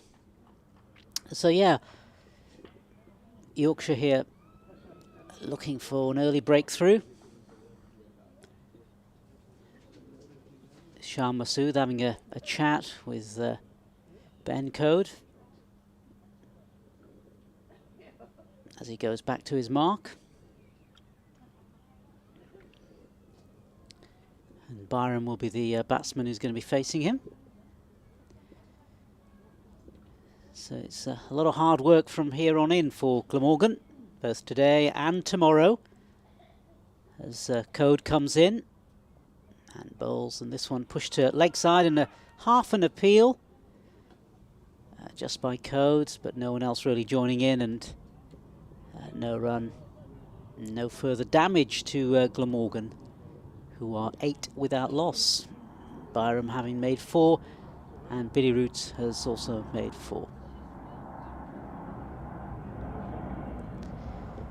Yep, another plane heading off as we await Bank Holiday Monday as well, which of course is tomorrow, final day of this county championship match, as Code comes in again. And this time it's pushed towards the leg side and past the fielder on the leg side, and that'll squirt through for another couple of runs for Byram. As Glamorgan move on to 10 now without loss.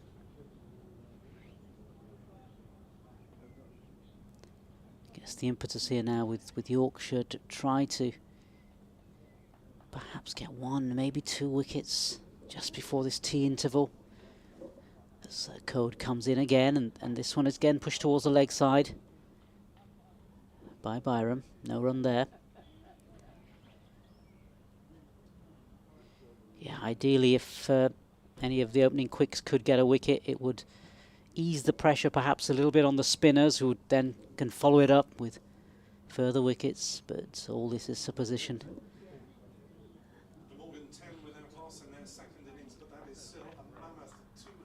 So it's Code now to come in again. Bowls, and this is played out just in front of him by Byram. There's no run there. So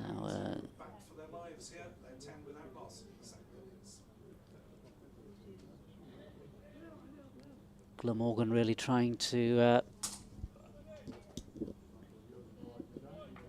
not lose any early wickets. As Code comes in again to complete his over. Comes in, he bowls, and this one a waft down the leg side. It's gone through to Tattersall behind the stumps.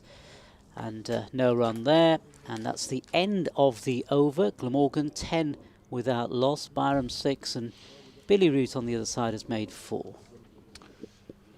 So 5 overs have been survived, 51 remain this evening for Glamorgan to try and get through. In terms of light, where are we? We've got an hour till tea, so say 15 overs max. Yeah, they'll be possibly struggling to get all of them in this evening if the light behaves as it did last night, but they haven't got the floodlights on as yet, as Matthew Fisher goes into his 3rd over, bowling to Billy Root, who defends it on the offside, and there is no run.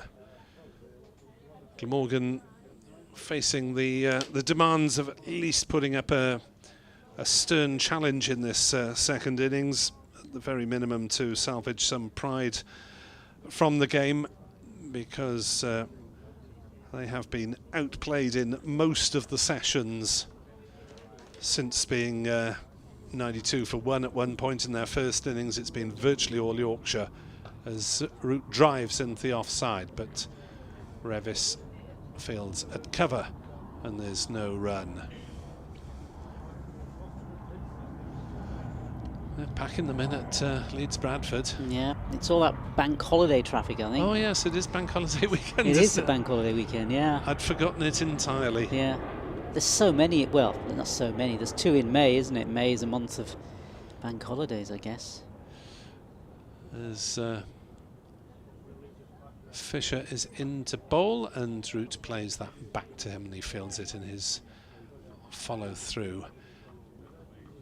Having been a sports journalist for the last 25 years, bank holidays tend to pass me by, because either you're working on a sports event or you're not, so you tend to end up working quite a few of them. And it's the same as asking sports journalists what day of the week it is, and you have to think, well, I'm not quite sure. Outside the regular championship early season pattern, as Roots nudges one into a gap on the leg side, goes through for a single. At least there is some regularity with these first couple of months of championship games, all being Friday to Monday. After that, T20. A couple of rounds of championship that start at other times. The One Day Cup and the 100, who knows when those are. And then they're probably back on a different pattern in the final weeks of the season.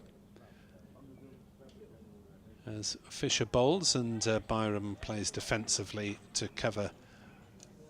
It can be rather confusing with all the various tournaments that go on, and the county championship, as you quite rightly say, you've got the Blast in there, the 100, you've got a T20 World Cup going on, you've got the overseas touring sides who are coming this summer as well.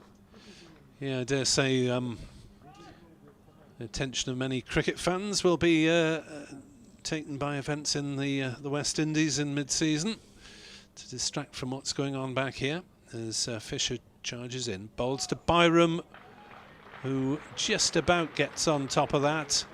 It's well stopped by Harry Brook at gully, and it's a dot ball. 11 without loss after 6. The deficit is 287. Yes, we've got Pakistan men's and women's teams over here briefly. Yeah. The Pakistan men's team are here on the 22nd of May and in Cardiff on the 28th of May. And also a women's international T20 fixture here between England and Pakistan. That's on Sunday the 19th of May. So it'll be interesting to see what sort of challenge the women's side bring here. Yeah, I guess Harry Brook may well be playing in some of these T20 games, perhaps, if they're warm-ups before the World Cup. So, but yeah, it's going to be a code to continue. And he comes in, bowls this first ball of a new over. That's just past the outside of Billy Root's bat. Straight through to the wicketkeeper, no run there. Yeah, Root is, we were saying during his first innings, trying to develop something of a new persona, having been a dashing middle-order bat in the relatively safe haven of number 6 for most of last season. And it's Code in again. This time pushed out in front of him by Billy Root, straight to Shan Masood. But this season, having the more demanding role, I think you've got to say, in British county cricket of opening the batting. Glamorgan haven't seemed to produce too many established opening partnerships in the last few years.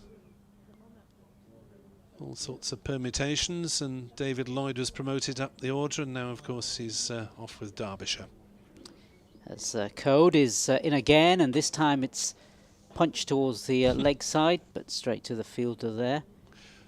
Seemed a lot of effort in that shot yeah. for no reward. Hitting it straight to Bassett mid-on. It looks as though has he got a bandana on or something, or is it just me? No, it's just me. Who's this? Dom Best. Dom Best. Yeah. Or is it just something else? It's probably just something else. It's probably just a flash of the old old it's peroxide. The hair. It's the hair, isn't it? I completely forgot. It's the Yeah. hair. It's the hair under his cap, isn't it? That's what it is. As yeah, Code comes in again, and this time it's square cut, and that's going to head towards the boundary. 4 runs. Yeah, nicely timed from Billy Root. Poor shot rather than a cut, rather. Yeah, pulled for 4 runs. Climbed into that one. Code just dropping short of a length. Root going aerial, but managed to bisect the fielders. So no chance for anyone to hurl themselves at that. Yeah, we can't use any stock archives photos of Dom Best to illustrate anything he does. It's got to be an up-to-date one, because he's many shades brighter than he was last season, I think. Or certainly when he arrived at Yorkshire. As in comes Code again. This time he's played it to the offside, nudged between gully fielder. And that's again going to head towards the boundary. 4 more runs. Yeah, push to the offside this time. Out to the boundary on that side, past gully. 4 more runs. That was just steered away. It was really nicely timed by Billy Root, because he put quite a lot into those shots on the leg side, but that was just angling the bat. He's got a guy trying to bowl fast at him, so he used the pace of the ball and steer it away. And it ran away a lot faster than it looked, 19 for naught.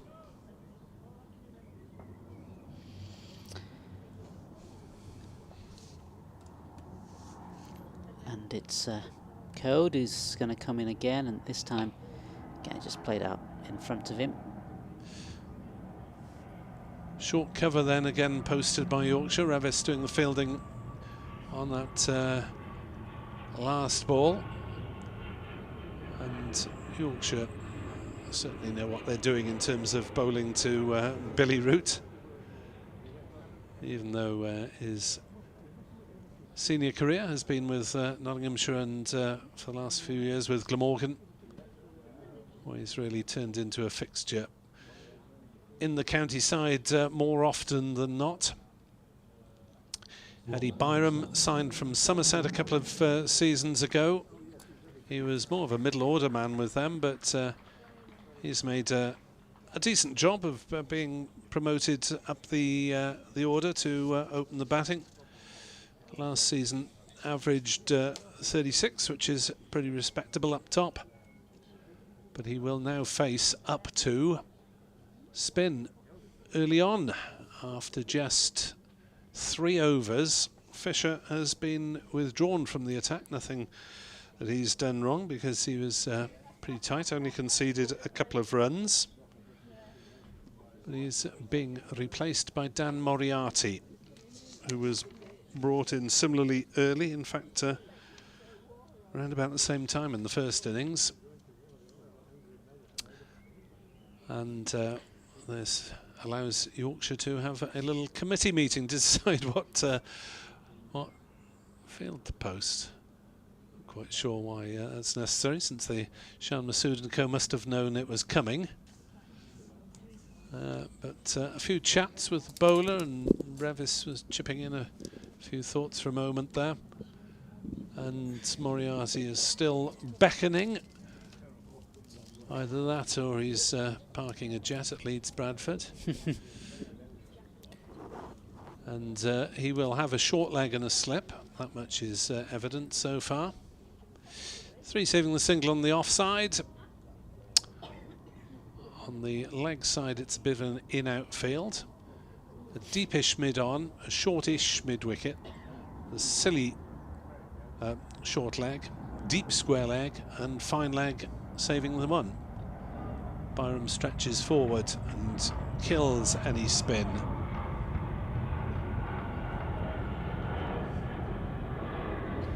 Sounds as if we're going to have to start having to duck soon. They're getting louder and louder. Moriarty in, bowls, Byram back on his stumps, knocking it back down the pitch. No run. Dan Moriarty, for a man born in Surrey, has a surprisingly South African accent, having spent much of his youth there. Former Surrey player. And Byram driving at a wide one and getting 4 runs through the covers. Moriarty just giving him a bit of width there. Byram wasn't going to say no to that particular invitation. And he moves into double figures. Byram has 10 and Glamorgan 23 without loss. And I'm going to give way now to Jonathan, who's going to take over proceedings. Thank you, Nasser. 3/4 of an hour then until the tea interval here on BBC Sport Online, as Moriarty bowls. Byram back on his stumps, which is potentially dangerous if there is too much rough that Moriarty is able to find. And A bit of theatre, Moriarty referred to. Well, he can afford that with a couple of men round the bat. Oh, it might be another one, actually. 2 close fielders, as Byram is beaten really by that one, edged it, and it's stopped by Lythe at slip.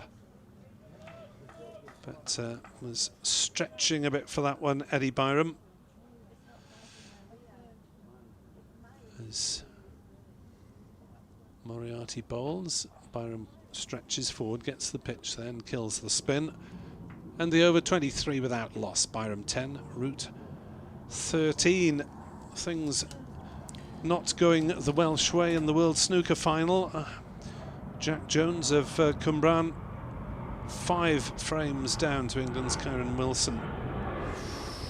It's a substantive lead, albeit that's the first to 18 wins in that match, so it's best of 35 over today and tomorrow. But Jones, a shock finalist really, but struggling against Wilson. You can imagine the commentator, can't you, when it's done and dusted. Ray Reardon, Doug Mountjoy, Terry Griffiths, you guys took one hell of a... Yeah, first qualifier from Wales to get through to the final since Terry Griffiths. The postman, 1979. Here's a code. Ooh, that skews away off Billy's bat, just wide of the cordon, and will bobble over the rope down by the blotter for 4 runs. Billy Root on to 17. 27 without loss, so no early breakthrough for the Yorkies here. In the women's game, Scotland have reached the T20 World Cup, beating Ireland by 8 wickets in Abu Dhabi. Ireland 110 for 9, Scotland 112 for 2, so a pretty easy victory for the Scots, who are into the qualifier final but have already made sure of a place in the final event. Dom Bess just coming across into the offside here, and so 2 fielders on the leg side. That's it. This will go down in Ed Seaborn's 101 great fielding placements, and immediately Bancode is slapped unceremoniously for 4 runs by Billy Root. It was aerial and beyond Matthew Fisher, who's at mid-on, and there's a yawning gap, I think it's fair to say, out to deep backward square leg. That's it. And so look at this in the onside. Joe Root just having a bit of fun, as is Dom Bess. Is Bess warming up? Is he going to be coming up soon? Maybe. Look at Joe having a laugh at first slip.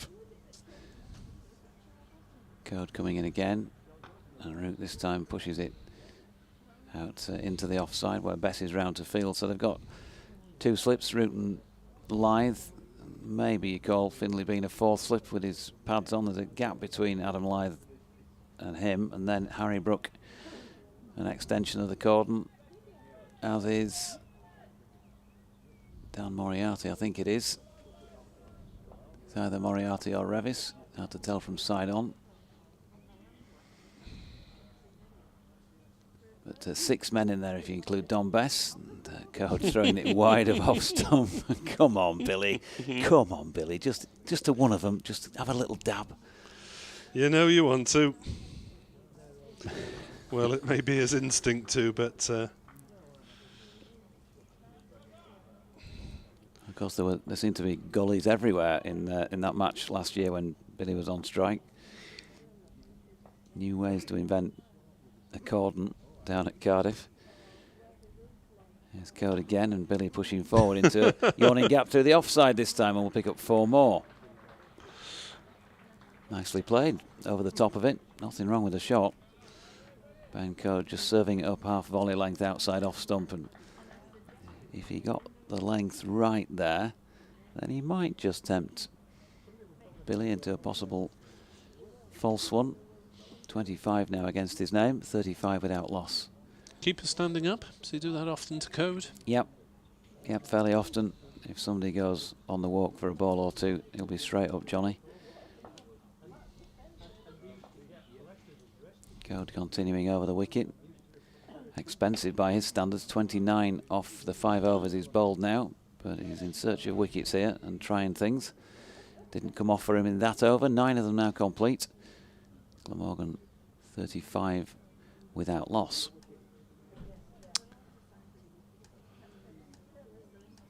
So 40 minutes still till the tea interval. As Root and Byram know they have the job of trying to take a bit of the sting out of Yorkshire, try and halt the momentum of their game, which has been inexorably in the home side's favour really since halfway through the first day. Glamorgan 92 for 1, but since then it's been all Yorkshire. Moriarty bowls and Byram pushing forward and the offside. Ball dribbles towards cover. If you are just joining us, Yorkshire finally declared at 519 for 7. Plenty of contributions. Finlay Bean took his score on to 173. Joe Root an immaculate 156. As Moriarty bowls and Byram plays that off the inside edge, inside part of the bat really. He was looking to defend on the offside and it rolled to Brook at mid-wicket. Half centuries by Harry Brook and Johnny Tattersall. When Brook was out for 65, Shan Masood called them in. Byram back on his stumps defending. You have to be very watchful playing back in these circumstances in case Moriarty manages to find a bit of rough, something that shoots a bit on this worn pitch.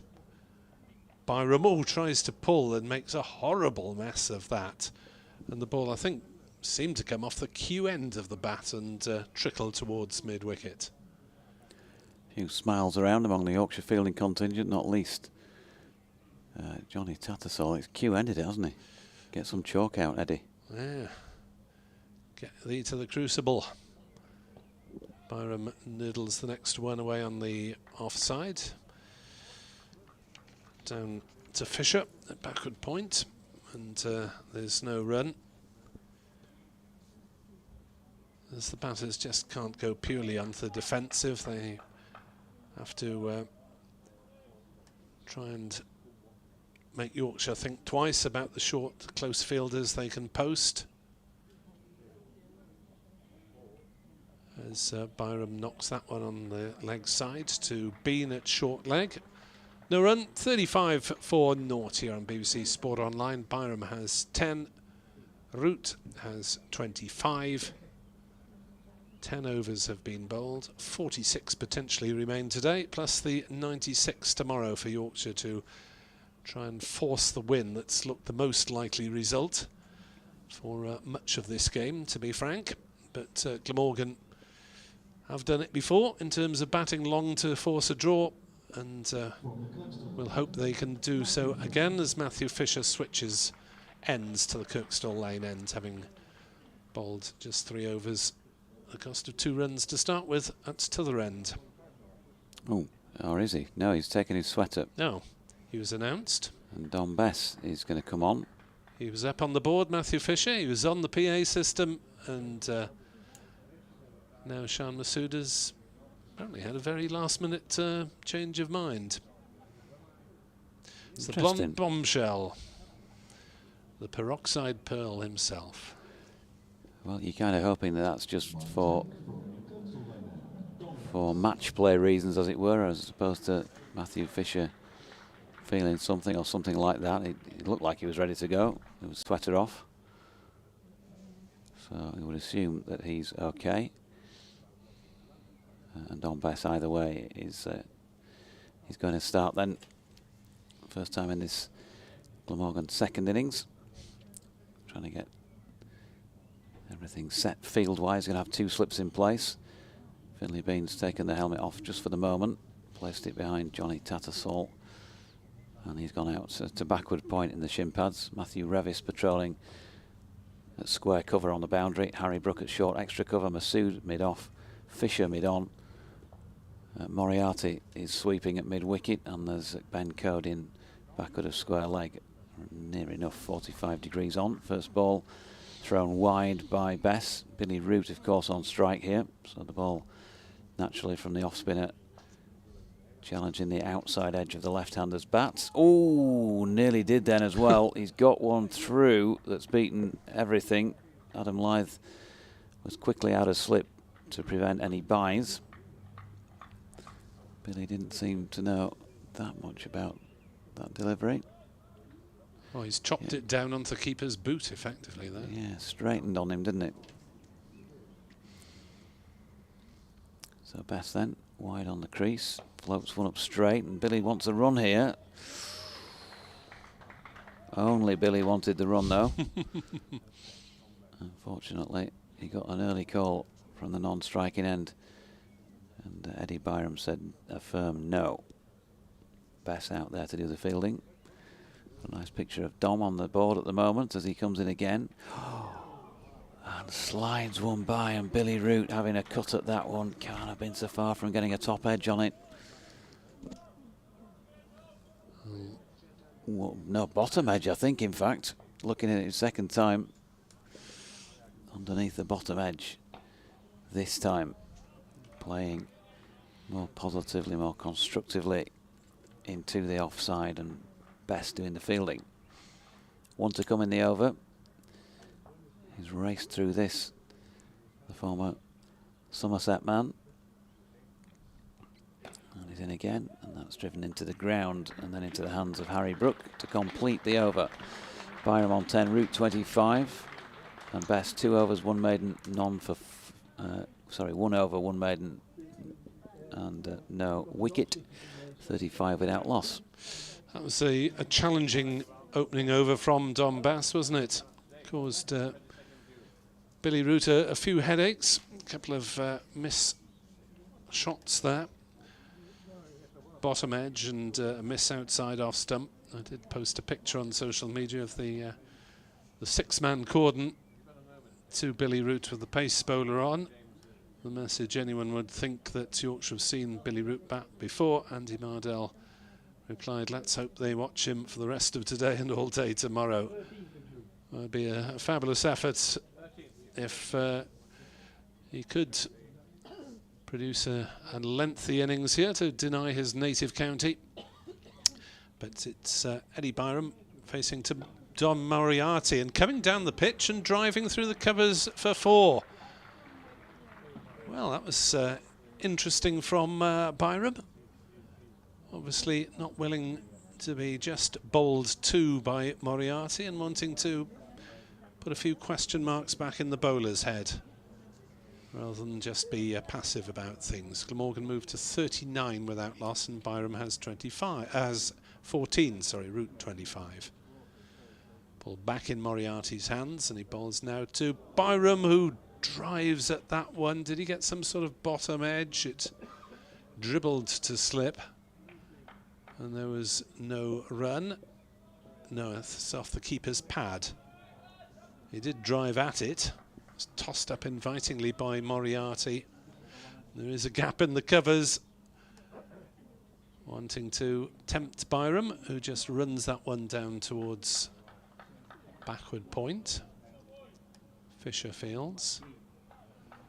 No run. And a long battle ahead for Byram and Root, potentially, if they can turn it into a long battle. Byram back on his stumps, works it away on the leg side, fielded by Bess at fine leg. Moriarty was down on one knee there, ready, preparing the appeal. It did get considerable turn there.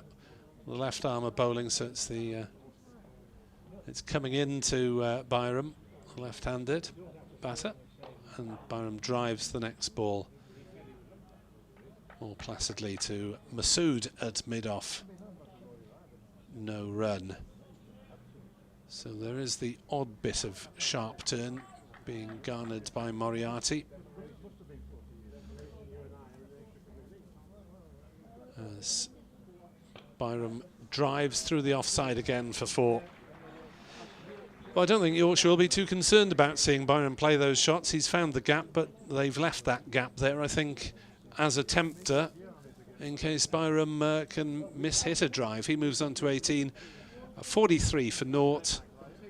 But I think, Jonathan, Yorkshire would rather see Byram playing those aggressive shots than just shutting up shop in a way. No, I agree. Yeah, it's just if Moriarty can land it in the footmarks, that's going to be the thing that could be the point of difference, isn't it? Because he was turning it away, we could see, when he was bowling at the Kirkstall Lane end in the first innings.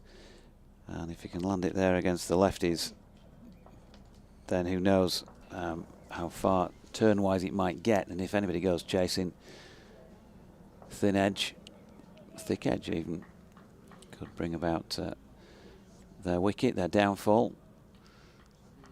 Going to be best to continue then at this Kirkstall Lane end. And he too trying to get the ball away from the outside edge of Billy Root's bat. They've dispensed with the majority of that cordon they had in the previous over. And propping forward Billy to this first best delivery. Harry Brook picking that up. And it's a short extra cover. So the field has spread to some extent. Still 2 slips in place. And the fielders on the 1 closing in, but they're not going to prevent a single there because an inside edge on that from Billy Root out to the vacant mid-wicket area. Tattersall out from behind the stumps to field. But they strolled through for 1. I think we might have seen the last of the sun for the day. With some light grey cloud set in, no floodlights on, the light significantly better than it was throughout yesterday. Still the best part of 44 overs of cricket to get through as best bowls to Byram, who shoulders arms. So Glamorgan are doing their best to hit back with a 44-run unbroken first wicket partnership here, but still 254 runs in arrears, and Yorkshire of course do still have a second innings available. Again, he's got this towards the inside of the bat, Byram, on this occasion. Turned it out into the leg side where Fisher is round to field it. 1 run. Just the 2 conceded so far from his first 10 deliveries by Bess, and even if wickets are not flowing, keeping it tight won't do any harm at all. Ooh, Billy Root stepping back, and again evidence that he really can't resist the cut. He did resist it in the end. He got into position, drew back the back lift, and then dropped the bat underneath the ball on its way through to Tattersall. But he might only have to have a go at 1. Bess, oh, there he goes again, gets into position, but this time it's a good leave to complete the over. 13 gone, 45 without loss, 253 behind. You imagine the cartoon of the man with the angel on one shoulder and the devil on the other, don't you? Devil whispering, "Go on, Billy, have a go. You know you want to. You know you want to." The angel saying, "No, no, put it behind you. Forsake evil ways." 45 for naught, 253 behind. Here on BBC Sport Online. Elsewhere, Lancashire putting up a bit of resistance against Kent. They're 299 for 7 in their second innings, the Lankies. The lead now is 130 runs over Kent, who were miles in front on first innings. Will that be enough to make the chase tricky for Kent when it comes? Sussex have beaten Derbyshire. Well, that all will happen very quickly. As Moriarty bowls to Byram, playing back. Defending, no run. Derbyshire 109 all out in their second innings. And David Lloyd set 26 for the top score there. 5 for 29 for Jayden Seales as Byram is forward defending. So Sussex will arrive in Cardiff on Friday. Well, they'll arrive on Thursday, no doubt, but they'll start on Friday in high spirits, having beaten Derbyshire by an innings and 124 runs. Moriarty in. Byram will try the reverse sweep. There's an appeal as he's hit on the boot. Ball trickles to Lythe at slip. No run. Oof.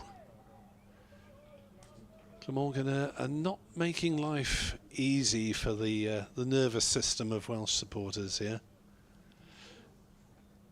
Root having shown signs of dabbling where he shouldn't. Byram going for a reverse sweep that might be a high-risk shot. That one is played on the leg side and there's no run. It's usually Root who's the more prone to the reverse sweep. At Lords, Middlesex piling on the runs, 268 for 2, 32 behind Leicestershire. Byram drives into a gap on the offside square of the wickets, single taken. Centuries for both Sam Robson and Laius Deploy for Middlesex at Lords. So it looks as though they will get a first innings lead over Leicestershire and maybe try and exert a bit of pressure on the Foxes on the final day. Mind you, if the pitch is anything like that Glamorgan endured round one, they could be there a long time. Moriarty bowls, Root tries the reverse and it's fielded at short third man by a tumbling Fisher. Keeps them down to a single. So yeah, Middlesex Leicestershire will go deep into tomorrow. Lancashire Kent might be an early-ish finish. Yorkshire will be hoping very much that this is an early-ish finish here at Headingley. Glamorgan 45 for naught, 47 for naught. There are 251 runs in arrears still. 14 overs have been bowled and 42 remain this evening if the light holds. Root on strike, 2 slips then. Bess round the wicket. First ball straight and Billy plays it with a straight blade. Adam Lythe at first and Joe Root at second. Joe wouldn't want to grass one off Billy for a second time in the match, would he?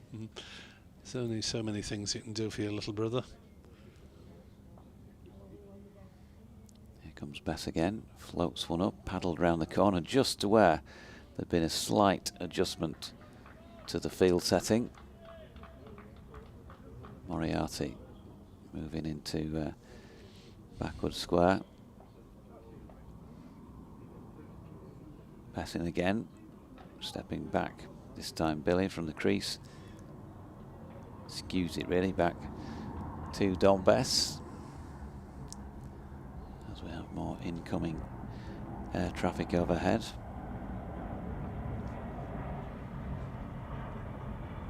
Here comes Dom again. Another one floated up. Ooh, now then, might have got a little tickle on that Billy. It bounced on its way through to Adam Lythe at slip. It's still nerve-jangling stuff, isn't it? He did get an edge on it, yeah, and it bounced probably a few feet short. Soft hands, this time pushing more firmly at the latest delivery out into the cover region where Harry Brook was round to field. And the snooker Karen Wilson is now 7-0 up over Jack Jones. Bess is in, another paddle played. Moriarty can't get round quick enough to prevent the single. Byram giving good support to Root. So 1 from the over, 3 overs, 1 maiden, none for 3, 48 without loss. Glamorgan trailing by precisely 250 runs. Jones, not a Welshman who's singing today. Indeed so. Happy to be in the final, but it'll take one of the comebacks of all time if he's to pick up the winner's check there. Wilson's beaten him 4 times in previous encounters to Jones's 1.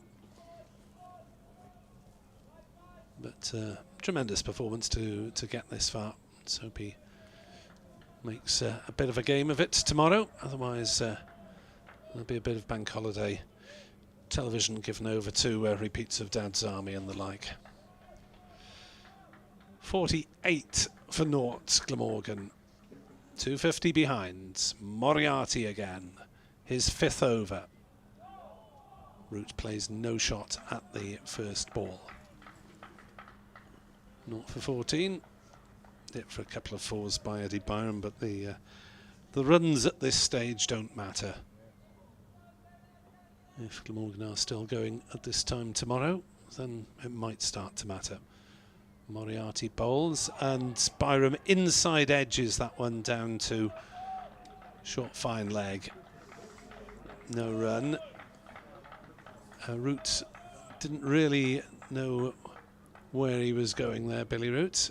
Came forward, played a defensive shot, but off a thick inside edge down back past the stumps. Encouragement for Yorkshire. Root on 28, faces up to Moriarty again. Brings out the reverse sweep. There shouts of catch, but no one will catch it as it runs away to the boundary. 50 up for Glamorgan, but again, I think Yorkshire will be encouraged to see Glamorgan play that sort of shot. It was aerial for a while, and it might have interested Matthew Fisher for a while. Yeah, risky shot. Got underneath it, a bit top edgy about it.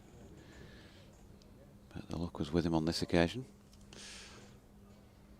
Root has 32 out of the 52 scored by Glamorgan. Moriarty in bowls, and Root getting everything behind it, covering up, playing out on the offside.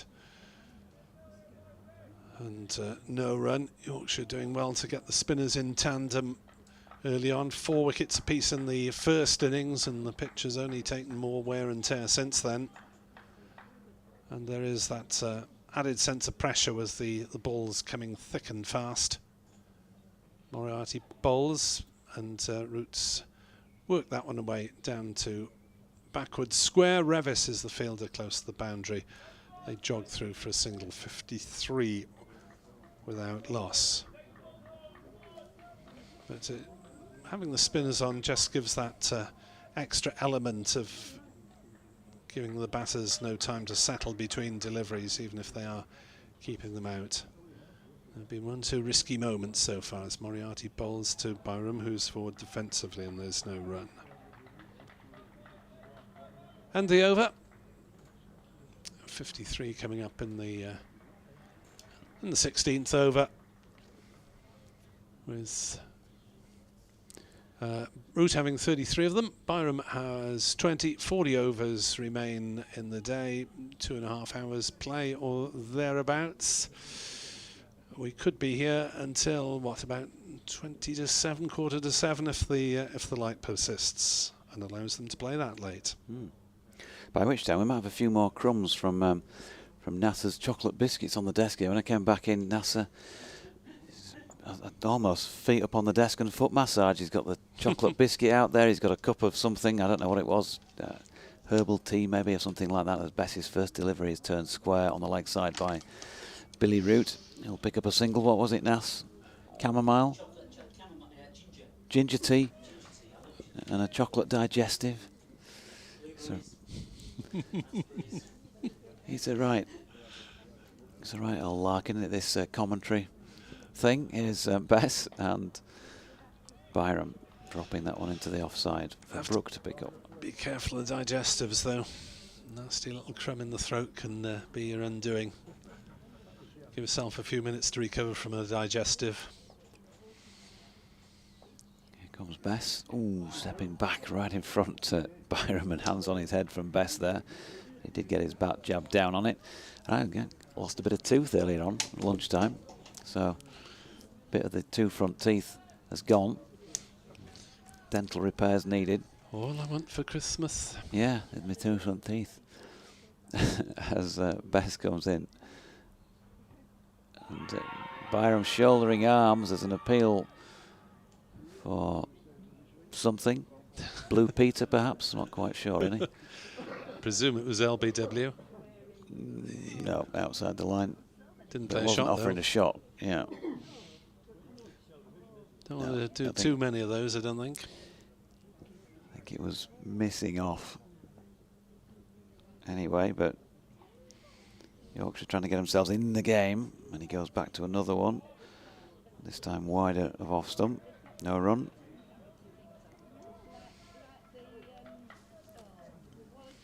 Yeah, so partial loss of teeth means biting into an apple is precarious. So I had to go get a knife from down at the bar downstairs and a plate to chop up the apple. So I'm on to now chopped food to be able to eat. As Messi's final ball of the over is pushed back to him, and there is no run. 14 minutes until we might be able to chomp on something again at tea. Maybe it'll be through a straw for me. Yeah. 54 without loss, 244 run deficit. Soup for supper, Weetabix for breakfast, well mashed up. Oh dear. Farley's rusk maybe, and doused in milk. Have you managed to book a dentist appointment sometime this year? There'll be nobody there, will there, on a Sunday? No. Banky Monday weekend, Banky Oh, weekend gosh. as well. Always happens, doesn't it, on those sort of weekends? Soup. I'm on a diet of soup for the next few days. Moriarty to continue to bowl his left arm spin. Tall Surrey-born, South African educated spinner, and Root just dabs a single into the offside. I lost part of a tooth during COVID, well, the dentist basically wasn't open at the time, and they were offering a telephone service, which basically, as Moriarty is in to bowl to Eddie Byram, who chops it down to slip and there's no run, amounted to DIY instructions for to get a bit of sandpaper or similar, a file, and file it down yourself, matey, until we open again. Wow. So my better half was pressed into service as temporary assistant, as Byram drops that into the offside, and they'll take a single.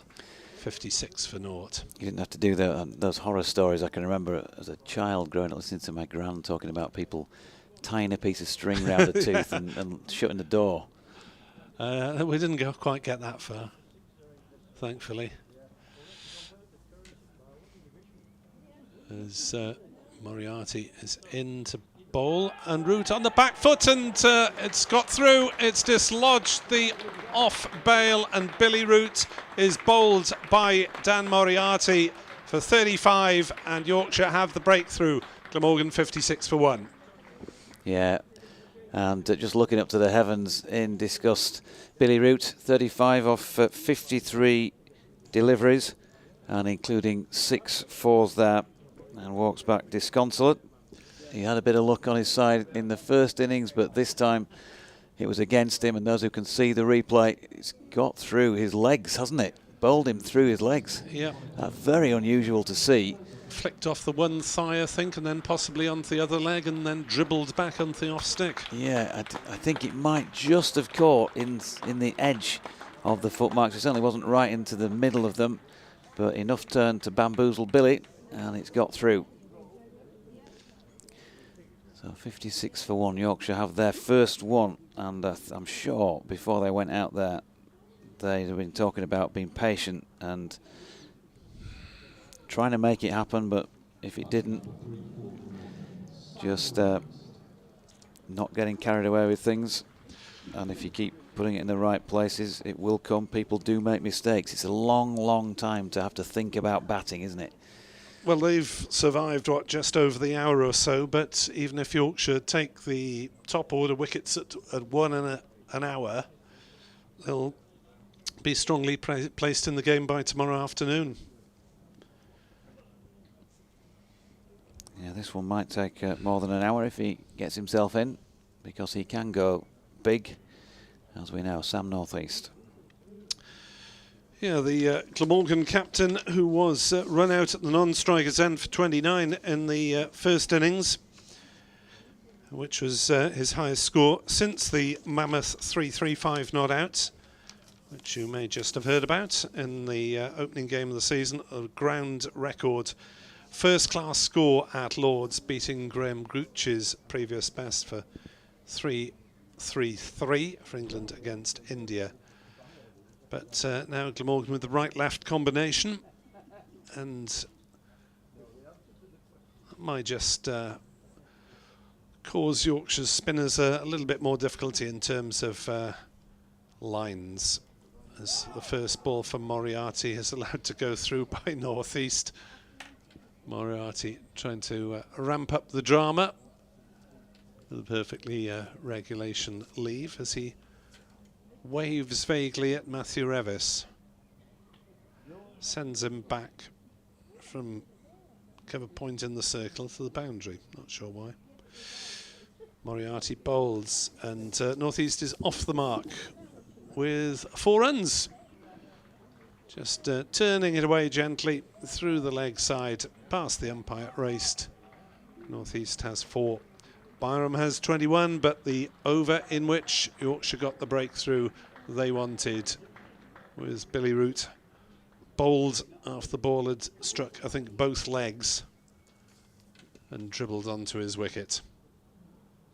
So North East getting that one away nicely, turning it past Finlay Bean, who stuck out a left leg in vain. Would have needed Superman type reactions to get down to that one.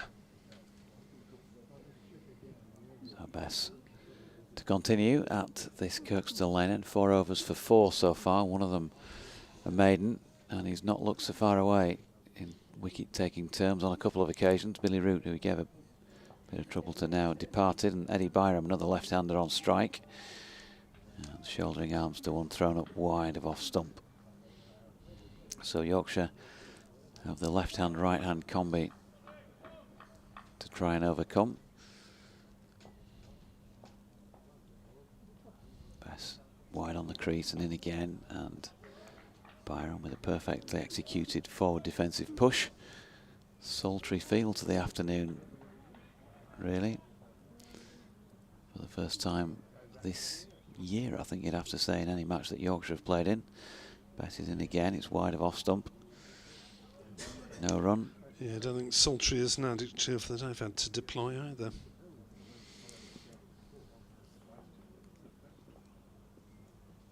It's been a bit chilly, or a bit parky, as we say, around these air parts. Now then, just a stoppage here because that barrel-chested run of Moriarty's comes into play as he moves from backward square out to point, which means, what are they going to do here? They're going to put Finlay Bean under the helmet at leg slip. Just trying something a bit different. Matthew Revis is at square cover, is going to have to cover that cut backward of point if it comes, but it's not going to come from this delivery, which is a poor one from Bess. Full toss, and got the treatment it deserved. Flicked away through the yawning gap on the onside there for 4 runs. Yeah, Finlay Bean was asked last night whether he enjoyed his short leg role from last night's media huddle, and he said, well, no, not really. Sounds as if he was looking forward to passing the role over to the next youngster who comes into the team. He's pretty good at it. Taking a few in there. Bess once again, and slog sweep played here by Byram. He's going to get 4 more. Fisher, he's giving chase and trips himself up as he's going to try and field that. And he's collapsed in a heap over the boundary. Hopefully he will be okay, but Ben Code immediately calling for some treatment here. So we're going to have a little bit of a stoppage. Yeah, he just looked like he tripped himself up, and the ball was already disappearing over the rope. Yeah, did he trip over the rope, possibly? No, he was short of the rope when he trips up. So did he slip? Replay. Yeah, he's just slipped his left ankle on the slightly soft outfield still after all the rain we've had in recent times. So that's not looking good from Yorkshire's point of view, with wickets to take in this innings. 9 still, and Matthew Fisher, prime bowler for the Tykes, but he hasn't yet got up, so hopefully he will be okay after some treatment. And presumably that will probably happen while he's off and over the boundary rope, just as you'd expect, being checked out. Shan Masood, good to see the skipper and Joe Root over there as senior pro. to check on the well-being of fish. But I think it's fair to say he's not going to be bowling for a little while after that. No, it doesn't look as though he's going to be fit to continue for the time being, at least. And let's hope it is only a temporary absence. And it looks as though they might be heading for tea. Yep. Possibly because of this injury. The umpire's showing a bit of common sense there and calling an early tea interval. We have had 18.5 overs. Glamorgan is 68 for 1. They're 230 runs short of making Yorkshire bat again. Fisher's at least sitting up now. But he is receiving physio attention still, and Masood and Root are in attendance. So an unfortunate end to the afternoon session, really, here on BBC Sport Online. And we hope that Matthew Fisher is fit to resume at some point during this match, but it doesn't look as though he'll be involved immediately afterwards. Is he able to get up? He is now on his feet. Applause from the spectators around him. But you had thought that Yorkshire will withdraw him from proceedings, at least for the time being after tea, to be on the safe side. So we'll be back with commentary around about 4:15 here on BBC Sport Online. I'll give you any updates on Matthew Fisher's presence or otherwise at that time. But Glamorgan having lost Billy Root, bowled by Moriarty for 35, and have reached tea with 1 down, 68 on the board.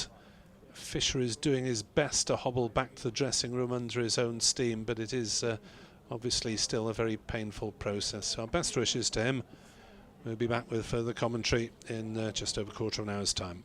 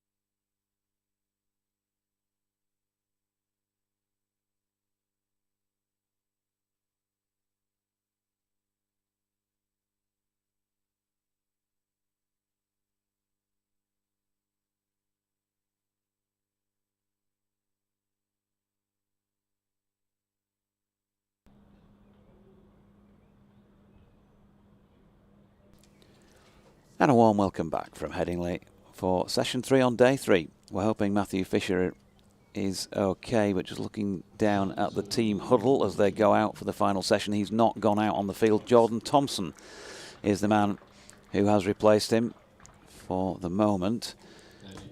Eddie Byram and Sam Northeast, of course, continuing. Byram on 29 not out, Northeast 4 not out, Glamorgan 68 for 1. They're 230 runs behind. There will still be a ball left in the over that was being bowled by Dom Bess. And we'd expect to see Dan Moriarty continuing on the back of that. But for those who have maybe just joined us, Matthew Fisher just running after a ball a couple of yards inside the boundary rope. It was just disappearing over the rope, no chance of stopping it. But maybe as he was trying to stop himself from going head first into the boundary boards, he put his foot down, and it has been soft. And even though we've now had a bit of dry weather, it's going to take a while for that to properly dry out. It looks like just a slight slip of the foot, maybe turned his ankle, something like that. And so he was able to make his way around the boundary edge unaided, but gingerly. So it's going to be best to finish this over, and Byram will be on strike. Still the 2 slips and a leg slip. 37 overs and this 1 ball to complete on day 3, and it looks as though weather-wise they're going to get them all in unless darkness descends. Bess's final delivery of the over, the first one of this session, is left by Byram, so 68 for 1 at the end of the over. Yeah, so Yorkshire a bowler down, and obviously it will affect them to a certain degree in that they've only got the 2 seamers available now, but you would expect that they would have used spin from Moriarty and Bess for most of this evening session anyway.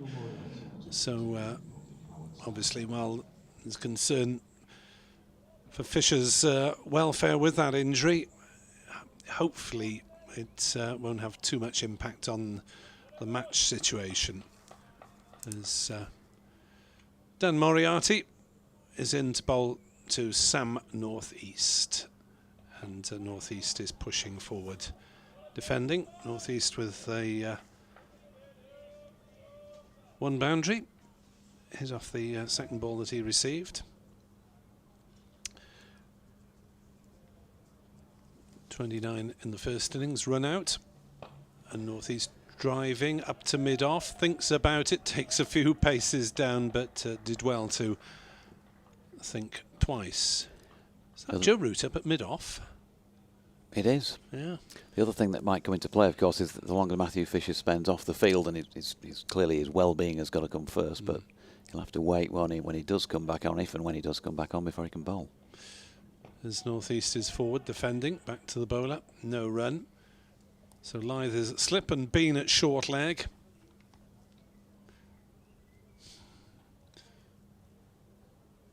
Apart from that, there's a deep gully, stroke backward point, Bess. Moriarty bowls, Northeast defends to short leg.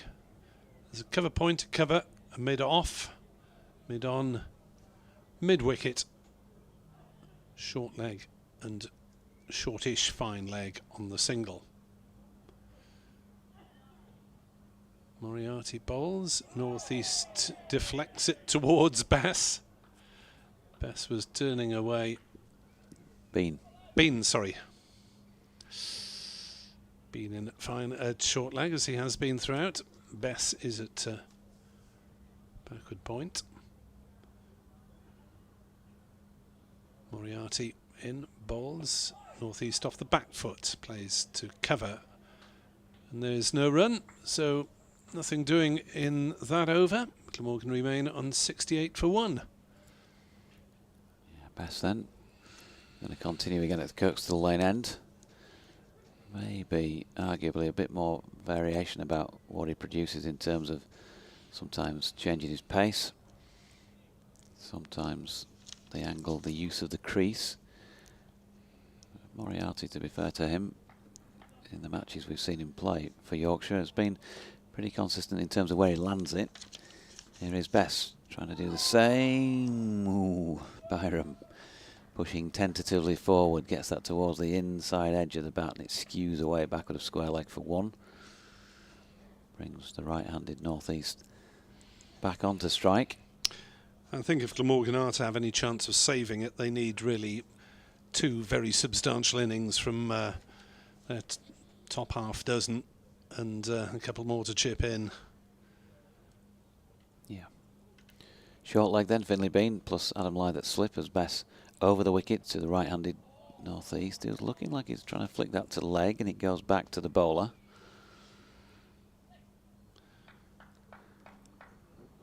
Yorkshire trying to be upbeat out there as they start this final session of the day. Northeast this time getting further down the pitch to turn this one up to Masood at mid-on. Back with Bess. Passes umpire Newell down at this Kirkstall Lane end, of course, now in the second innings.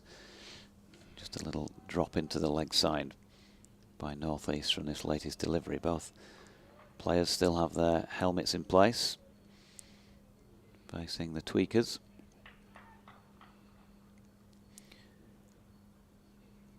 Bess walking in and now bowls, and Northeast using his feet. Looks fairly keen to do so. Can't get it away past Masood at mid-on now. Another dot.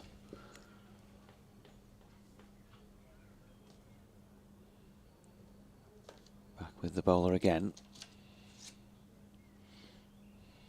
Thinks about setting off and then steps back. Northeast mirrors that and then gets himself reset and Best bowls, and this is flicked nicely just to the right of Harry Brook, who's at short mid-wicket. Revis comes into play sweeping and they get through for one more to complete Dom Bess's 6th over. One maiden, none for 14. Moriarty 1 for 25 off his 7, 2 of which have been maidens. It's 70 for 1, 228 behind Glamorgan. Jonathan Doidge, Nasser Hanif and myself, Nick Webb, with you on BBC Sport Online, also available via the two county websites, which is always good. 70 for 1 it is. Byram 30, Northeast is on 5, and Dan Moriarty may be a tired man by the time he hits his ice bath stroke ice lager. Give him a wave. I saw Dickie downstairs. Dickie Birdie said, "Keep seeing you, telly." In comes Moriarty, bowls, and Northeast clips this one to mid-wicket, and there's no run. Yes, I'm still waiting for the makeup department and costumes to advise me on my best angles. On the screen, for those of you watching the video, as Northeast works this one away, past backward square leg. There's a slide in that area of the field. Don't want to slide too far, and they're safely back for 2. Yeah, Jordan Thompson, it just shows you, doesn't it? I was saying it's still soft. You can see it looks sort of heavy, doesn't it? Yeah. Dark coloured. Just that last 5 yards or so before the boundary rope, and straight away Jordan Thompson with mucky knees, or knee.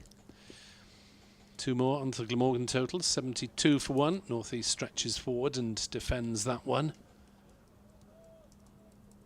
It's a shame, really, that in hindsight, and Captain Hindsight's always right, that maybe they didn't just bring the boundary in a few metres in that that part of the ground. But bit surprised the effects of the first day rain have lasted this long, but there's a lot of soft ground everywhere in the UK, I guess, which will take some time to recover. As Moriarty bowls, Northeast is forward, defending to mid-wicket. It's in the South Wales Premier League. They only played 2 out of the 5 scheduled games, I think. So even at the top level of the club game in South Wales, they're having trouble getting usable surfaces. Moriarty, left arm round. Bowls, some Northeast steps away and forces into the offside, but straight to Revis at cover, and there's no run.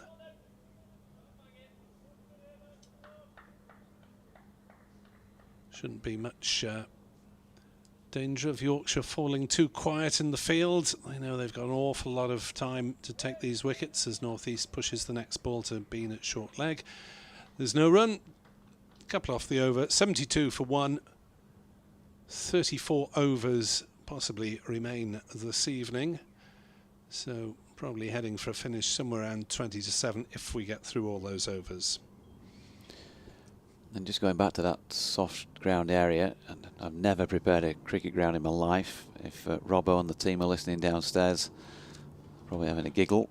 But yeah, I think it's not so much the rain we had in this match, it's just the massive amounts of rain that have fallen in general. And so there's not been enough warm days to properly dry that out. So I mean, last week there was a lot of rain around during that Derbyshire match, and it's just kind of probably sitting in there because there's nowhere for it to go. A few dry days with some sunshine might make a fair bit of difference there, but just haven't had it. As Bess is in and bowling here to Byram, who turns that into the leg side. Bess round with that peroxide blonde mop of hair to do the fielding. He's had a variety of different hairstyles since he arrived up north. 72 for 1. Byram waits and Bess. Oh, now it's gone underneath this one. It's gone aerial. Is it going to be caught? It is caught. Ben Code makes enough ground to take the catch. Byram with a top-edged slog sweep, really, I think it was. 72 for 2. A second one gone. Still 226 runs behind. And for the first time in the Glamorgan second innings, Dom Bess strikes. Yeah, getting underneath that one, Eddie Byram. It is the perennial dilemma when you're this far behind. Do you try and play some attacking shots and reduce that deficit and try and get into the lead? Because if you sit there defending for 4.5 sessions, you're unlikely to survive and you'll end up still behind. But Byram getting underneath that one, and Yorkshire getting their second breakthrough. Byram faced 62 balls and hit 6 boundaries. Similar figures to Root, who faced 53 and also hit 6 boundaries. So Byram caught Code, bowled Bess at deep square, and Kieran Carlson is out in the middle or on his way there to join his captain. Ben Code judging that one well, given, as we said, the soft outfield, did well to get round and get underneath it. Byram, don't know if he was looking to play aerial and go over mid-wicket possibly. Certainly got a big top edge on it. 72 for 2 then, as Nasser Hanif comes in to join myself on commentary. Yeah, afternoon, Nick. A good moment for Yorkshire. Not a good one for Glamorgan, unfortunately. The other opening batsman out, so both openers now gone. Eddie Byram and, of course, Billy Root. So Sam North East joined in the centre by Kieran Carlson. And it's going to be Dom Bess to continue as he comes in and bowls this next delivery, and that's just pushed out in front of him by Kieran Carlson. No run there. Yeah, Glamorgan 72 for the loss of 2 wickets, both openers out, and Bess and Moriarty now bowling in tandem, and it's Bess who's bowling at the moment. Comes in again. This next delivery again pushed out in front of him by Kieran Carlson. So very tricky time for Glamorgan. It was tricky before they even started, actually, but this has made their job a lot more difficult. As in comes Bess again. This next delivery pushed out into the offside, and there's going to be no run there. Yeah, how do you get that balance between attack and defence? And that's, I guess, the dilemma that faced these two, certainly the opening batsman for Glamorgan. It's a conundrum. You do need to take scoring chances. As Bess comes in again, this one played squarish, and Carlson will run through for a quick single, and that'll get him off the mark. Glamorgan's total 73 for 2. Applause from the crowd here Another wicket for Yorkshire as they try to make further inroads into this Glamorgan batting lineup. Wickets so far falling on the 18th and 23rd over, and they will hope that the absence of Matthew Fisher with some sort of leg injury will not impede their bid for victory. Not a good day for the Wales national counties side either. They were hammered by 97 runs by Oxfordshire in the first of their T20 games today, being dismissed from here 61, chasing 159.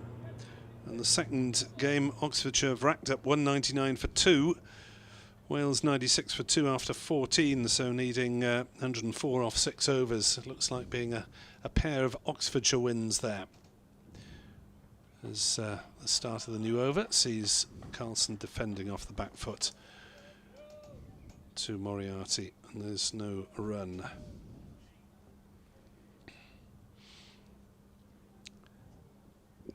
Difficult start to the season for the Wales team as Carlson stretches forward and defends, who include Henry Hurl, the Glamorgan Academy wicketkeeper, who's on a rookie contract. As Carlson is running here, takes a single, takes 2 down to third man, Dom Bess on the slide. Might have been an involuntary slide, but no damage done to Bess.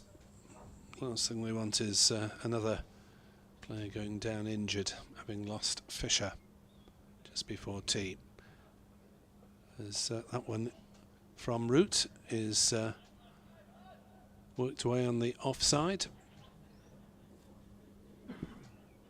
Joe Root, then the third spin option for Yorkshire. Root bowls. That's spins a bit back at Carlson. He did well to deal with that one, because I think Root must have hit one of the footmarks there. Good thing about Root is he's a tall man, isn't he? So he should, in theory, get maybe a little bit more purchase. Taking over from Dan Moriarty at that Howard Stand end. Carlson is forward defending, and Joe Root's first over has conceded just those couple of runs. Glamorgan 75 for 2. Bess has 1 for 15. Root has 0 for 2. I'm just very surprised they withdrew Moriarty from the attack. I suppose he's bowled 8 overs, but you'd have thought they'd have left him bowling for rather longer than that. Yeah, spinners often bowl for very, very long periods of time, don't they? I mean, often. Oh, is it just a change of ends? Wait, what are they up to? Perhaps they're just changing the spin, both spinners' ends, and Root, which happened, I think, once in the first innings. Yes, it did. Root just bowled a single over to allow the spinners to change ends. That's right. So maybe that was the. So yeah, the 2 bowlers who were in, the first choice spinners rather than Joe Root, and they just changed ends, which sort of makes sense. Just to give them a go from the different ends, see if they can get anything different. Although a wicket to both Dan Moriarty and Dom Bess suggests that they both had success from their respective ends anyway. As Moriarty comes in, this next ball is played through into the mid-off area. Picked up by Shah Masood. Back to Dan Moriarty again. And in he comes. Next delivery. Just pushed out in front of him by Sam Northeast. A lot of responsibility on his shoulders now, the captain of Glamorgan. And of course the next couple of batsmen to come in as well, of South African heritage. Colin Ingram, of course, and Chris Cook as well. Looking at his biography, certainly. As Moriarty comes in, the next delivery pushed to the leg side. There's going to be no run there. Yeah, he's pretty much adopted Welsh by now, Chris Cook. Been with the side since 2011. Married to a Welsh woman. It's Moriarty. And again, this one swept, but straight to the fielder. And there's no run there. Also looking at those Wales national county sides, Prem Sisodia, the Glamorgan spinner, played in the first of that doubleheader. In comes Moriarty again just behind square. The ball ending up there, but no run. Just got those couple of fielders on the leg side, one in close in, and this time ball's pushed out into the offside by Sam Northeast, and that is the end of the over. Glamorgan 75 for 2. Carlson's there on 3, and Sam Northeast has made 7. So, are we to see Dom Bess swap ends, or a bit more of Joe Root, I wonder? Root's looking interested, certainly. Now he's got a helmet. No. Dom Bess has taken his cap off. Root is going through a bowling action, as if to say, I was here first. But as we suspected, it's just the one over. Dom Bess pretending to chase Joe Root away. Oh, come on, I got 5 wickets for England.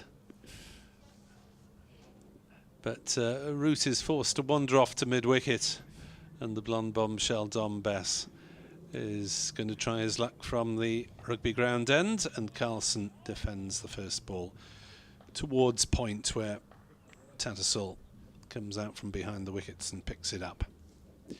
75 for 2 for the 30 overs after this remain this evening. As Carlson edges that one, he'll get runs here. It was a safe edge. It was on the ground past the slips.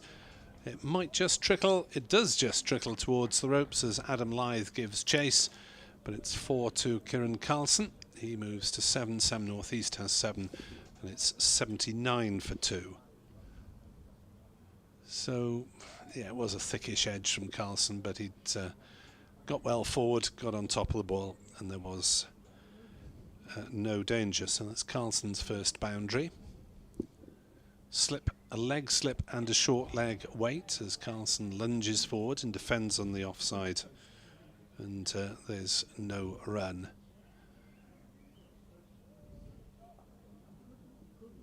Bess into his 8th over of the innings. Carlson noodles that one past leg slip, picked up by Revis coming in from short fine leg, and no run again. So Carlson will have to use his feet well, get forward where possible, drives on the offside, and will take a single scrambling stop at point. Single taken. 80 for 2 Glamorgan, but that is still 218 runs in arrears. Glamorgan not only trying to knock off that deficit, but trying to occupy the crease for as long as possible. 2 right-handers at the moment, Northeast and Carlson. Northeast is forward defending. Another left-hander next in Colin Ingram. Batting to come after that, Chris Cook, Tom Bevan, James Harris, Mason Crane, Jamie McIlroy and Mir Hamza. It is the end of the over. And mentioning Wales national county, some of the Yorkshire listeners may not be aware, there is quite a considerable crossover between the Wales national county side, Glamorgan second 11 and the Cardiff MCCU setup, so you may well find quite a few players playing for all those 3 sides in the course of the season in various competitions. I guess it's a great development area as well for cricketers to come through, isn't it? Come through the ranks and eventually end just up. a question of getting them as much exposure to a reasonable degree of standard as possible. As Dan Moriarty comes in, first ball of a new over, and Carlson trying to flick it down the leg side. And there's no run off that first ball. Brand new over, Dan Moriarty. 1 wicket to his name so far in this second innings as he comes in again. This one pushed out in front of him by the batsman. Snooker, by the way, the session finished 7-1 to Kyron Wilson, the first session of the final. They start again at 7 o'clock. follow that on BBC television and online.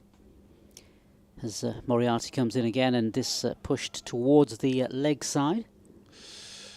We should be finished here by 7, we hope. Especially with plenty of spin being bowled. Certainly the skies appear clear as Moriarty comes in again, and again nurdled towards the leg side by Carlson. There's going to be no run there.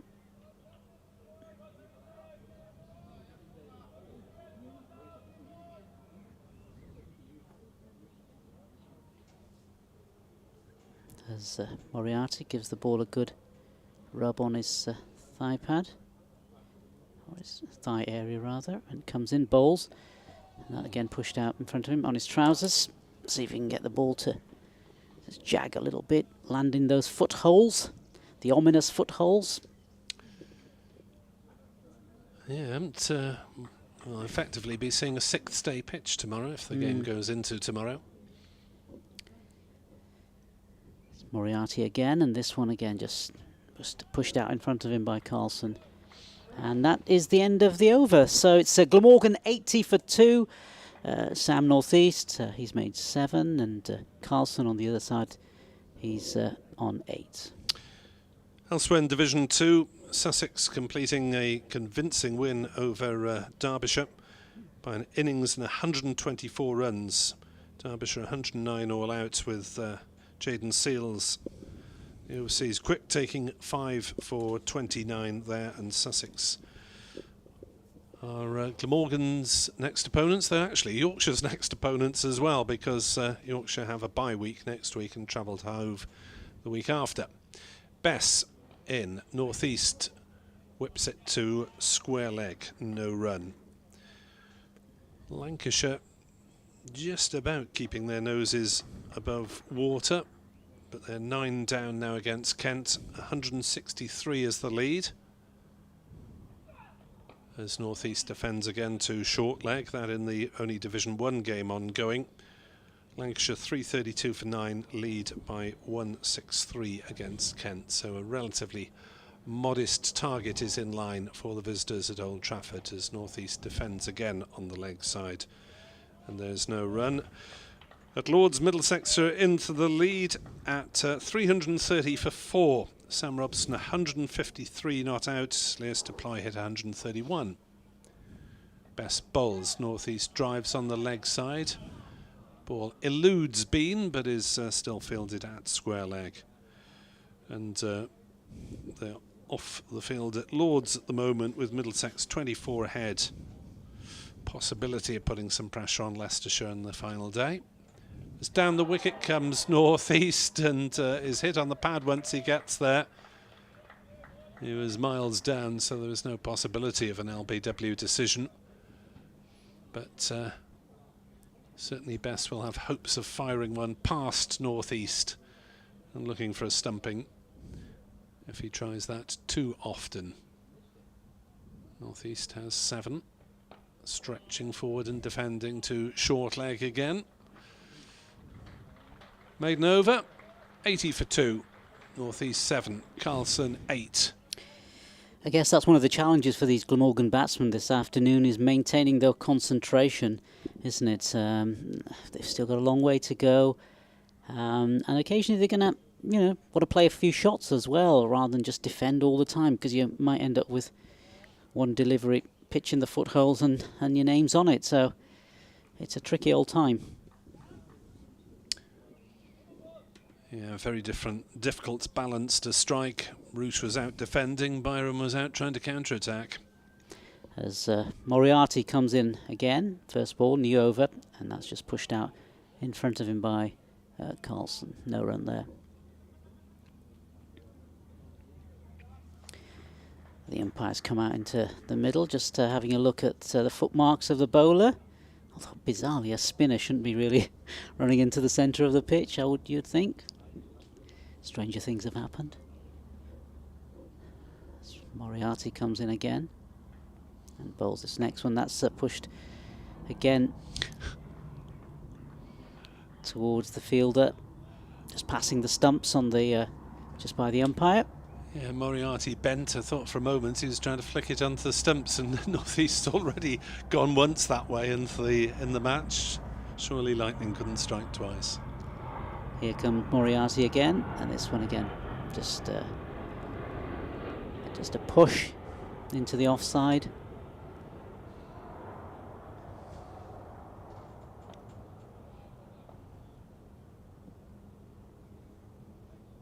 It's Moriarty, and deja vu, a repeat of the last delivery.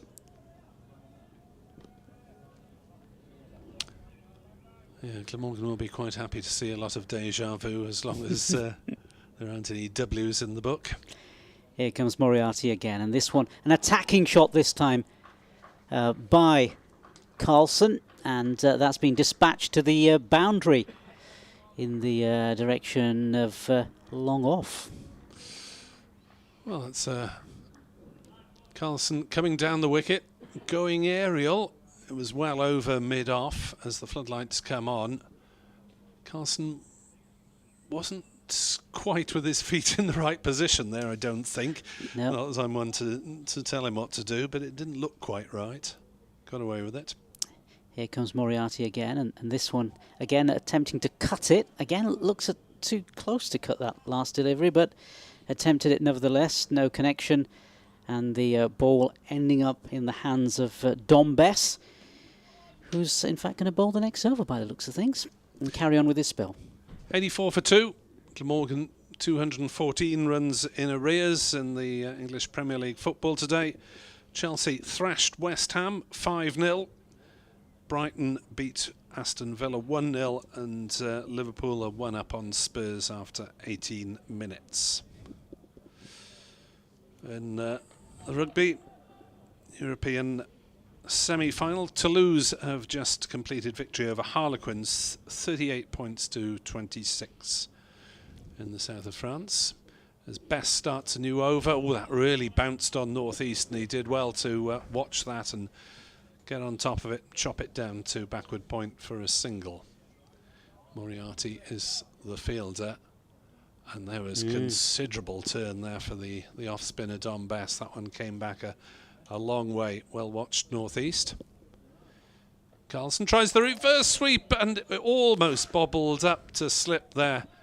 He didn't get anything much of it at all. Adam Lyth was back-pedalling, and the ball just scuffed a couple of yards towards him.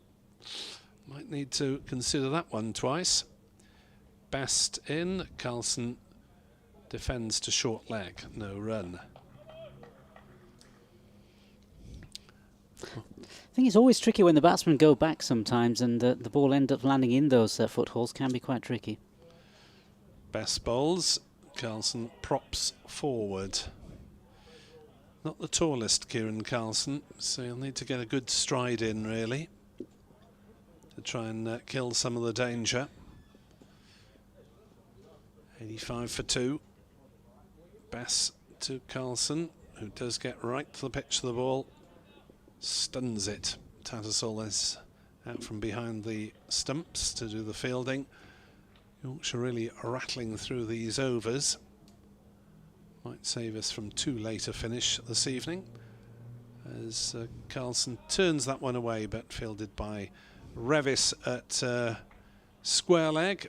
So Bess is through another over in double quick time. He's got 10 overs on the board, 1 for 21. Moriarty 11 overs, 1 for 31. But Yorkshire have so many runs to play with. Glamorgan still 213 in arrears, with 8 second innings wickets standing. Yeah, both these spinners continuing with relatively good figures. Good economy rates for both Dom Bess and Dan Moriarty. And they were very much the two players in form in the first innings. Got most of the wickets certainly early on for Yorkshire. They'll certainly hope to repeat that feat in the second innings. And it's going to be Moriarty now to continue from the Kirkstall Road end, and he comes in, bowls his first ball, and that again just played out in front of him by Sam North East, who's made 8. On the other side is Kieran Carlson, he's made 12. Glamorgan 85 for 2. 2 openers both gone. To confirm in Division 1, Lancashire now all out. Kent need 164 to win.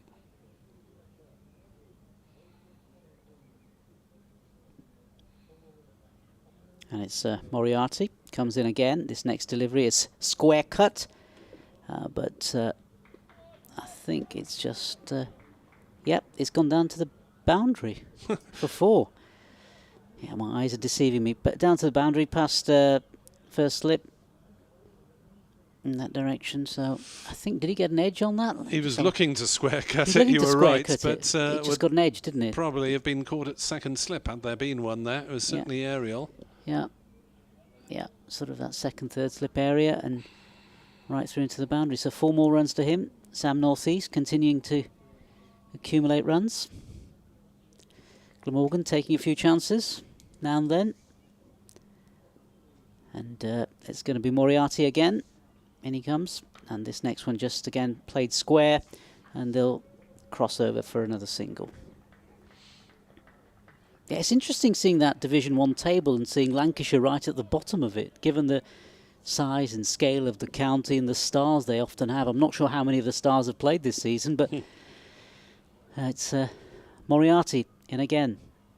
This one again played square and past the fielder at square leg and on the offside, I beg your pardon. And the batsman crossover for a single. Yeah, Lancashire with just 24 points from their first 3 games, drawn 2 defeats. It's Moriarty again, and this next delivery. Oh, an appeals there, and Moriarty hands to his face. Let's just have a look at that delivery again. And this one actually just passing the outside of the bat and going through to Tattersall. Nice bit of turn. Bit of turn there. Northeast not quite far enough forward. So yeah, it's Moriarty again.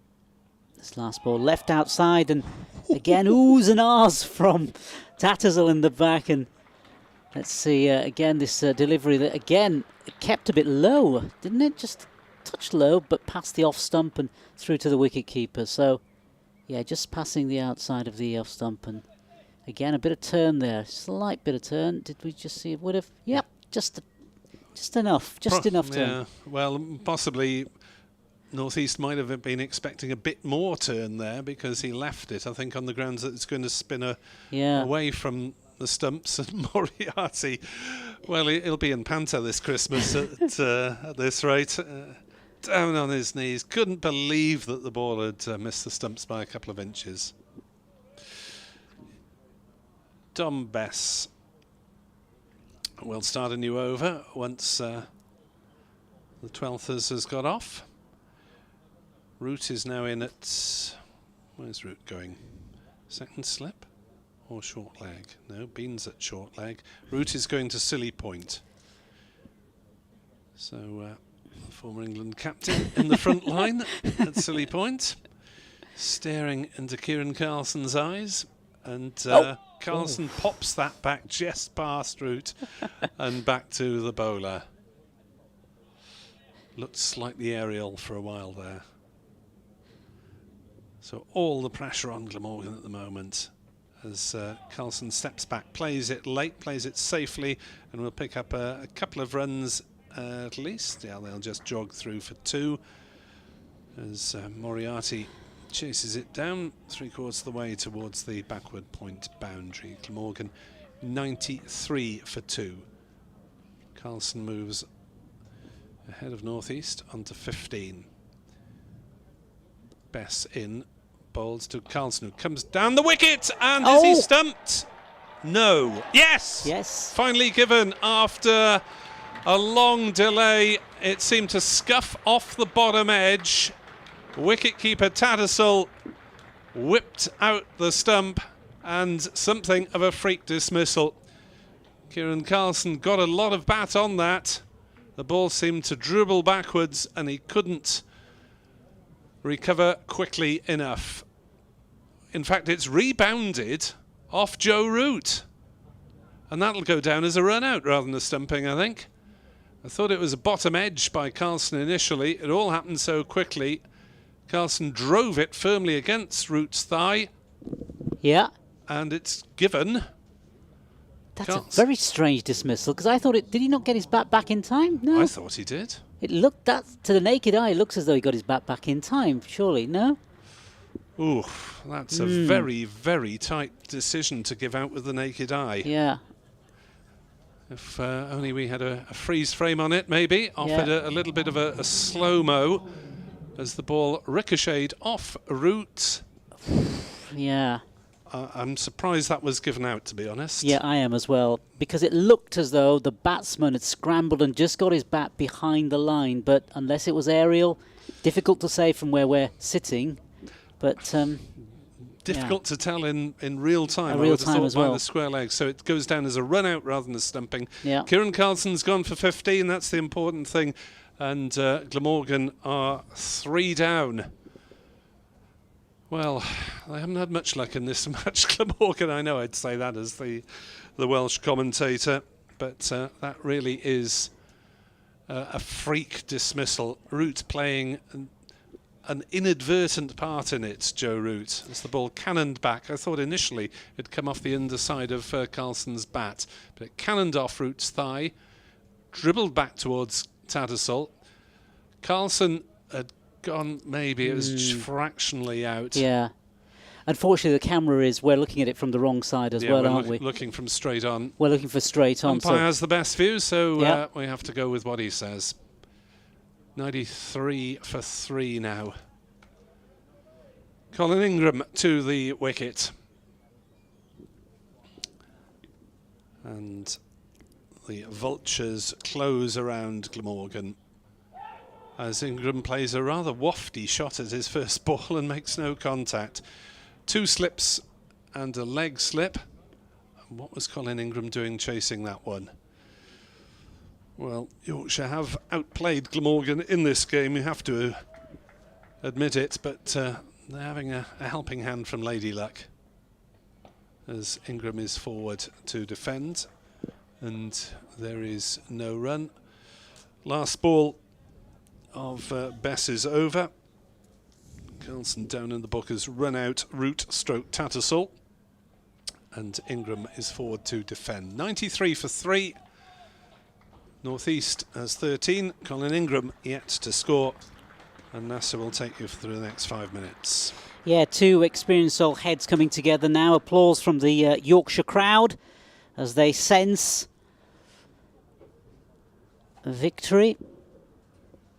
If they can get one of these 2 next 2 batsmen out, that'll certainly help their cause. Sam North East, the captain, of course, very experienced player alongside Colin Ingram, much more experienced South African, of course, played at the very highest level. And it's going to be Dan Moriarty to continue.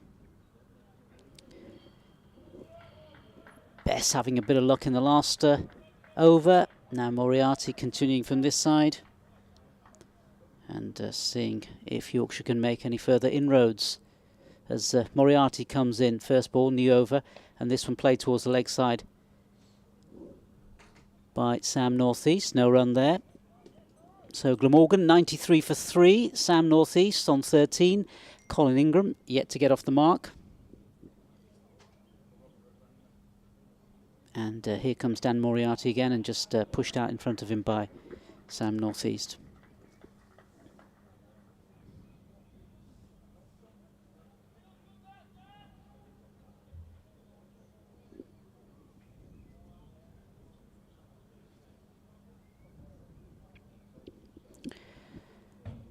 So it's Moriarty again, and this next delivery pushed out into the offside. There's no run there. Steady over from Moriarty, just testing out the batsman.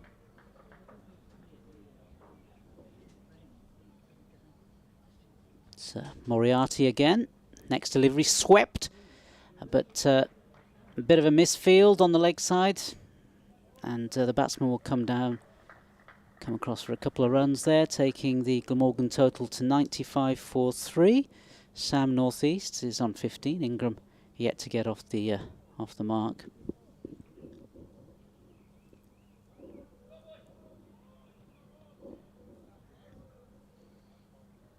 Couple of deliveries left for Dan Moriarty in this over. And comes in again. This next ball is again played towards the leg side. There's going to be no run there. And just the final over. And then Jonathan's going to be joining us. Glamorgan 95 for 3 in their second innings. Things going downhill for the visitors who've lost a couple of wickets in the last hour. And here comes Dan Moriarty to complete this over. He bowls, and again it's swept, but picked up by the leg slip. And there's no run there, as Johnson's going to switch seats with me, and I'm just going to pass the microphone on to him.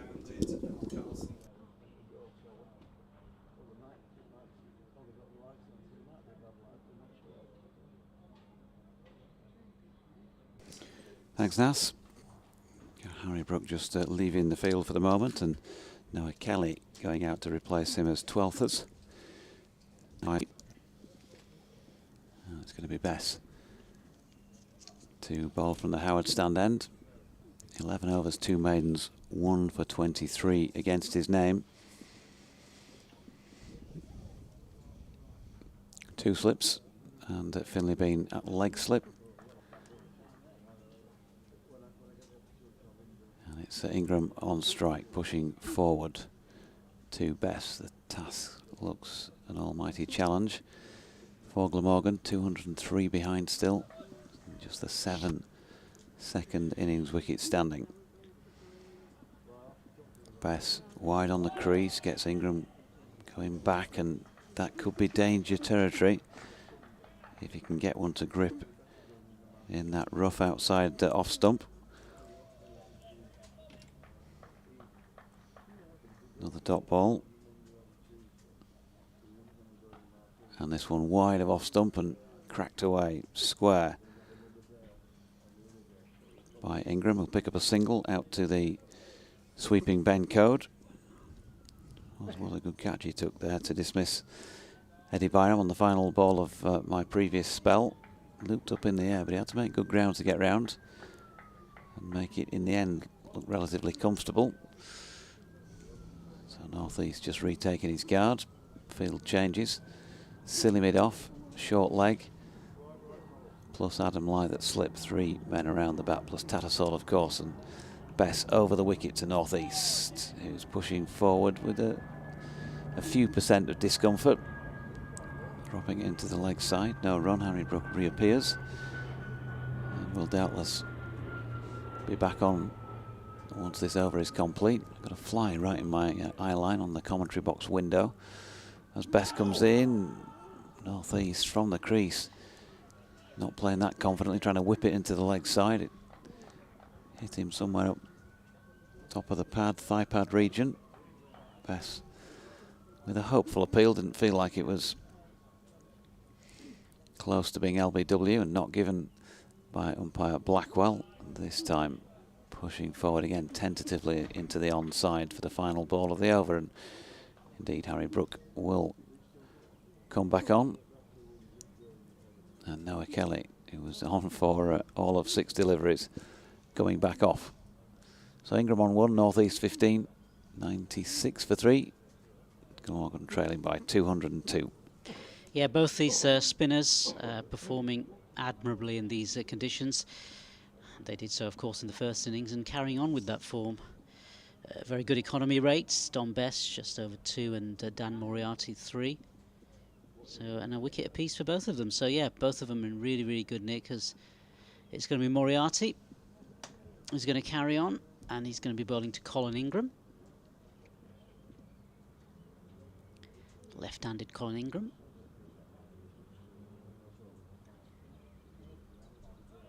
Which will probably make his task that little bit more tricky if Moriarty can land one in the much talked about footholes. And it's Moriarty now, comes in, bowls. This next one played just to the leg side, and it just goes past the fielder, but there's going to be no run there.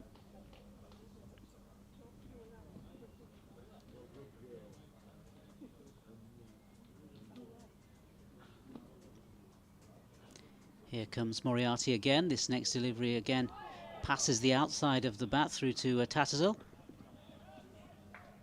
Oohs and ahs. A little clapping by the close infielders. Let's have a look at that delivery again. If we can. Yeah, just past the outside edge. Yep, through to the wicketkeeper. Next delivery, Moriarty in again. This one, attempted sweep, and it passes the in fielder. No, it's not. It's just saved by the fielder on the leg side.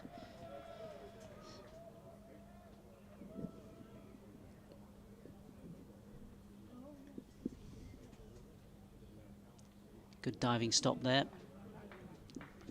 Just restricting it just to the single there for Colin Ingram. Sam Northeast now facing up to Dan Moriarty. In he comes, Moriarty, and this one again pushed to the leg side by Sam Northeast. No single there.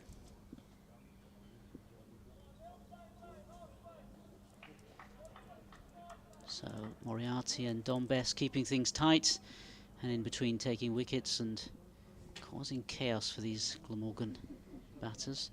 As Moriarty comes in again, push to the leg side. There's going to be no single there.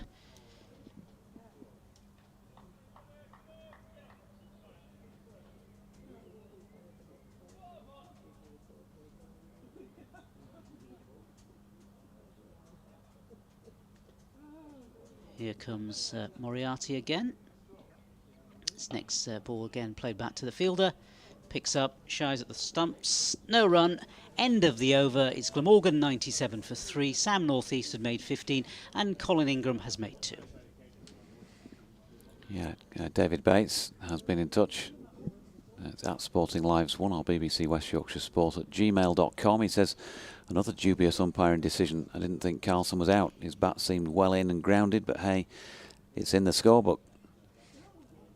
Yeah, we were deliberating that as well earlier, Jonathan, but we couldn't really see it from the angle that we were at.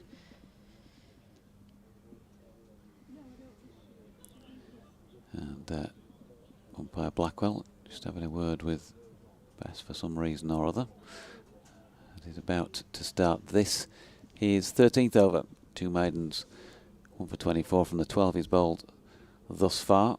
Leg slip and 2 orthodox slips in place. He's round the wicket and wide on the crease, angling it in towards the left-handed Ingram, who strokes it into the offside for Brook to come round and field. Steve Ager is having a moan about my colleague updating him on various sports results that he was trying to avoid.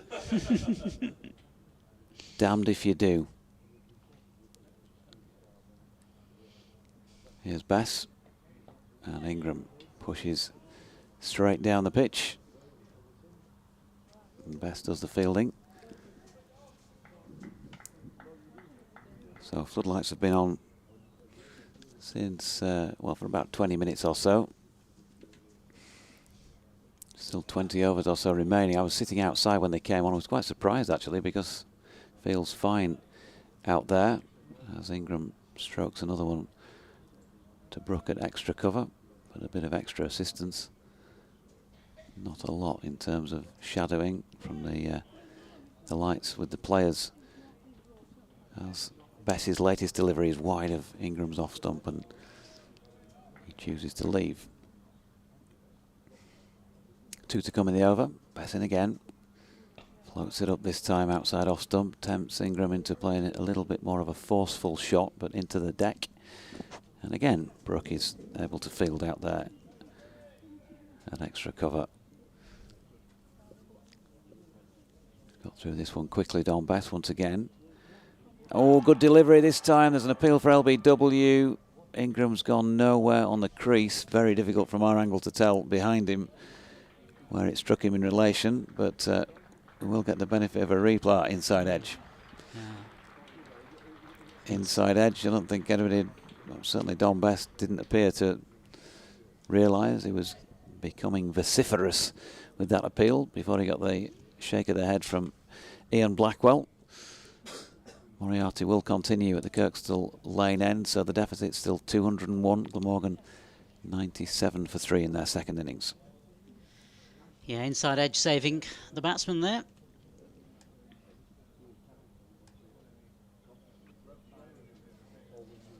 And it will be Moriarty with the one leg slip.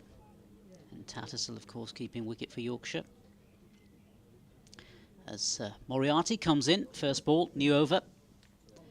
This one played square and heading towards the boundary, but kept in by the fielder on the boundary there and thrown back, and the batsman will cross over for a single.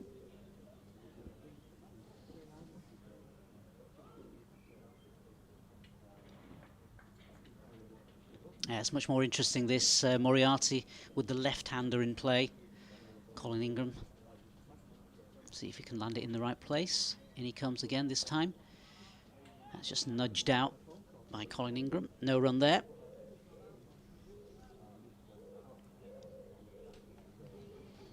There's quite a few foot marks outside that left-handed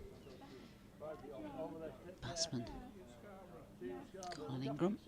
As in comes Moriarty again. This one played through the offside. Passes Shan Masood, send heading towards the boundary, but it's going to be picked up just inside, and the batsman will cross over for a couple of runs. Yep, Noah Kelly back out there again. Not quite sure who's replaced. Actually, didn't see the moment when somebody left the field, but he's out there subbing at the moment.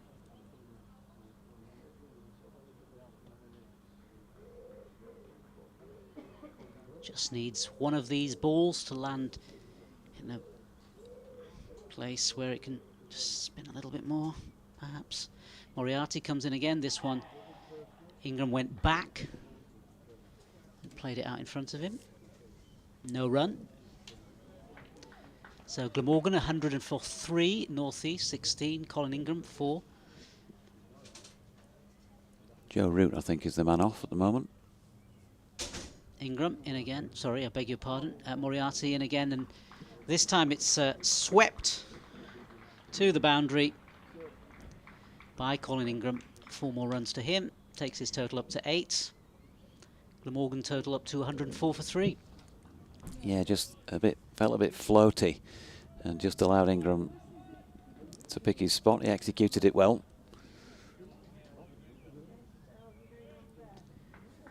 He used to playing those sort of shots, having played the one-day game for a while. Of course, played for South Africa as well. As Moriarty now in. This one, went back to that particular delivery, did Colin Ingram, and passed the outside of his bat through to Tattersall. Yeah, pitches in the foot marks again, the follow-through of the bowlers from the Howard stand end, and it turned sharply, didn't it? That did turn sharply. Tattersall couldn't quite reel it in cleanly, but he was back and rooted in the crease anyway. That's just the sort of length, a 9, I suppose, that Moriarty wants to bowl on a regularly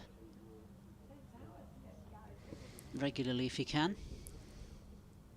Yeah, just 2 minds from Colin Ingram. Don Best to continue. Same field to Sam North East as we saw in the previous bat over.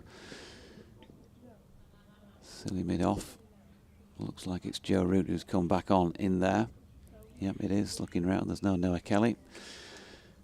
He's got the shin pads on.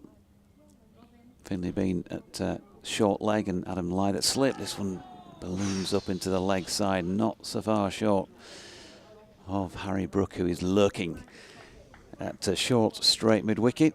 And it looks as though there's some bat involved there. Yeah. Not just ballooning up off the knee roll. Aerial for quite a while. A bit of pressure on North East. Tries the reverse sweep. And I think that's just a reaction to the ball before. Yep. Even players like Sam, who triple hundreds to their name, can feel it a little bit. He's been out there for over an hour for his 16. Hasn't been able to play too many shots, just a couple of boundaries. Bess is in again. He's flicked this one off his legs.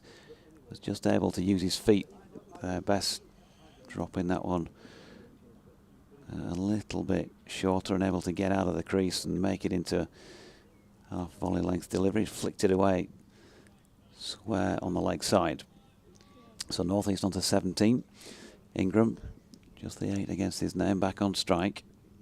Best looking for a second wicket. Here he comes then to the left-handed Ingram. Oof! Now then, he struck that one firmly. It was hovering above the turf. Harry Brook with a despairing dive to his left at short extra cover, still sprawled out on terra firma. Not sure if he picked it up and it would have been a catch, or if he's hit it into the ground. Let's have a look. No, it was aerial. It was aerial, and that is not a million miles away from being caught by Harry, but he just couldn't quite get his hand to it. He is fairly close in there. Yeah, and it was struck firmly. Yep, hit very hard. So 4 runs, 12 to Ingram. Bess in again, but that sort of stroke is going to keep Yorkshire very interested, as Bess's latest delivery is just pushed out into the offside, and this time comfortably Harry Brook fields. Final ball of the over. Bess in again, feels like he's just bowled that a little flatter, a little quicker, and it's helped on its way out to backward point where Ben Code does the fielding, and they finish off the over with a single. So Ingram, his score moves on to 13, the partnership now just 17, 110 for 3, 18 overs remaining in the day. And Glamorgan 188 behind, Yorkshire needing 7 more wickets to win it. Yeah, key moments, many key moments in the game, but this one in particular, because you got 2 really good batsmen in, haven't you, with Sam Northeast, the skipper, and of course all that experience that Colin Ingram brings as well to the middle. So both of them, one of these two, if one of these two were to go, then certainly Yorkshire would fancy their chances of trying to get a few more perhaps this evening. I'll just correct what I said there, by the way. Yorkshire don't need 7 more wickets to win it yet. If they got 7 more wickets before Glamorgan got to their total, they would of course win it. And it's going to be Moriarty who's going to carry on. And he's going to be bowling to Colin Ingram. Lights on here at Headingley. In comes Moriarty. His first delivery. It's punched towards the offside, but fielded well, stopping a single. Close infielder there on the offside, preventing any further runs. So Moriarty in again. This one's played squarish, and Colin Ingram runs through for a single, pulled all along the ground.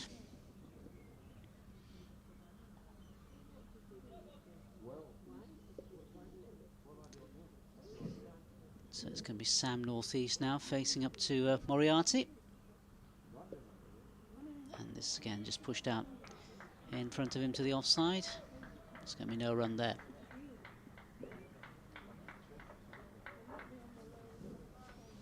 So Glamorgan 111 for 3.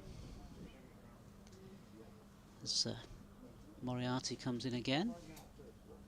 This next delivery again pushed out into the offside. Squarish. That's no further runs.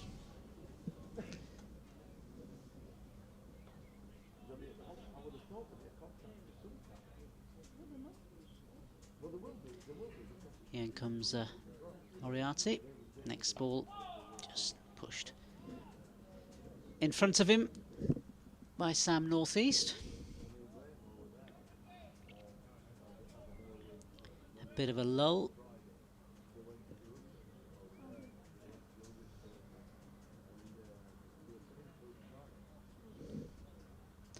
Moriarty coming out to close his over. Last ball. And he bowls this one. And again, that's just pushed out in front of him. End of the over. And Glamorgan remain on 111 for 3. Sam Northeast 17. Colin Ingram 14. Shan Masood just giving a high five to Noah Kelly, who's coming on to replace him for what presumably will be an over. And the best going to continue. 1 or 2 people. There's a sombrero clad person with a poncho on, leaving leaving the ground at this moment in time. It's been warm, but I'm not sure it's Sombrero quite weather. been Acapulco. No. We'll be having burritos this evening, perhaps. Who knows?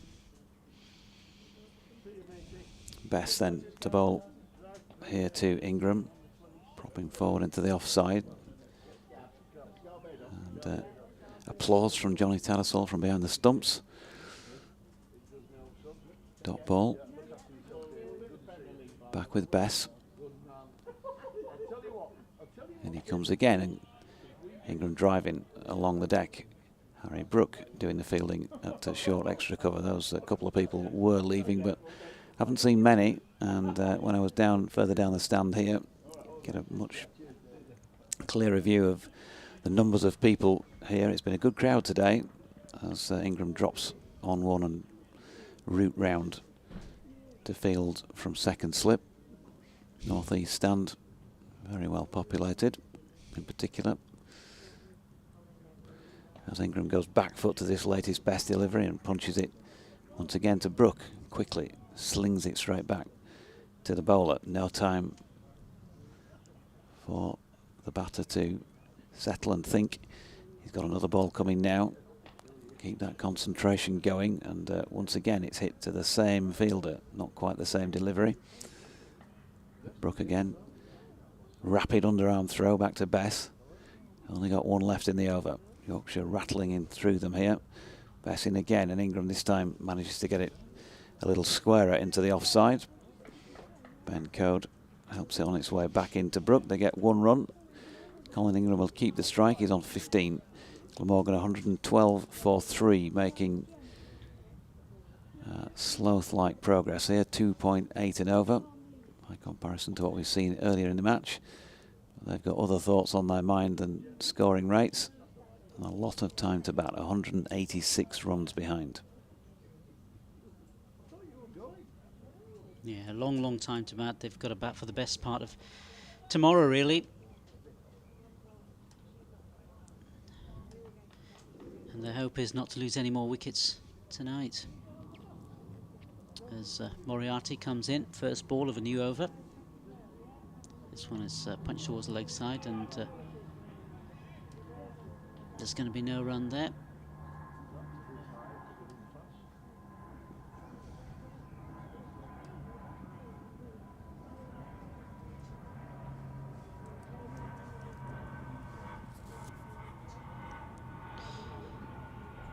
Here's Moriarty again, and this next one, oh, and that kept low, didn't it? It just kept low, I think, and again, not collected cleanly by the wicketkeeper. Let's just have another look at that delivery. To naked eye, it felt as though, yeah, it kept sort of low and just past the outside of the off stump and then into the pads of Tattersall behind the wicket. Oof, yeah. In comes Moriarty again, next delivery. This again, playing off the back foot, and the batsman run through for a quick single, played out into the offside, leg side.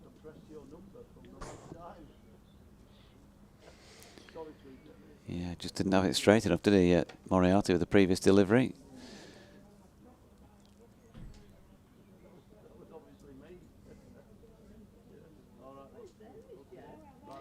Here comes Moriarty again.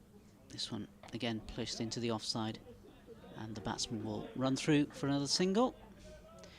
It's taking the score on to 114 for the loss of 3. Sam Northeast takes him on to 18. Colin Ingram has made 16.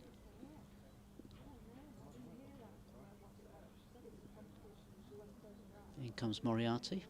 This one played round the corner, down the leg side, and it's going to pass the field and it's going to head towards the boundary. 4 more runs there for useful runs to Colin Ingram. Paddled it round, down the leg side, past the fielder. Yeah, an interesting angle that Moriarty was bowling over the wicket, left arm over, but very wide, nearly on the return crease. That ball would have missed off stump, and Ingram getting right across, a long way across, and getting it fine down the leg side. It was Don Best with a despairing dive. In comes Moriarty again, this next delivery. And that, again, Collingham going back, but playing it in front of his wickets. And no run there, no damage done. Yeah, playing that last delivery right in front of the off stump. And that looks like the end of the over. Glamorgan 118 for 3. North East has made 18, and Collingham, he's on 20. Elsewhere, Kent need 133 more runs to beat Lancashire. Go Kent, I hear you say. 31 for 1 they are in their second innings. Sussex have beaten Derbyshire by an innings and 124 runs. Derbyshire crushed, 109 all out in their second innings. Middlesex 358 for 5, 52 runs ahead. At Lords against Leicestershire. And Don Best bowling one that keeps low itself here as well. Very wide. And Sam North East happy to watch it go by. Still Root in at silly mid-off. Bean short leg, and Lythe at slip, and Adam Lythe was out of slip as he saw North East draw back to play the reverse sweep there. He was already running before the ball had been struck, but clearly from slip he was going to do well to beat that ball to the boundary, and it was 4 runs. Moriarty going to retrieve the ball, so 4 more to North East takes him to 22, 122 for 3. What has Don Best got in response? 1 for 35 into his 16th over now. Comes in past umpire Blackwell, that's straighter, and this time worked fine by North East, and he's going to get 4 more, I would think, here. Yep, Matthew Revis doesn't quite have the legs to reel that one in, so successive boundaries. North East on to 26 and 126 for 3.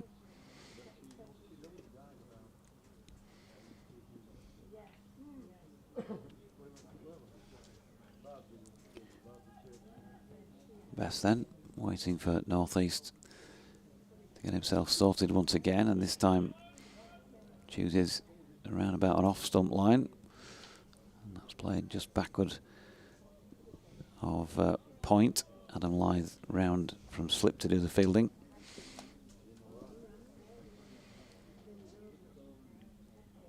Best in again, North East able to step forward into this one. And working into the leg side, Harry Brook. Keeping him honest with a bit of fielding. And again, just the one to come in the over. Really are getting through these. Best in again.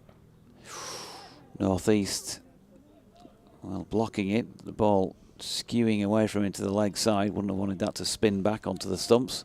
Didn't. End of the over. So 5:30, bang on. Which I think is probably meaning switch around in the com box time. And 14 overs remaining in the day's play, which will take us, well, they might even get those and more in before the schedule will close at 6:30. Wouldn't that be something? Bang on 3 and over. So I'm going to give way now to Nick. Useful little partnership between the two batsmen of 33, and Nick is going to take over from me. Moriarty continuing at the Kirkstall Lane end. Short leg and slip still in place here, but into the left-handed Ingram. Shan Masood had a passing word with Joe Root, who's at cover, as he ran around to his fielding position and then carried on to speak to Moriarty, who's about to bowl this next over. Here's Nick to describe it. Here comes Moriarty then. Left arm over. Down the pitch comes Ingram, and up and over goes the ball, up to long on for 4 runs. Ingram coming down the pitch, using his feet, nailing that one nicely and smashing it away. But as we have said constantly throughout this innings, Yorkshire will be happy to see Glamorgan play shots, because that means there could be a chance of an error, and Yorkshire have got all the runs to play with. Moriarty in again to Ingram, who plays no shot there through outside off stump. 130 for 3. So everyone has got in to some extent, but no one as yet has turned it into a lengthy period of resistance for Glamorgan, as that's wide and Ingram drives at it, plays it straight to point, backward point, no run. Yeah, it's quite possible that if we're allowed to stay on till 6:30, Yorkshire will get through more of the overs, as that's driven up to mid-on by Ingram, and there's no run. And the cloud is reasonably high at the moment, the lights are on. And there's a reasonable number of Yorkshire fans at home, as Ingram pads that one away on the offside. You'd say the speed that they're getting through them, that there might even be 4 or 5 extra overs. They're going that quickly. I foresee a number of mid-wicket conferences between North East and Ingram, if they have any sense. As Moriarty bowls, Ingram stretches forward. I think they'll have urgent discussions and bootlaces to tie and gloves to change and that sort of thing. They do wander down for a quick mid-wicket chat. 130 for 3. Still 168 runs in arrears. And, well, is it a Kenneth Williams innings for Glamorgan? Infamy, infamy, they've all got it in for me. I thought you were going to say shouldn't be allowed. I mean, I know I'm looking at this with Welsh tinted glasses, but there have been a number of unfortunate or marginal decisions against Glamorgan in this match. A freak run out in both innings, really. Here's Bess bowling to North East, who is solidly behind the first ball of the over. They have to give credit to the reactions of Tattersall to get rid of Carlson, even though I thought he might have got back in. Bess in again. Oh, North East using his feet. Had to make sure he made contact and did. Bess with his hands up to his head. They picked up one there, out to the sweeping bend code on the east side boundary. The Cardigan Road side of the ground, for those who know it locally.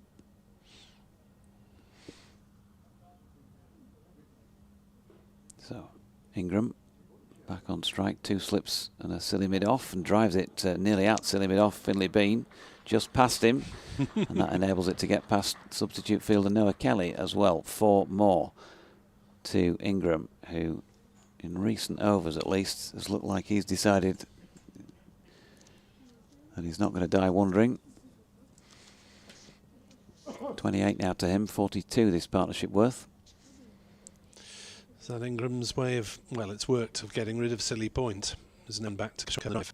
And that one dropped out backward of point. Revis doing the fielding. Not see Matthew Revis with the ball in this innings. Used mainly for the short stuff again in the first innings. Bess in again to Ingram, and Finlay Bean running in. He's not been able to do that for a while, being so close to both respective batters. But he did the fielding and flicked it back to Bess, and again, we're nearly through this over. He's in now, and Ingram just pushing into the offside to complete it with 135 for 3 against Glamorgan's collective name. Bess 1 for 44 from 17 overs and 3 maidens. And Glamorgan still 163 behind with those 7 second innings wickets standing. Neil Thornycroft's wondering on social media how Carlson was given a run out. Well, he was. Up went the finger. It was a long wait from McNewell. But up went the finger. So Moriarty continues wheeling away.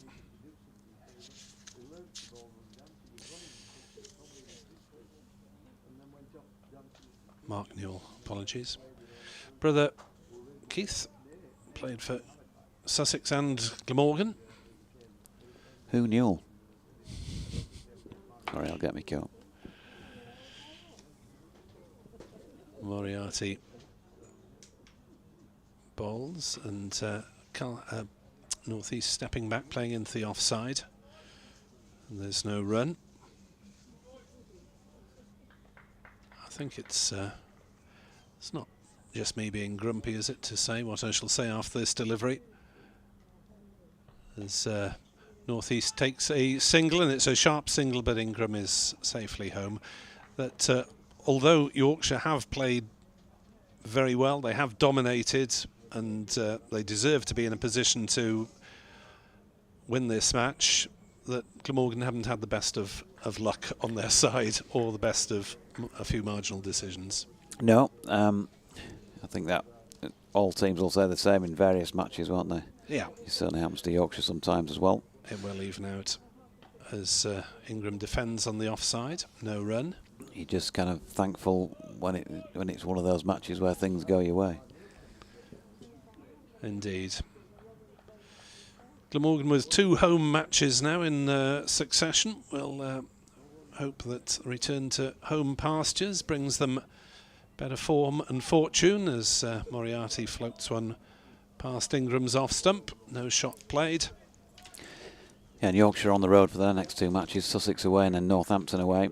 Northamptonshire away. The last 2 of this first batch of matches. Moriarty bowls. Ingram defends to Joe Root at cover, and there's no run. Glamorgan home to Sussex and Middlesex before completing the first block away to Leicestershire, as Ingram defends on the back foot to mid-wicket. No run. Jordan Thompson is going to come on and have a bit of a run round for a while as sub-fielder. 136 for 3. The deficit is 162. 11 overs theoretically to come tonight, or 50 minutes, which should be considerably more than 11 overs, as you say, Jonathan. Well, yeah, because they're making a change, and Joe Root coming on, who gets through his overs quicker than either of the other pair of spinners. He's bowled just the 1 so far for the concession of 2. But coming on at the Howard stand then to bowl the off spin at Sam North East. Initially, at least, Finlay Bean back in at short leg under the helmet. And Adam Lyth remains at slip. There's a man backward of point. Also a cover sweeper, mid-on, mid-off, straight mid-wicket. He's effectively in a catching position, although he's walking in. Harry Brook, first ball of the over, a dot. Just played into the ground by North East. And also a mid-wicket boundary sweeper and a man 45 backward of square on the leg side. In comes Root again, throws that one wide of North East's off stump. Happy to leave it. Nearly an hour and a half. Sam North East been out there for his 28. Goes back again and drops it into a big gap in the offside. Masood round to field, but comfortable single.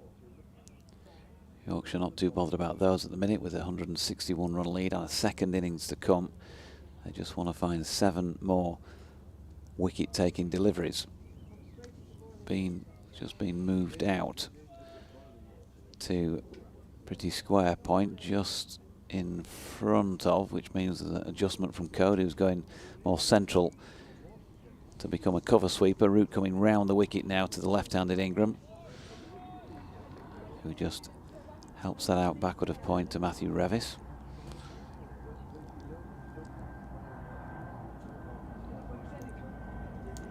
In comes Joe again, wide on the crease, fires this one up a little more full. Ingram just opening the face, running it out backward of point once again. And another dot. Here we go, towards the end of yet another over. Final ball, Root to Ingram, a solid block into the offside. So 2 overs for 3 for Joe, 137 for 3, Northeast 29, Ingram 28, and 10 plus however many to get us through to 6:30 remaining in the day. Adam Lyth just going to leave the field and Noah Kelly back out again. He's been on and off more than something that goes on and off quite a bit. Think of something clean, quick. Dan Moriarty to bowl with the youngster Kelly at mid-on. Discotheque lights. Moriarty to Northeast, who works that one away down to short third man. Half an angled bat, no run. Sheltered life down in South Wales, Nick.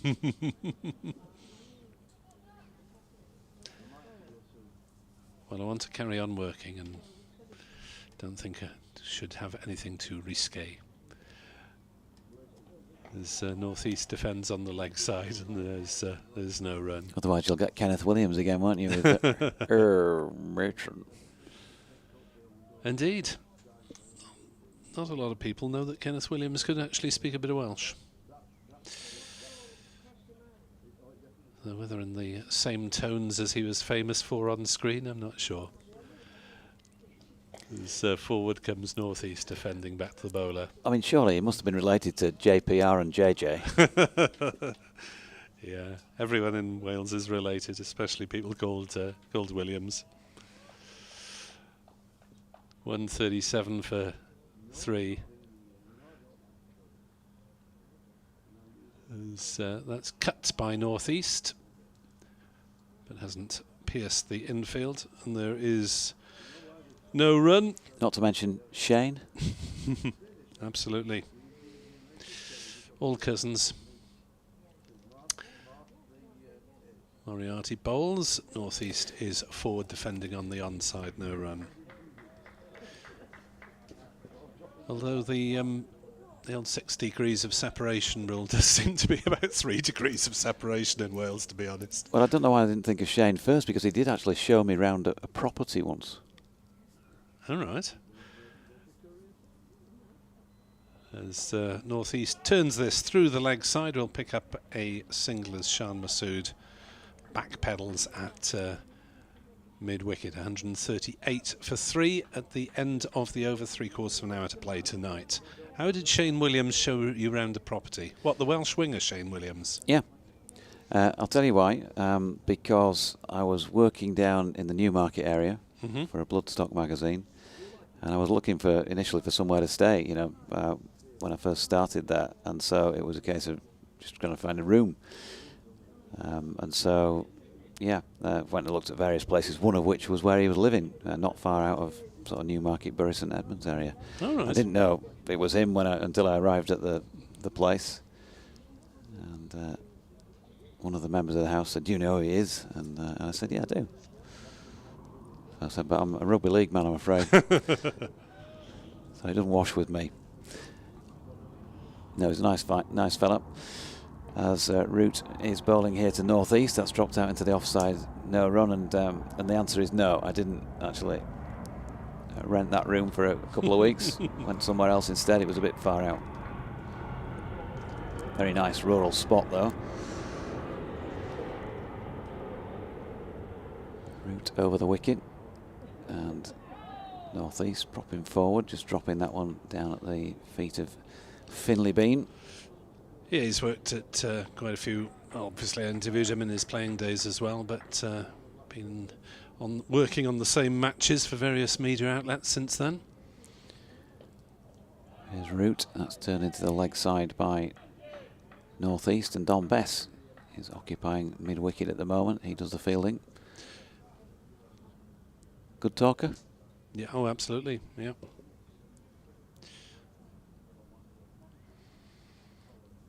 Here's Root once again, flicked into the leg side once more on Best fielding, no run. Good talker in both languages as well. Being a bilingual player, I mean, he had to do a lot of interviews anyway, but being bilingual, he did twice as many.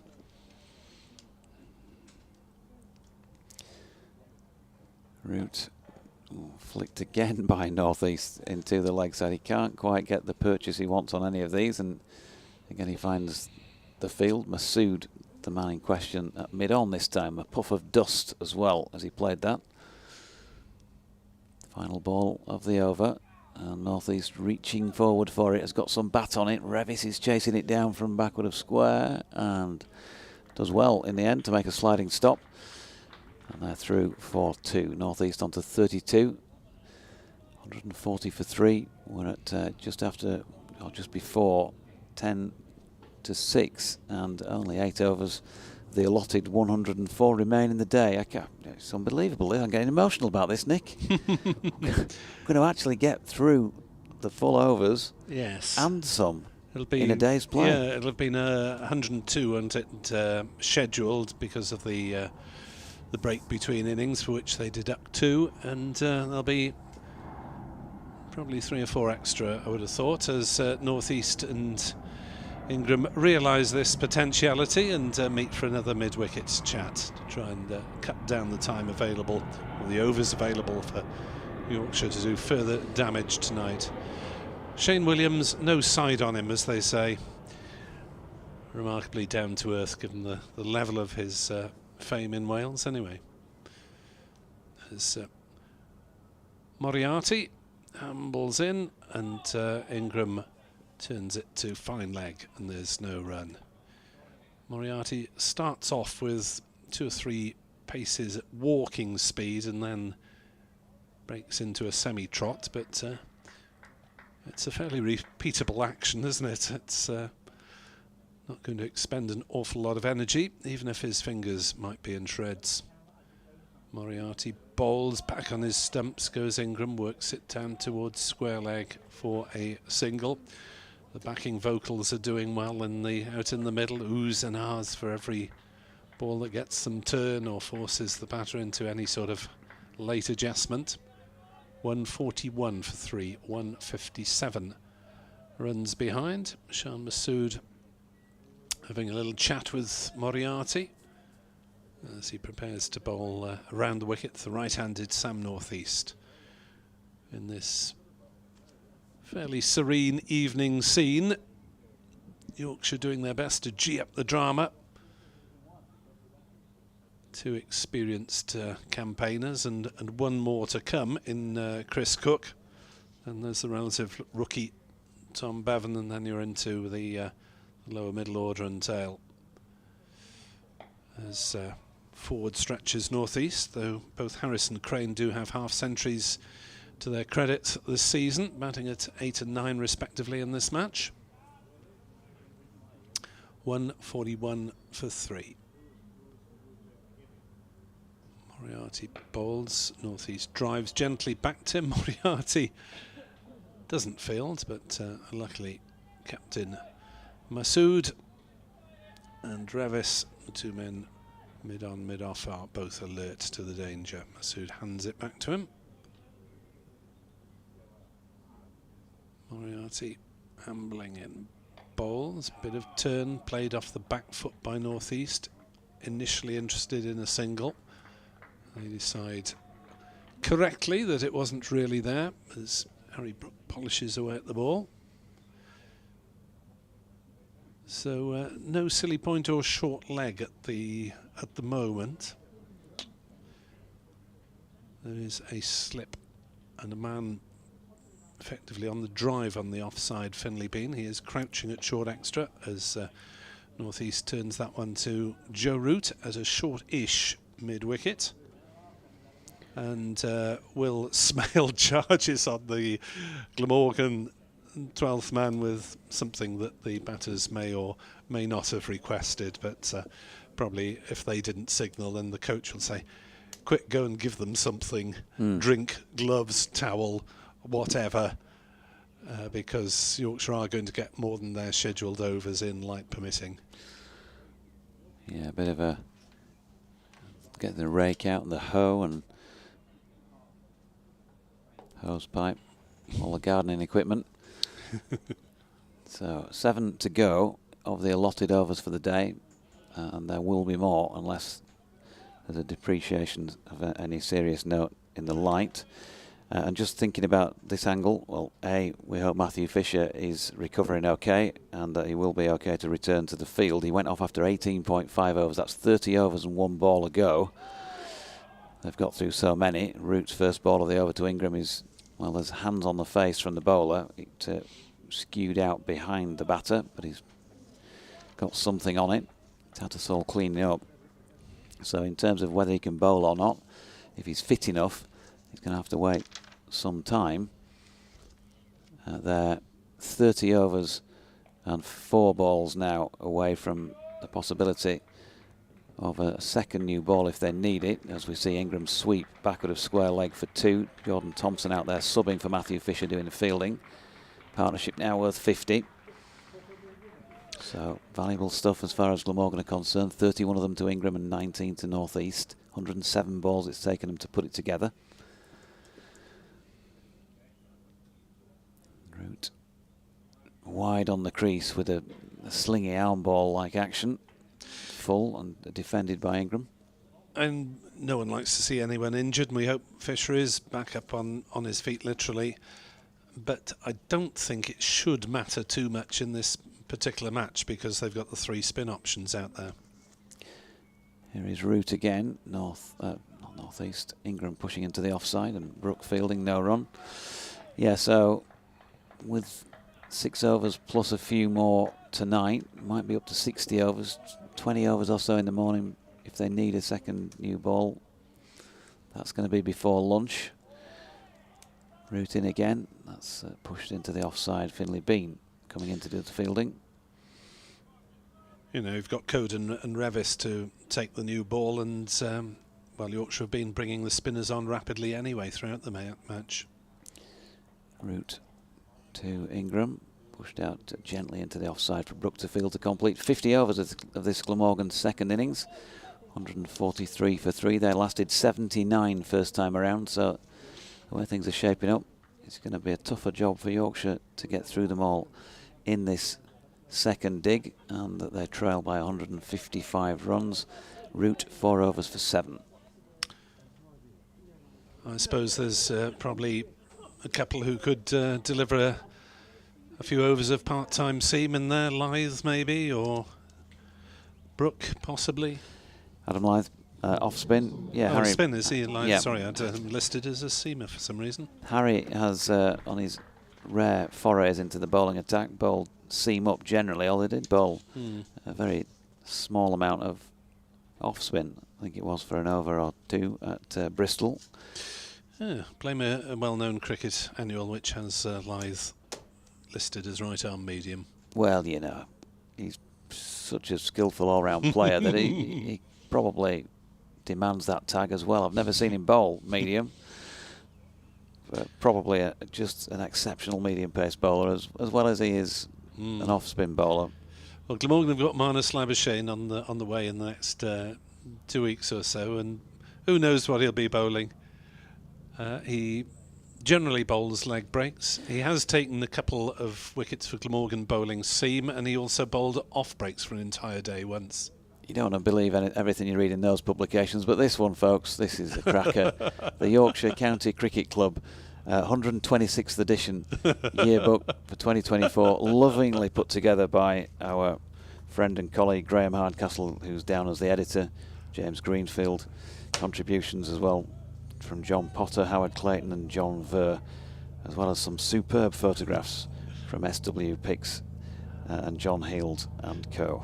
Revis into the attack then to try and rev things up. It's driven back by North East. Ingram had turned to make his ground as Revis tried to deflect it towards the stumps. Well, it is good to see these counties still providing and producing yearbooks, because I know there are a couple that don't these days.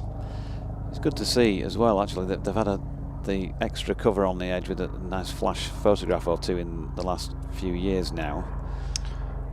As Revis bowls and glanced by North East down towards fine leg, and that's runaway fine of fine leg for 4 runs. North East moves to 36. It's 147 for 3. Not sure Dan Moriarty is going to make the Olympic sprint team.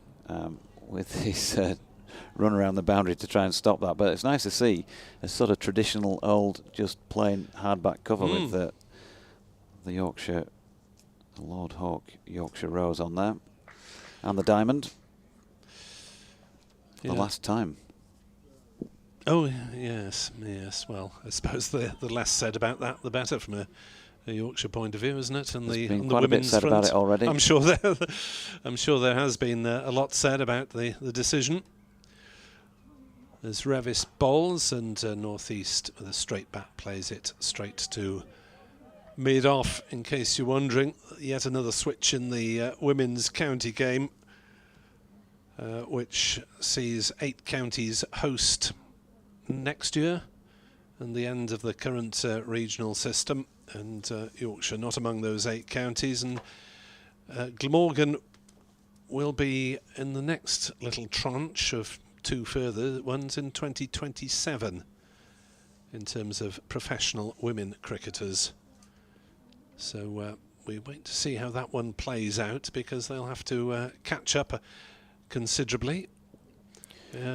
Everyone else having had 2 years start, but then we weren't expecting a second tranche at all. 147 for 3 as Revis sets off, bowls to North East, who's forward blocking the ball. What was the reaction to that in South Wales? I suppose reasonably pleased, and that they've got something to aim for and target for, to try and develop professional women cricketers, but there have been relatively few in the Western Storm side over the last couple of years. Just Sophia Smale, Alex Griffiths in the current lineup, and Claire Nicholas in recent years as well, as that's forced off the back foot by North East. Takes a single out on the off side. 148 for 3. Last ball of the Revis over coming up as I prepare to depart for a final bulletin update of the day. So yeah, we'll wait to see whether this latest reshuffle works. Frankly, I'm slightly baffled by the whole way that they've gone about the women's game in the last couple of years, but there we are. Just as the Super League was getting going, they bring in 8 different franchises for the 100, and just as we're getting used to that as well, they go back to the county system. Don't know what's going off out there. There is going to be finally Matthew Revis on his way to bowl the last ball of the over to Colin Ingram, who works it on the leg side for a single down to fine leg. 149 for 3, Johnson and Nasser. Thanks, Nick.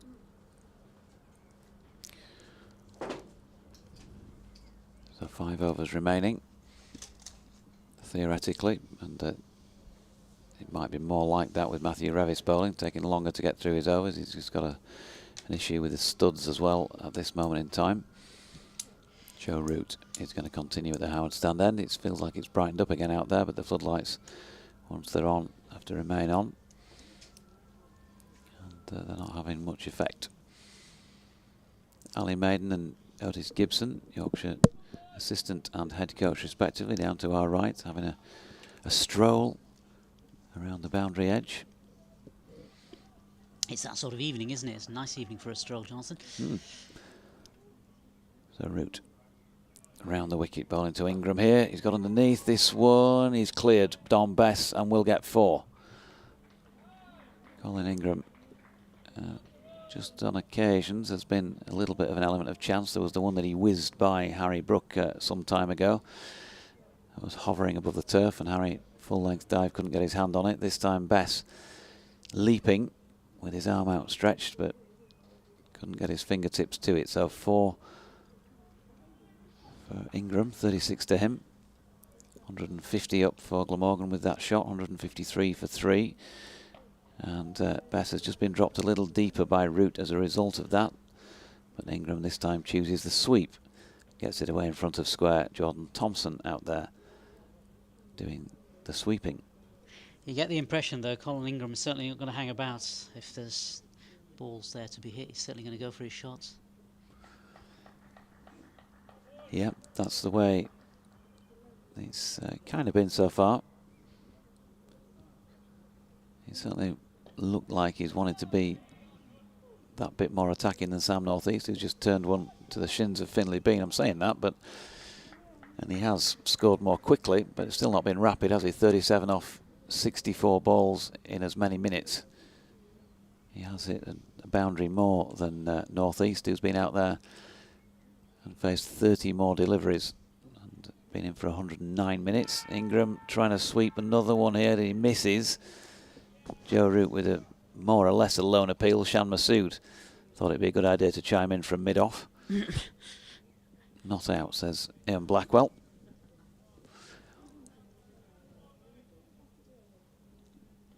Two more to come. Root in again, and Northeast this time more tentative, helping it round the corner for Bean to field once again.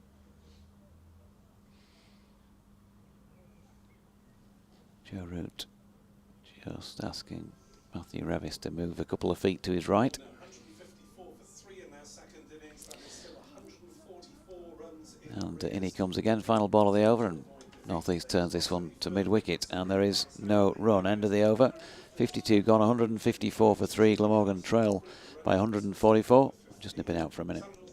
Yeah, annoying partnership, certainly from a Yorkshire point of view. That one, 61 runs now being put together by these two, by Sam Northeast and by Colin Ingram on the other side as Revis readies himself. He'll be coming in to bowl this next over from the Kirkstall Lane end. Yorkshire, I guess, hoping if they could just eke out one more wicket this evening, just one more, I think that would certainly help their cause. Revis just bowled the one over so far in this spell. He's gone for 6 runs. Don't think Yorkshire can be that greedy, can they? Hoping for one more. Revis in to bowl, and that's turned off his legs by Ingram and takes a single. I think at the start of the Glamorgan innings, they might just have settled for 3. Probably want 4 or 5, greedy, these cricketers. But Glamorgan trying to steady the ship, but I think if Yorkshire do claim one more tonight, then they are, well, they're already firm favourites to win this match. Glamorgan, you would have thought, needed to bat 2.5 sessions of tomorrow, and that seems a tall order. Short ball tried from Revis, and Northeast gets on top of it and plays it out on the off side. Ball getting a little more difficult to pick up, but still a bit of hazy sunlight now and again, but we are playing under the floodlights. It hasn't been as dark as it was last night, or certainly on the first night when the umpires took them back out for a final half hour that cost Glamorgan a couple of wickets. Revis in to and we'll pick up 1. They'll go back for a second. Jordan Thompson, the subfielder, collects it just inside the boundary. Good throw, but Ingram is back for the second run. 159 for 3. Northeast 39. Ingram 38. We're approaching just 3 more overs to be bowled according to the allocations for the day, but of course you can also go on time, and we're scheduled to play till 6:30. Revis bowls to Northeast, who is forward. Revis tries to deflect it towards the stumps. Ingram is safely back at home, and Revis misses anyway. So Glamorgan losing 3 wickets in this second innings. Billy Root 35, Eddie Byram 30, Kieran Carlson, the victim of that freak run out and marginal decision against him. He made 15. That was 3 for 93. It's now 159 for 3 as Northeast drives but doesn't really time it. The ball skewing slightly to cover, and there is no run. Looking to play straightish, the ball ending up at cover. Jonathan will be back fairly shortly as Revis looking to just disrupt things, because maybe Shan Masood felt that Glamorgan was settling too much against the spinners, although he'd used the three of them. Just the two frontline seamers to operate with after the injury to Fisher. As Revis bowls and Northeast clips it towards Bean, who is fielding still with the big bulky shin pads on, but he's fielding it short mid-wickets. Managed to get down well enough there. Yorkshire's keeper and slips go into a little huddle for a moment. In fact, it's a slip and a leg slip. Joe Root is lurking at leg slip. Slip goes slightly wider to a fourth slip stroke gully position. Revis pounding away in bowls. Northeast drives, and Code pulls off a magnificent stop that saved his side 4 runs. 159 for 3 then at the end of the over here on BBC Sport Online. Northeast has 39, Ingram has 38, and out trot 12th man from both sides as Glamorgan try and while away a few minutes to stop at Yorkshire getting too many extra overs in. Useful little partnership as Jonathan comes back in for Nick. Useful partnership of 66 runs now between these two batsmen, Sam Northeast and Colin Ingram, both of them. Of course, they'll have to start again tomorrow if they keep their wickets intact tonight. And it's going to be Joe Root who's going to continue bowling from the Howard stand-in. First ball of a new over, and that's just pushed towards the slip area, and there's going to be no run off the bats of Colin Ingram. So Joe Root is going to carry on. New ball from him. Next one played squarish, no run there, picked up by the fielder. In fact, Joe Root's been keeping things very, very tight. Off his, well, it's in his 6th over now, just 12 runs off it.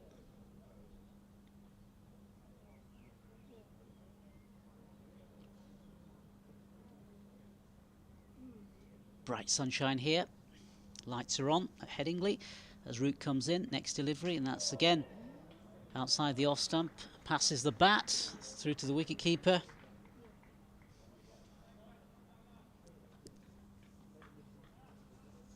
Yorkshire just hoping of hope, one more wicket if they can tonight. As Root comes in again, this next one just pushed out in front of him by the batsman. No further additions.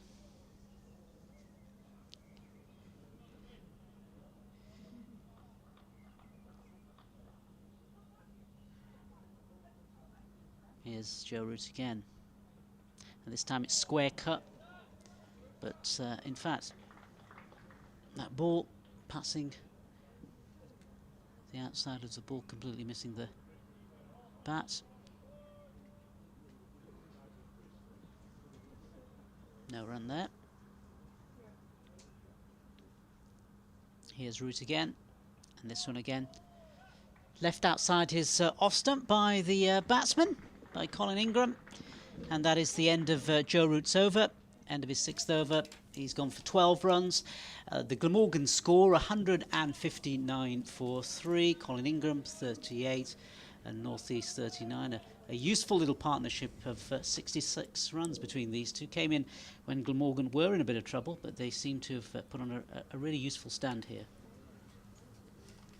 Yeah, it's going to continue from the Kirkstall Lane end. Useful, more than useful really in context. 66 runs, reducing the deficit. The time they've been together. Last wicket fell at 4:57, so about an hour and a quarter. And just taking time out of the game, and that's the best thing that Glamorgan can really do at this stage. Take time out of the game and just keep working on chipping away at that Yorkshire lead. And if they're getting credit, then will Yorkshire have the time to rub off the runs? We're not sure precisely what the weather's going to be like tomorrow. It's beautiful and sunny at the moment. That's back out. Lovely LS6 evening. But there might be a few nerves around from the perspective of the Yorkshire supporters, and I'll tell you why in a moment, because in comes Revis. It's a good length delivery and helped into the leg side by North East between two fielders who were positioned for an aerially flicked catch around about mid-wicket. They've got back for 2, but there'll be maybe a bit of tension. I mentioned earlier they needed 6 wickets to win at Bristol on the last day and managed to get 2. This still, to all intents and purposes, is a good pitch down the central part of it. I know it's broken up around the edges where the footmarks are, and spinners have been trying to make use of that.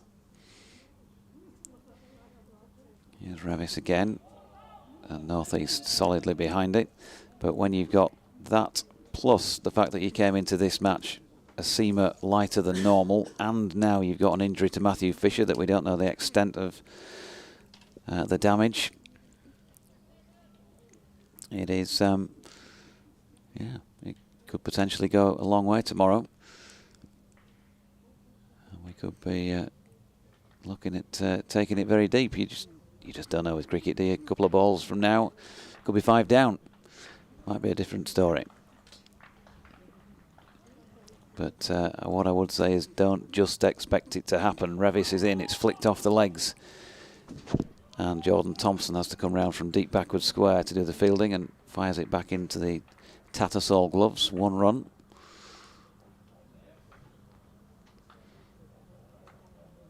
Ten balls left in the allotted overs for the day, and we've still got 16 minutes remaining. So we, as I suggested a while ago, we're probably going to get, I think I said 4 or 5. Might be more like 3 or 4. Revis going to switch to round the wicket. Just waiting for a bit of shine to be applied by the designated shiner, Ben Code, on this occasion. Ingram on strike. Revis wide on the crease and straight. It was fuller than a number of his deliveries in this match. Solidly defended by Ingram. Most recent wickets have fallen. Well, unlucky Kieran Carlson.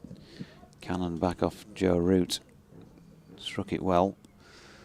And Johnny Tattersall was very quick to clean up. Still some debate as to whether or not he was actually out of his ground when the bails were removed. But umpire Mark Newell thought so, and he was given out run out. Latest delivery from Revis there, flicked into the leg side, squarish, and Ingram picks up another run. 38 now to him. Couple left in this Revis over. 14 he's gone for. Getting on towards the end of over number 3 for him. Very few people have gone home at this stage on Sunday evening. 6:15, still plenty in. Enjoyed an interesting day of cricket. Revis over the wicket.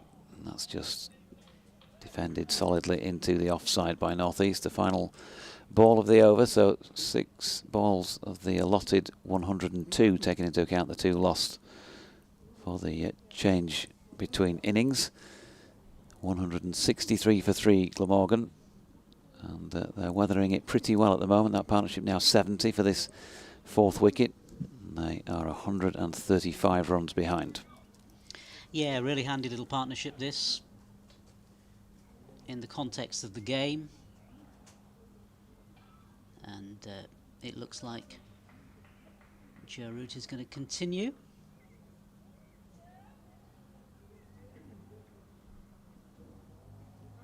And it's going to be Colin Ingram, the left-handed South African heritage batsman, is going to face him. And he sweeps, and it's dispatched to the boundary, past mid-wicket. 4 more runs to Colin Ingram. One of the few boundaries off Joe Root's bowling, but nevertheless, good runs for Glamorgan. Taking Colin Ingram on to 43.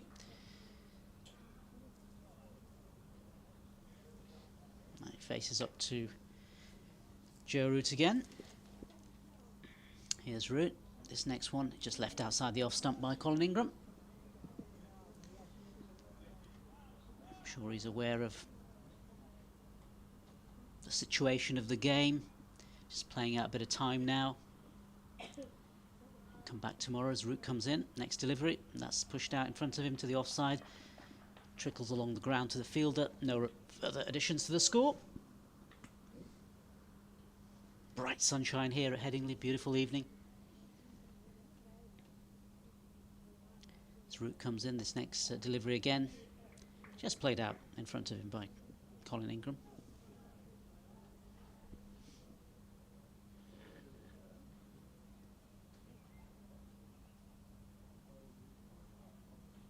Root comes in again. That one again passes the off stump. It feels as though both sides are probably going to take this situation and then maybe come back tomorrow morning. Both Yorkshire and Glamorgan. And again, this next delivery from Roots played out in front of him. Yeah, I'm not sure Yorkshire will be taking it, Nasser. They want wickets, don't they? So they're going to be keep pressing on, trying to find ways. Joe Root just trying to tempt Ingram up wide of off stump, see if he can get him to chase one. Yeah. Maybe play a false stroke. So I definitely don't think Yorkshire are going to be happy to settle for this evening. Another wicket would do them nicely. Another couple would do them even better. But yeah, Glamorgan would certainly be happy to go into the sheds with still 7 second innings wickets intact. Whatever they score between now and the end of the day, I don't think that matters too much. I guess it's just the time factor now, isn't it? We've not got long left, have we? 11 minutes of play. 11 minutes of play, yeah. So we're done for the overs for the day. Yeah. Hallelujah, I hear you say. 11 minutes of cricket beyond that allocated. Wow, people will be running naked around Headingley in a minute. Unbelievable. Praise the Lord. 17 overs being bowled by Don Bess. Look at that. They've even put it on the board for us. Just to remind us, play will conclude at 6:30 p.m. It's almost unbelievable. We're not behind the over 8. Bess is in, and that's driven to mid-off. Revis running round to do the fielding. No run. Of course, this area is famous for its pub crawls, isn't it? Yeah. As Bess is in, and that's flicked off the legs by North East. He's going to pick up 4 runs. Very fine down to the Howard stand. I think the operators of the scoreboard just can't believe it. They actually seen play finish on time, and so they just wanted to actually put that message up, probably for almost the first time in the history of Championship cricket in the modern era, at least. Well done them. As Bess is bowling over the wicket, and that is turned into the leg side by North East and fielded on the Hessian matting by Harry Brook, who's still patrolling at mid-wicket.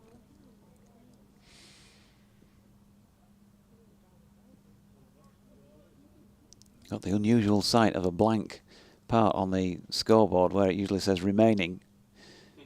It just says bowled now, 56.4 as this latest best delivery is pushed back to him by North East. Still Adam Lyth at slip and Finlay Bean at leg slip, hoping for a late opportunity, not with this ball, which is again pushed into the onside. Harry Brook flicking it up off the boot to catch and hand back to Bess. Final ball of the over. Bess in wide on the crease. North East plays that off somewhere in line with the stumps. Flicks it square on the leg side, but fielded again by Harry. End of that over. 57 now complete in this Glamorgan second innings. 171 for 3, 127 behind, and still 8 minutes remaining. Savour every single second. And it looks as though there's going to be a change of bowling as well. Is it Moriarty who's going to come on?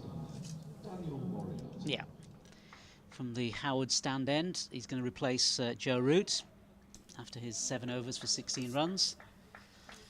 Shan Masood just trying a few things, as Jonathan said a few moments ago. If they can just eke out, take another wicket here,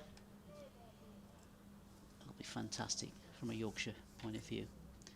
And it's going to be Colin Ingram who's going to be facing up to Moriarty. First ball, new over. Just pushed out in front of him by Colin Ingram. No run there.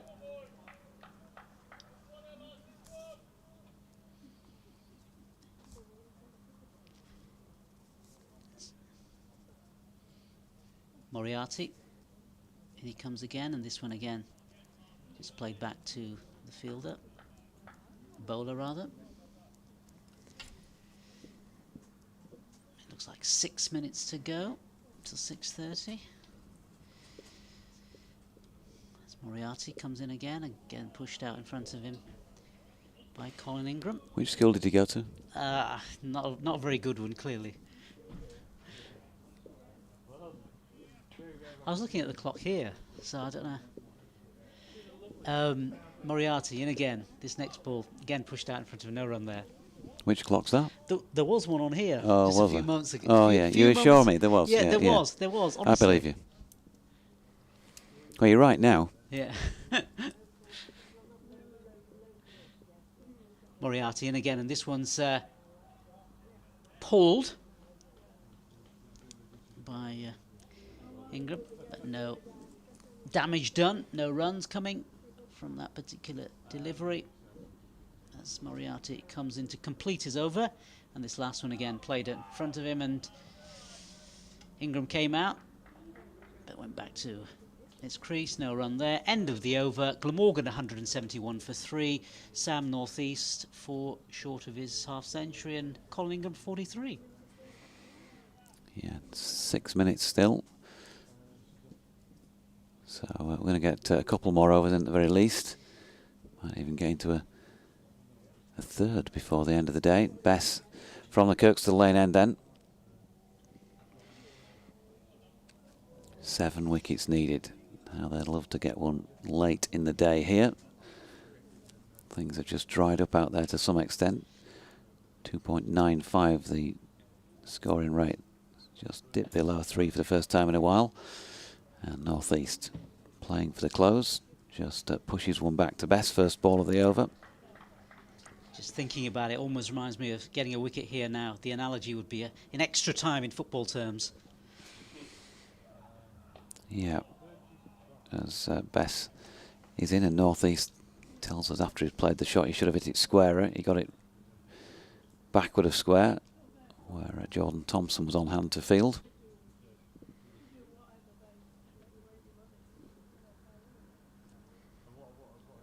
In comes Bess again, past umpire Newell, and Northeast right over the top of that with a solid block. Otis Gibson is out on the western terrace boundary. He's having a chat with one of his fielders here. As Bess bowls again, and Northeast turns that around the corner. Joe Root is the man in question.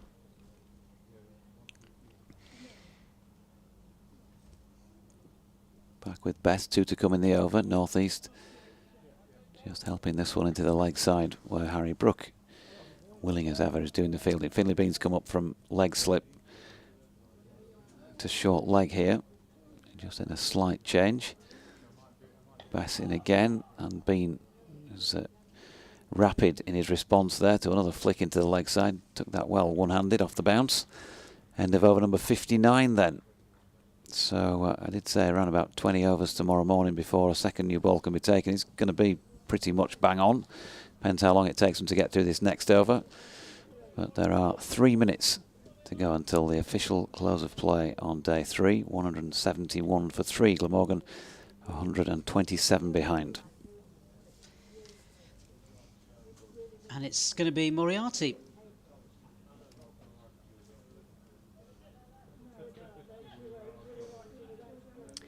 And Colin Ingram's going to be facing him as we come towards the end of the day's play.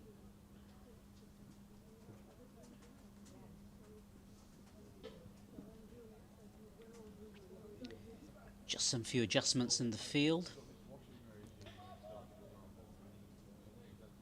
for this last over. Looks like a... Yeah, Joe Root coming in under the helmet. Yep, helmet's being exchanged. Joe Root into leg slip. There's a slip there as well. And of course, Tattersalls got a helmet on as well behind the stumps.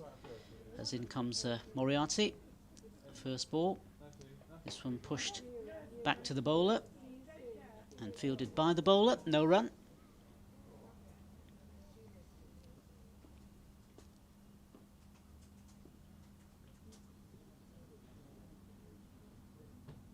Here's Moriarty again. This next one, again, just trickles out onto the leg side.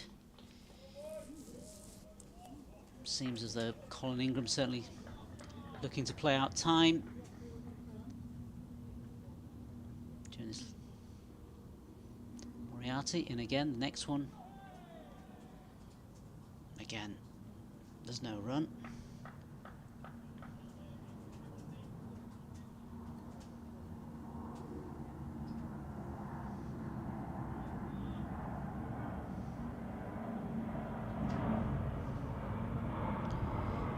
Moriarty again, this one again, pretty much a repeat of the last shot, just pushed out in front of him by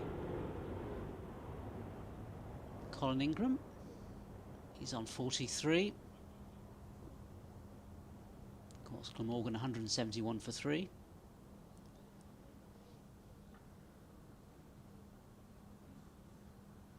It's Moriarty again, this one. An appeal, a loud appeal. Let's see what happened there again. No response from the umpire. Let's have a look. That hit in the pad, the front pad. It looked as though it might... Was it inside edge onto pad? Possibly. Was it? Yeah. Or maybe outside the line. Yeah. Close wrong thing there. Anyway, Moriarty comes in, next one, and that again, it's played off the bat and ends up with Joe Root jumping forward, and that looks like the end of the day's play. Yeah, end of the day's play with Glamorgan finishing on 171 for 3, and the two batsmen now coming off. Sam Northeast on 46, Colin Ingram 43. Partnership of 78 runs between these two certainly have been more than useful, as Jonathan said earlier. And they trail Glamorgan by 127 runs. 127 runs. Yep, Northeast, as you say, 46 and Ingram 43. And off they come after, well, I think what you'd have to describe as an entertaining day's play, one way or another. Certainly a very interesting day's play. Yorkshire, well, declaring on 519 for 7. Super century carried on to 173 by Finlay Bean. And similarly, consummate from Joe Root, 156 before he was LBW. Johnny Tattersall with a half century. Harry Brook with the same 65 against his name. And then Glamorgan, well, battling on pretty strongly, I think you'd have to say. They've weathered 60 overs today, 171 on the board for the loss of just those 3 wickets. They're not making it easy for Yorkshire. Eddie Byron with 30, Billy Root with 35, Kieran Carlson with 15, the 3 dismissed batsmen to go with Northeast and Ingram's scores. And a lot of hard work for Yorkshire to do tomorrow. We'll hope to hear about Matthew Fisher's fitness and whether or not he's going to be able to play on the final day. And we wish him well with that and the recovery. We'll say thank you for your company on day 3 then, from Nasser, from myself, Jonathan, and from Nick Webb. And we'll be back to do it all again tomorrow morning from when the players walk out just before the start of play, which is scheduled once again to be 11 o'clock and 96 overs, of course, to play on the final day. Again, thanks for your company and good night from Headingley.